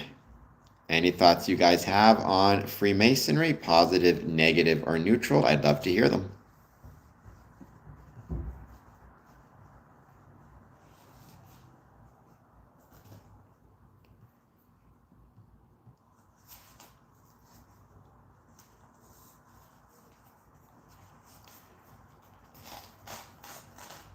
And your Masonic journal can be anything, right, Sarcentia? It can be literally, it could be like mine are just like the type of books you get for kids in school.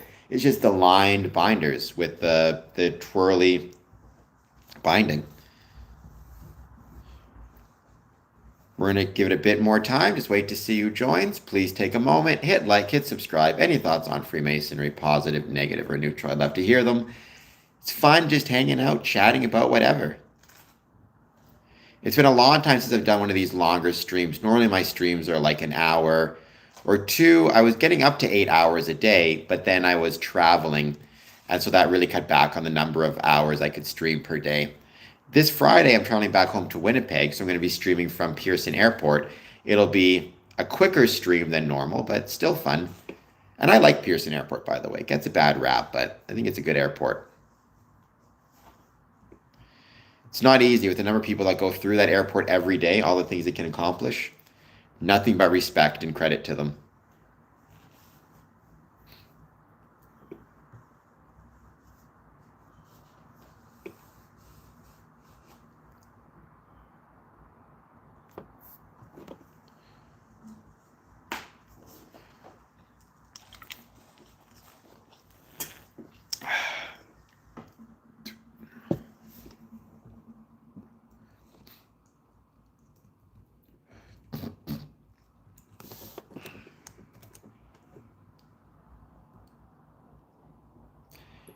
Nice. And the beautiful thing about pictures, by the way, is you can always like put them on social media if you want, depending on, different rules. And obviously, don't put anybody's face on social media unless they want it to be, but the building itself. But also, like, if you can find a way to print out the pictures and put them in your journal, that's really cool as well, and a really fun thing to do.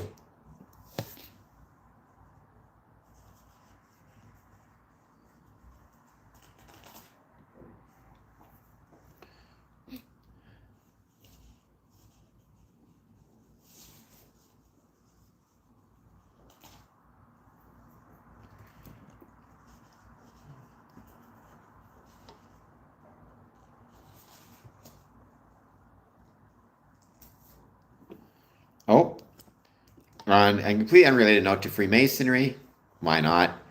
Cineplex Canada shares its 3.99 movie lineup for June. Let's see what the 3.99 movies are as somebody who loves movies. I don't recognize. Oh, these look like they're all kids' movies. All right, well, then never mind.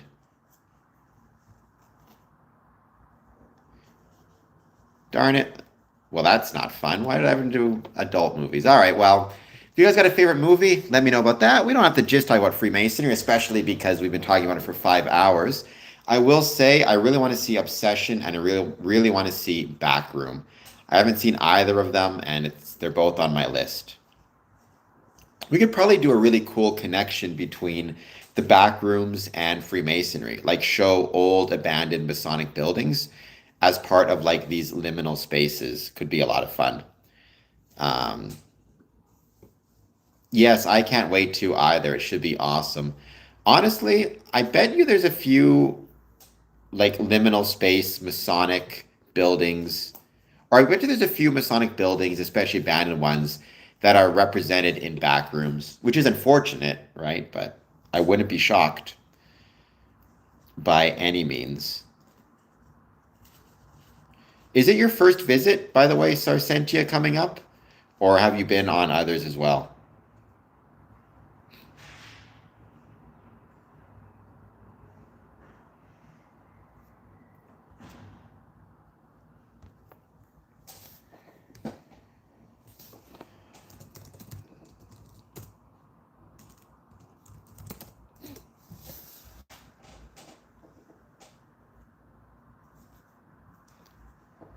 Nice. So you're starting off strong. Good for you. It'll be fun.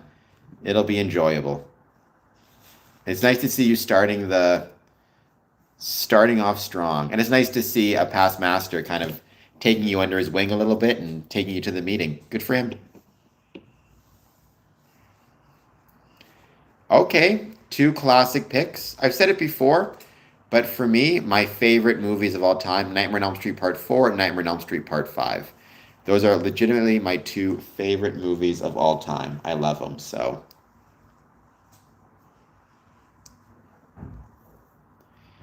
I really like The Shining, the book. Not as big a fan of The Shining, the movie, to be honest.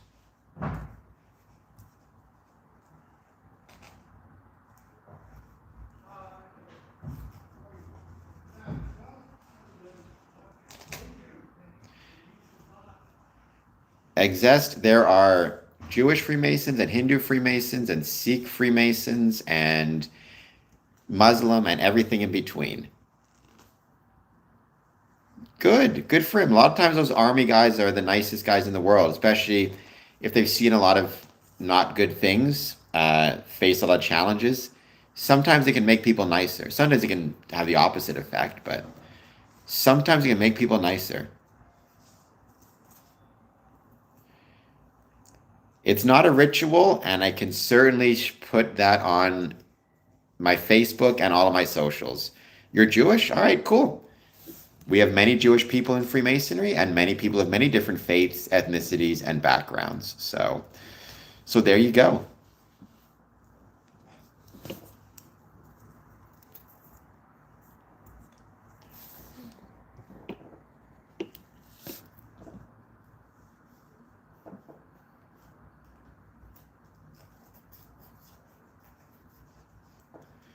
If you are just joining us, please take a moment, hit like, hit subscribe. Any thoughts you have on Freemasonry, positive, negative, or neutral, I'd love to hear it.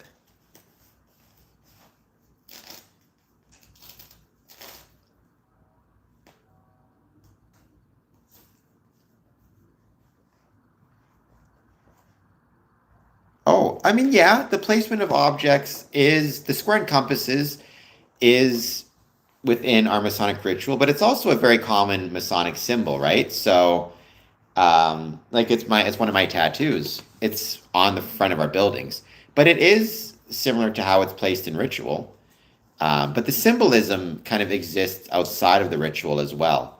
That's one of the cool things about Freemasonry is how many things within Freemasonry made their way outside of it for general public information. Phrases like on the level, square conduct, third degree, blackball, they are all from Freemasonry and they made their way into general public, you know?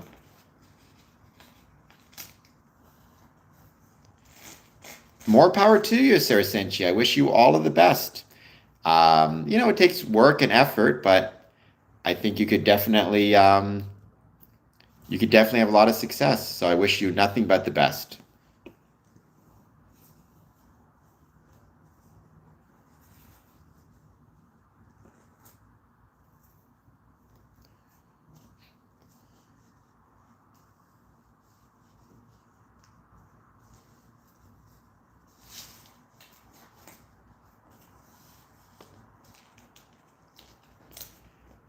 We're going to just keep hanging out. If you're just joining us, thank you for being here. Please take a moment, hit like, hit subscribe. Any thoughts you have on Freemasonry, let me know. Consider a super chat. Just $2 gets you text to speech.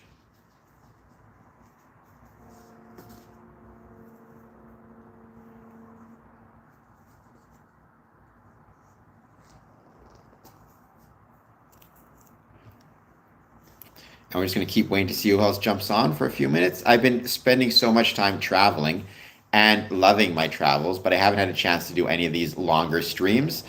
So it's nice to get back to some longer streams again.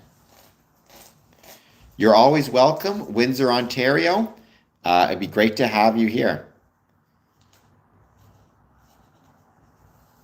But again, whenever you're traveling, it presents a great opportunity for visitation. So it's a great thing to take advantage of.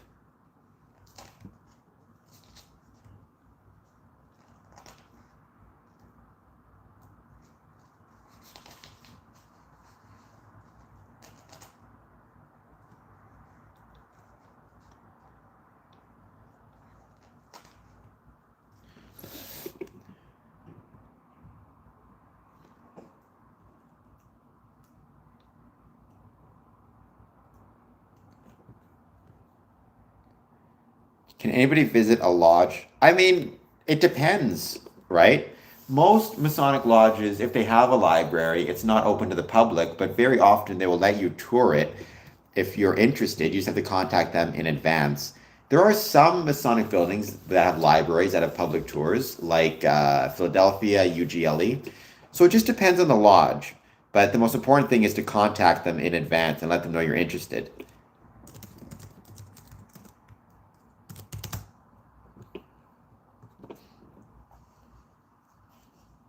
Are you a subscriber? I think that's the better question before I start talking to you about my mortgage. So please hit like, please hit subscribe. Any thoughts you have on Freemasonry, I'd love to hear it.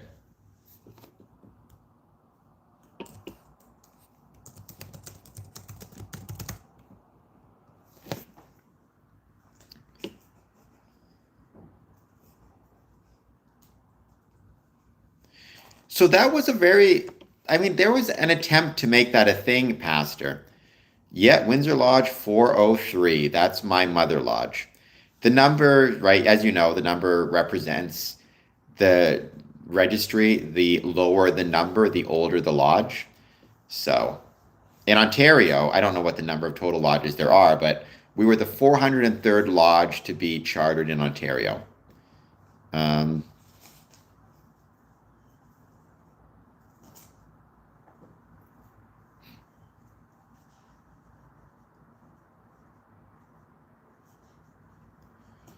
Levi, you've been reading way too much Albert Pike and not understanding any of it. So, yes, unknown. My arch nemesis is named Round Protractor. Absolutely. That is my arch nemesis. If you want to help me defeat my arch nemesis, what you need to do is hit the like button and the subscribe button. Consider a gift or a super chat. But just hitting like and subscribe, if nothing else.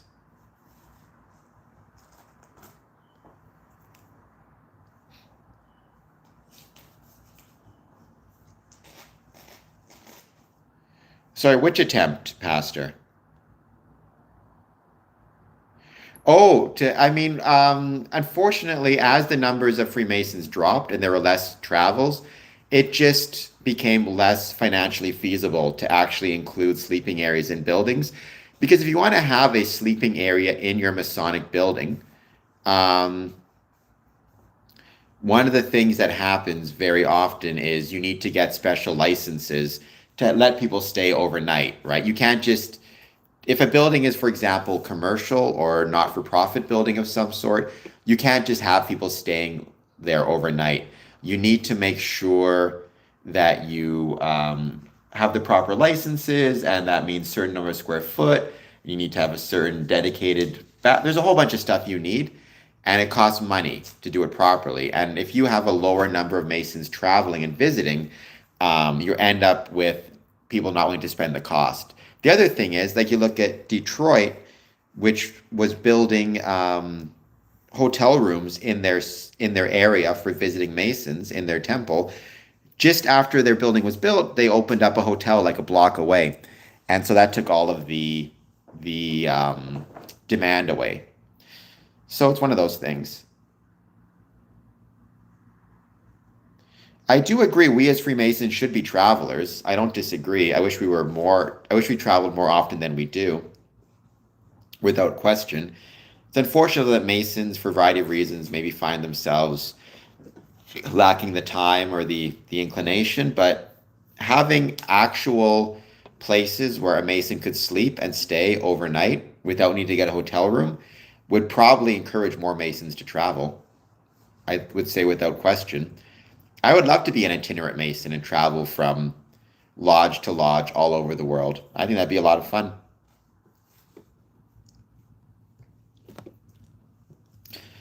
Maybe one day we'll get back to that. Thank you, Sarsentia. That's incredibly kind of you. And I'm truly grateful. It helps out. I assure you that stuff helps out a lot. Helps me turn my passion for Freemasonry into a profession. Helps me promote the ways Freemasonry was and is relevant to the communities in which it's located. So truly grateful, truly appreciative. Thank you so much.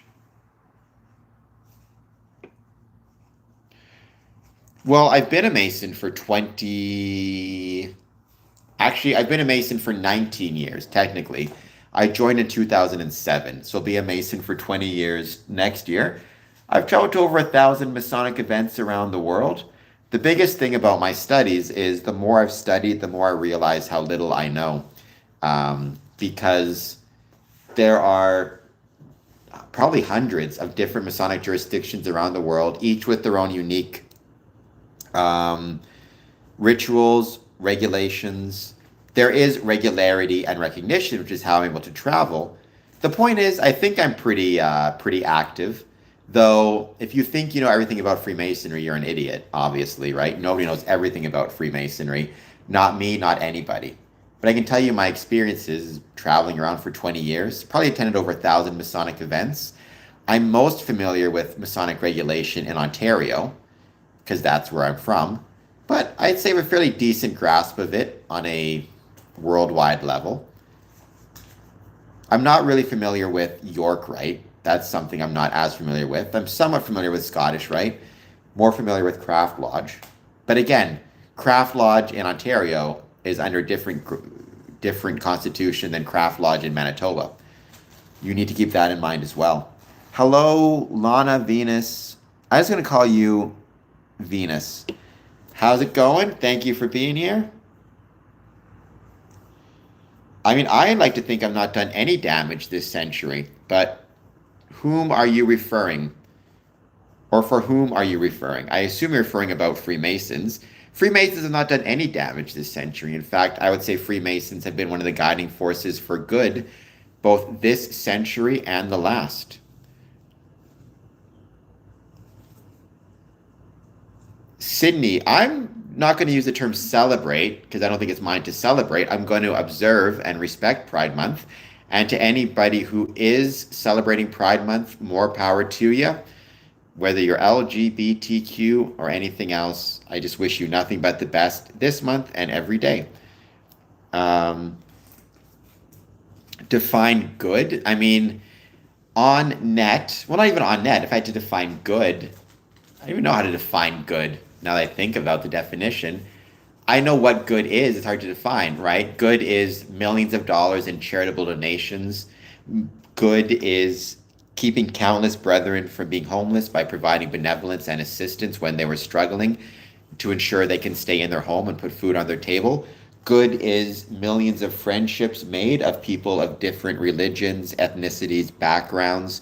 Good is improving the mental health of people by encouraging them to get out of their shell, to not isolate, to be part of something bigger than themselves.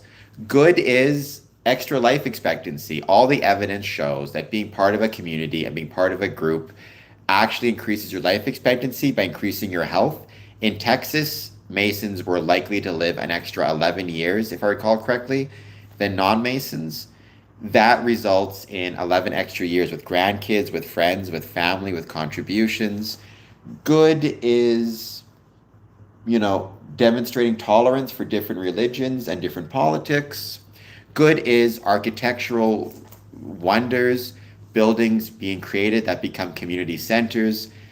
Those are just some of the things that Freemasonry has done that is good. Um, there you go. Thousands of lives each year, donate millions to charity, support hospitals. And very often, a lot of the times, the good you see, or you don't see the good because it's not reported. For example, there are brothers who report feeling as though they want to hurt themselves or worse, but choose not to because they have support within Freemasonry. No one ever reports on the story of the person who is considering self-harm and decides not to do it. But that's good, and I've known some Masons who are still here because they had Masonry to fall back on. Being part of a group provides support. It's a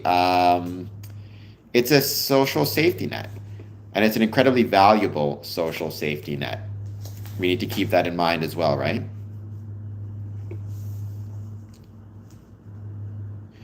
I don't know if that's true or not. I mean, I'd have to ask. It's hard to say if people who join my streams are naturally inclined towards the occult. I'm not sure I would buy that. I mean, really, the people who are finding my stream are more often than not being sent here from YouTube, except for those rare occasions they find it through my other social media posts. So I'd have to know what their social media, following is. Honestly, based on my analytics and my reports, a lot of them are not coming to me from occult content. I mean, I'm operating from my apartment. Are you saying it's a bare and unoccupied safe house? I like to think my apartment looks all right. Jeez. Way to not be nice about my place of living. Look at all this cool stuff I got over there. Is that bare and unoccupied? What more do you want from me?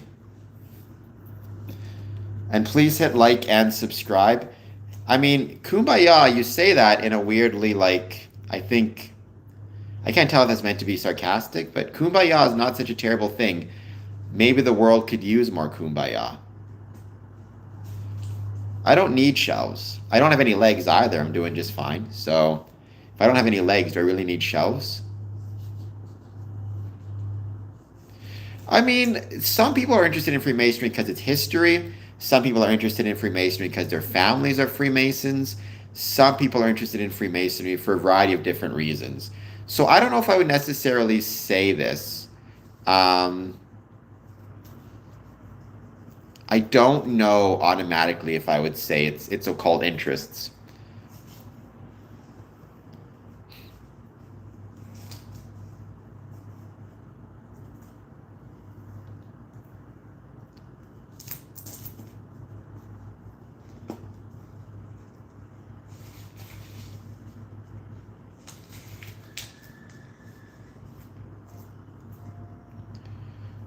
We're just going to keep hanging out, wait to see who joins. Lon, if you want to help me, or Venus, if you want to help me be able to afford shelves, you need to hit like and subscribe, become a member, super chat, follow me on social media, etc., etc.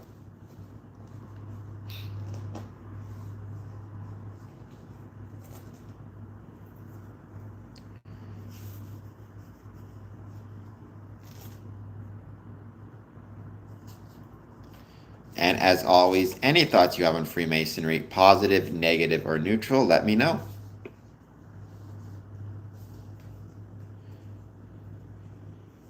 You could. I mean, just because Brotherhood makes sense, because Freemasonry, I mean, it's not exclusively. People think it is, but it's not exclusively, but it is a brotherhood.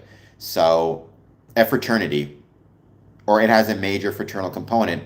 So I think Brotherhood makes sense, but mutual respect and camaraderie would work just as well.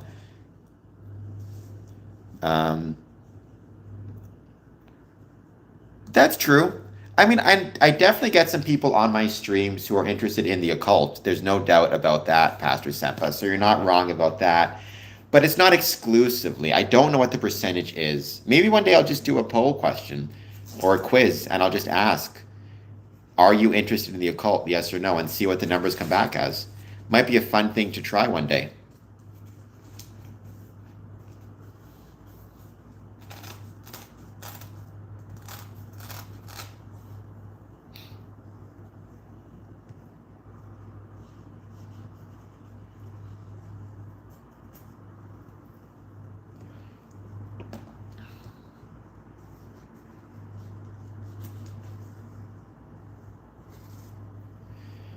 Any other thoughts on Freemasonry? I'm just having fun hanging out. It's been a long time since I've done one of these really, really long streams. So please make sure, by the way, that you are following me on social media, because believe me, I'm going to be posting a lot of social media things the next couple days. So it'd be helpful if you guys follow me there as well.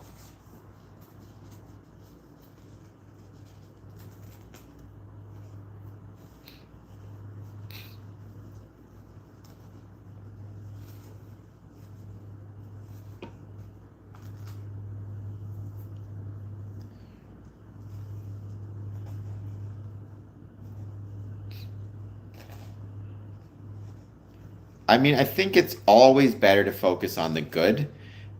I mean, it's tough. You can't focus exclusively on the good to the point that you're burying your head in the sand about the not good, obviously, right? Um, it wouldn't be helpful to, if you have a problem, you can't just ignore it. But I think while trying to, you maybe focus on good, solve problems, if that makes sense. Because if you don't solve the problems, they'll get bigger. But if you're solving problems without having an eye to what's good, you'll get burnt out.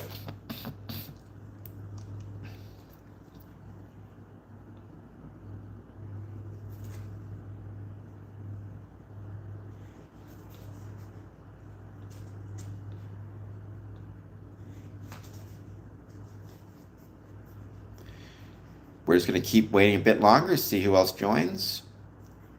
Hit that like button, hit that subscribe button. Anything you guys want to talk about, let me know.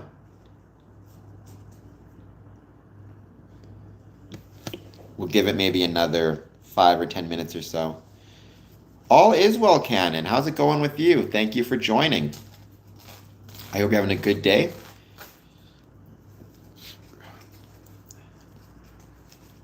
Those are some great movies. Absolutely. One of the greatest things, I mean, not just Freemasonry, but me as well. I encourage it. One of the greatest parts and greatest things of Freemasonry is the ability to travel and meet with brethren around the world. And I'm grateful for that opportunity. It's not that Freemasonry encourages it. Freemasonry just facilitates it, right? If I'm traveling somewhere and I see a Masonic building, and I see square and compasses, I immediately feel like I have friends, like I have brothers, and I want to meet them. Now, you have to be careful around certain things, like recognition, whatever, but just in general, some of my greatest, but I would say 90% of my greatest Masonic experiences have been traveling outside the jurisdiction globally. That has been truly an incredible opportunity. You are missing out. If you're a Freemason and you don't travel, I genuinely believe you're missing out on one of the best parts of Freemasonry. And that travel doesn't mean automatically global travel. It can mean going to a different Masonic Lodge meeting a different night of the week in your same city, you know? Just get out there, see different things, see the world. Believe me, that stuff matters a lot. Um, and it's going to make you a much more fulfilled Freemason. When you say Egyptian, do you mean Memphis Mizraim? Like, I don't know much about Freemasonry in Egypt. I don't even know if there's any lodges operating right now in Egypt. Let me double check.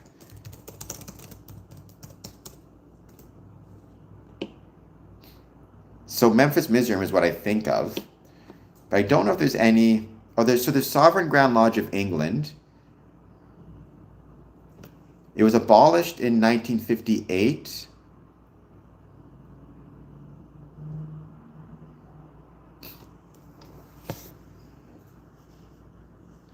So it looks like there are 3 operational lodges. I'll need to research more into it. I know that for a time it was outlawed.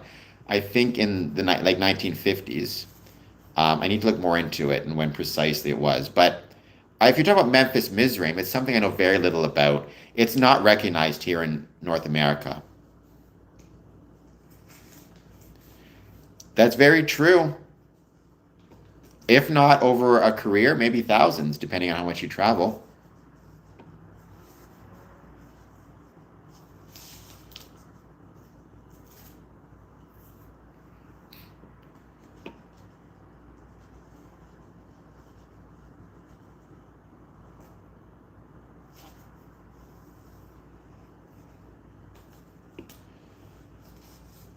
I mean, I've never seen any Egyptian Masonic lodges in movies. It'd be really cool to learn more about that. Maybe one day I'll find something. I mean, I've seen Egyptian buildings in movies, never one specifically referenced as Masonic lodges. That'd be really cool to check out and learn more about.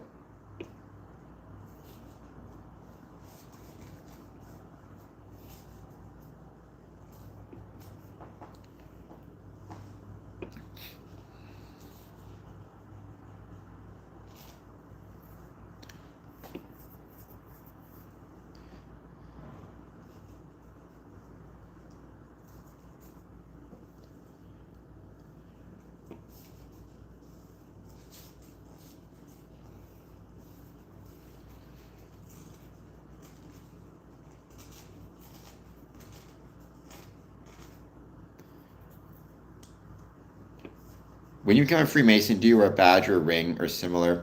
You can. I mean, honestly, you can wear a ring or a Masonic item even if you're not a Mason, but you know you shouldn't, I suppose. But there's nothing stopping you. Um, yeah, some Masons will wear a ring. Like I have a Masonic ring. I don't wear it because I'm in the wheelchair and I find the ring interferes with my ability to push. Or when you talk about the badge, you could also be referring to the Masonic badge, which is known as our apron, which you're given when you join. It's meant to represent operative Masons and the badges they wore as part of their work to protect their garments from spot or stain. I don't know. I've heard of the Theosophical Society, but I can't think of what it is right now. I don't believe so. But Milton, the most important thing to remember is just because someone's wearing a Masonic ring, don't automatically assume that they're a Freemason. If they're wearing a Masonic apron, that's a little bit different, but they shouldn't be wearing one outside unless it's a funeral. They shouldn't be wearing one outside of a Masonic meeting unless it's a funeral service or they have dispensation.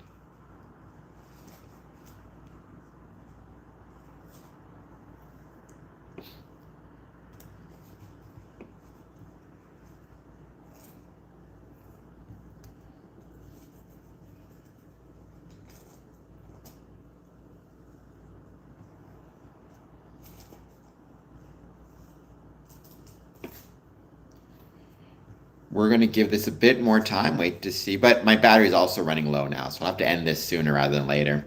Get my battery charged. Be back on at 1 a.m. tonight. I hope to see you guys then.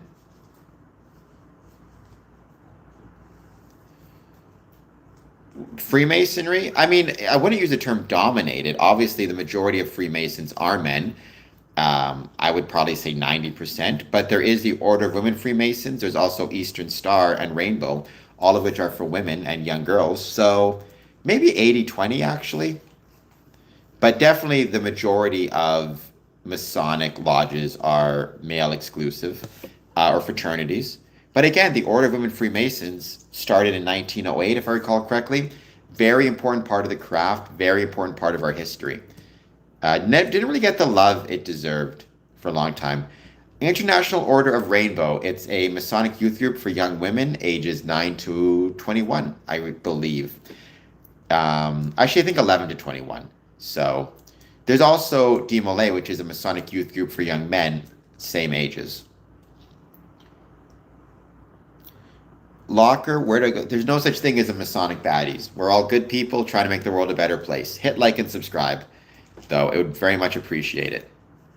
And I hope that you're doing well. Yeah, I mean Eastern Star is for the Women's Lodge, right? Eastern Star, or Order of Women Freemasons. The youth group is called International Order of Rainbow. Much appreciated, Locker. Always appreciate people who hit that like button and that subscribe button. Channel is growing slowly but surely. For that, I am grateful. Hopefully, my goal is to try to get over 5,000 subscribers. I've kind of plateaued at like 4,000 in and around. I'm at 4,056, so we'll see what we can do to get it up there a little bit more.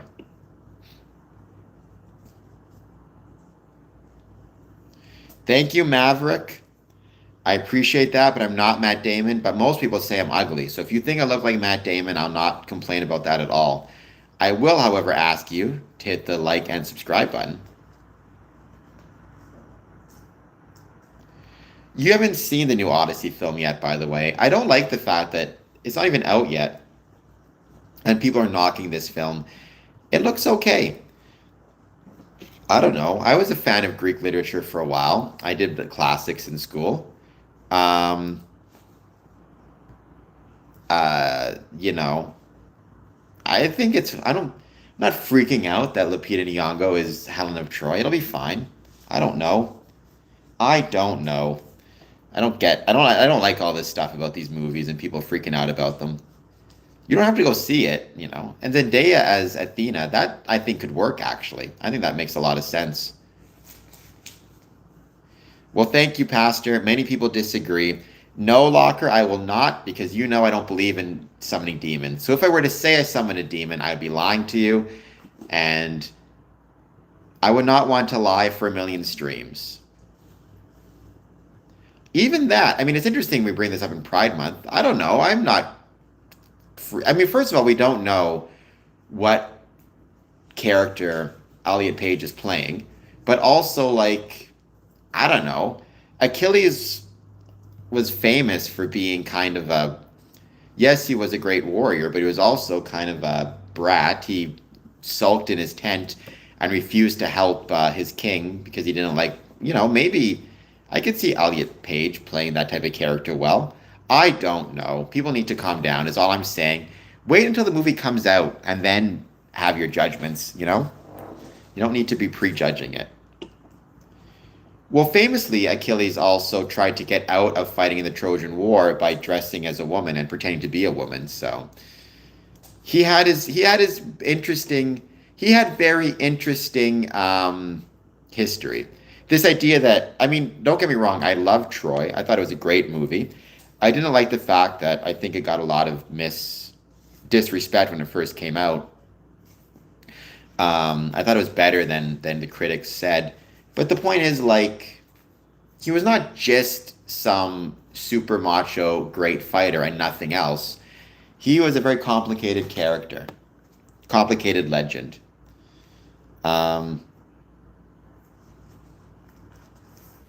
Well, I mean, they were exaggerating, but keep in mind, when these stories were written and told, they didn't have access to the type of record keeping that we have nowadays, right? They kind of had to exaggerate. in order to remember these stories and tell these stories, because boring, kind of dry history is not going to be easy to pass down generation to generation by any means, just for whatever it's worth.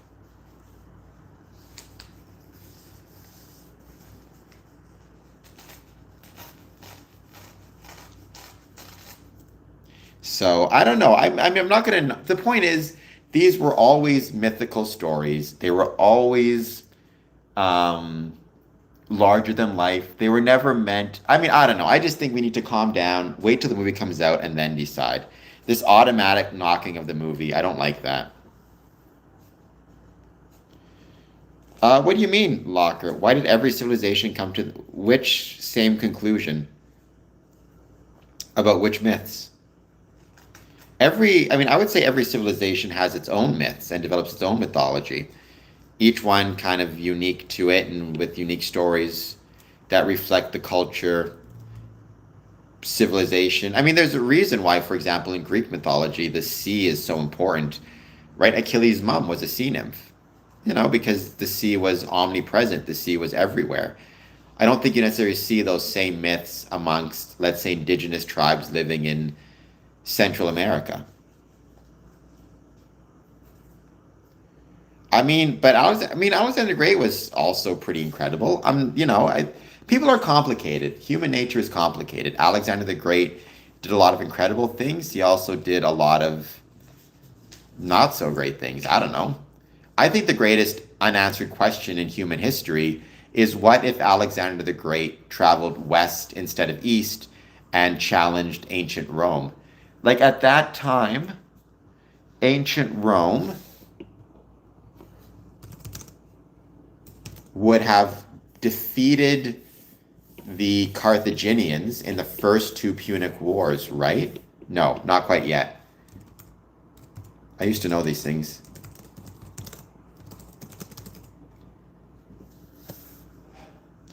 But that wasn't until later at all, right? I don't even think at that point, Alexander. I don't even think at that point the Punic Wars had happened. I don't even think Rome had fought Carthage yet, like Hannibal, right? So says here, scenario one, this is from AI, so take it with a grain of salt. If Alexander survived to conquer the rest of Persia, he would have faced a fledgling Roman Republic. At the time, Rome was a localized central Italian power. So at that point, Rome was still, because let's see, Alexander died what year versus what year was Punic Wars.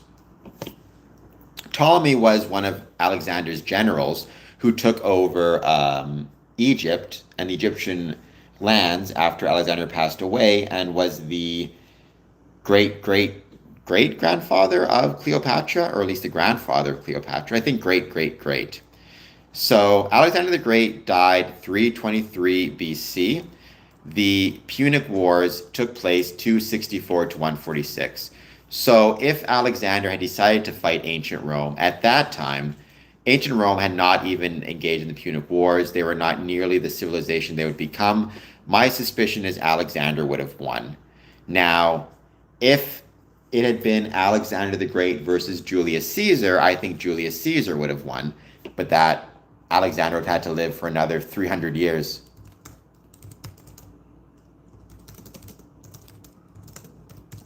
So I don't see that happening, personally.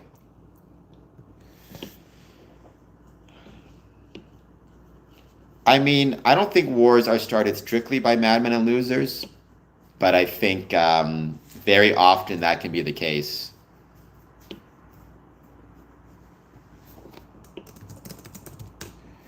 Just out of curiosity, I typed this into AI, and according to AI Overview, Alexander the Great versus Julius Caesar. There is no clear-cut winner, as historians and military analysts divide their supremacy into distinct advantages.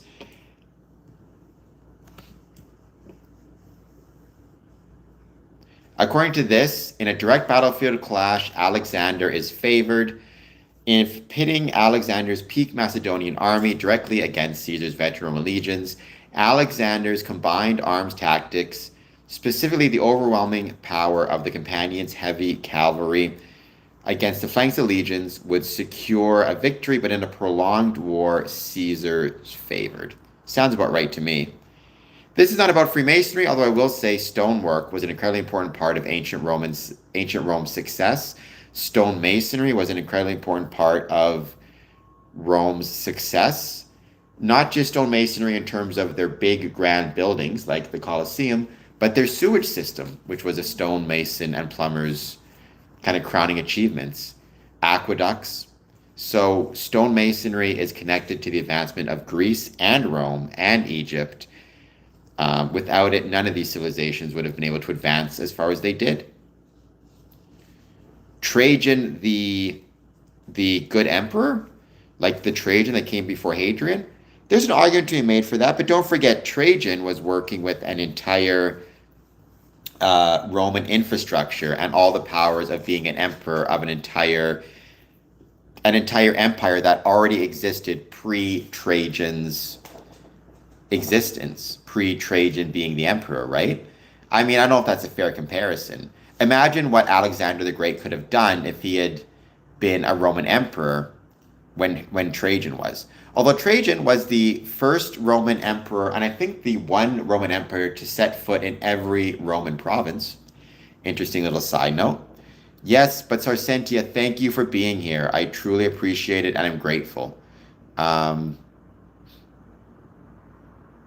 thank you for joining.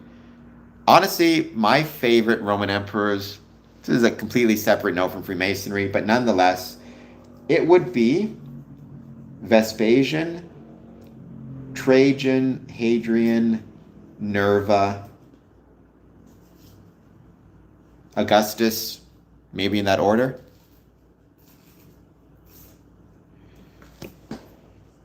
I mean, that's true, but I don't think Trajan was exactly born struggling to figure out where he's going to eat his next meal. I think if ethics and morals actually had the ability to harm those who don't follow them, yes. Probably somewhat true.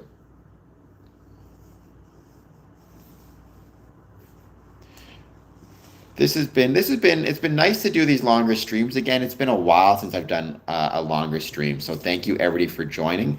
My battery's dying, so I don't know how much longer I can stick around, but it's been really fun. I appreciate that, Sarcentia. Enjoy your first visit. You'll have a blast, I have no doubt. So have fun, enjoy it. Travel is one of those great opportunities that maybe we don't have enough of in Freemasonry, unfortunately. So keep up the good work. And thank your mentor for bringing you to the visit.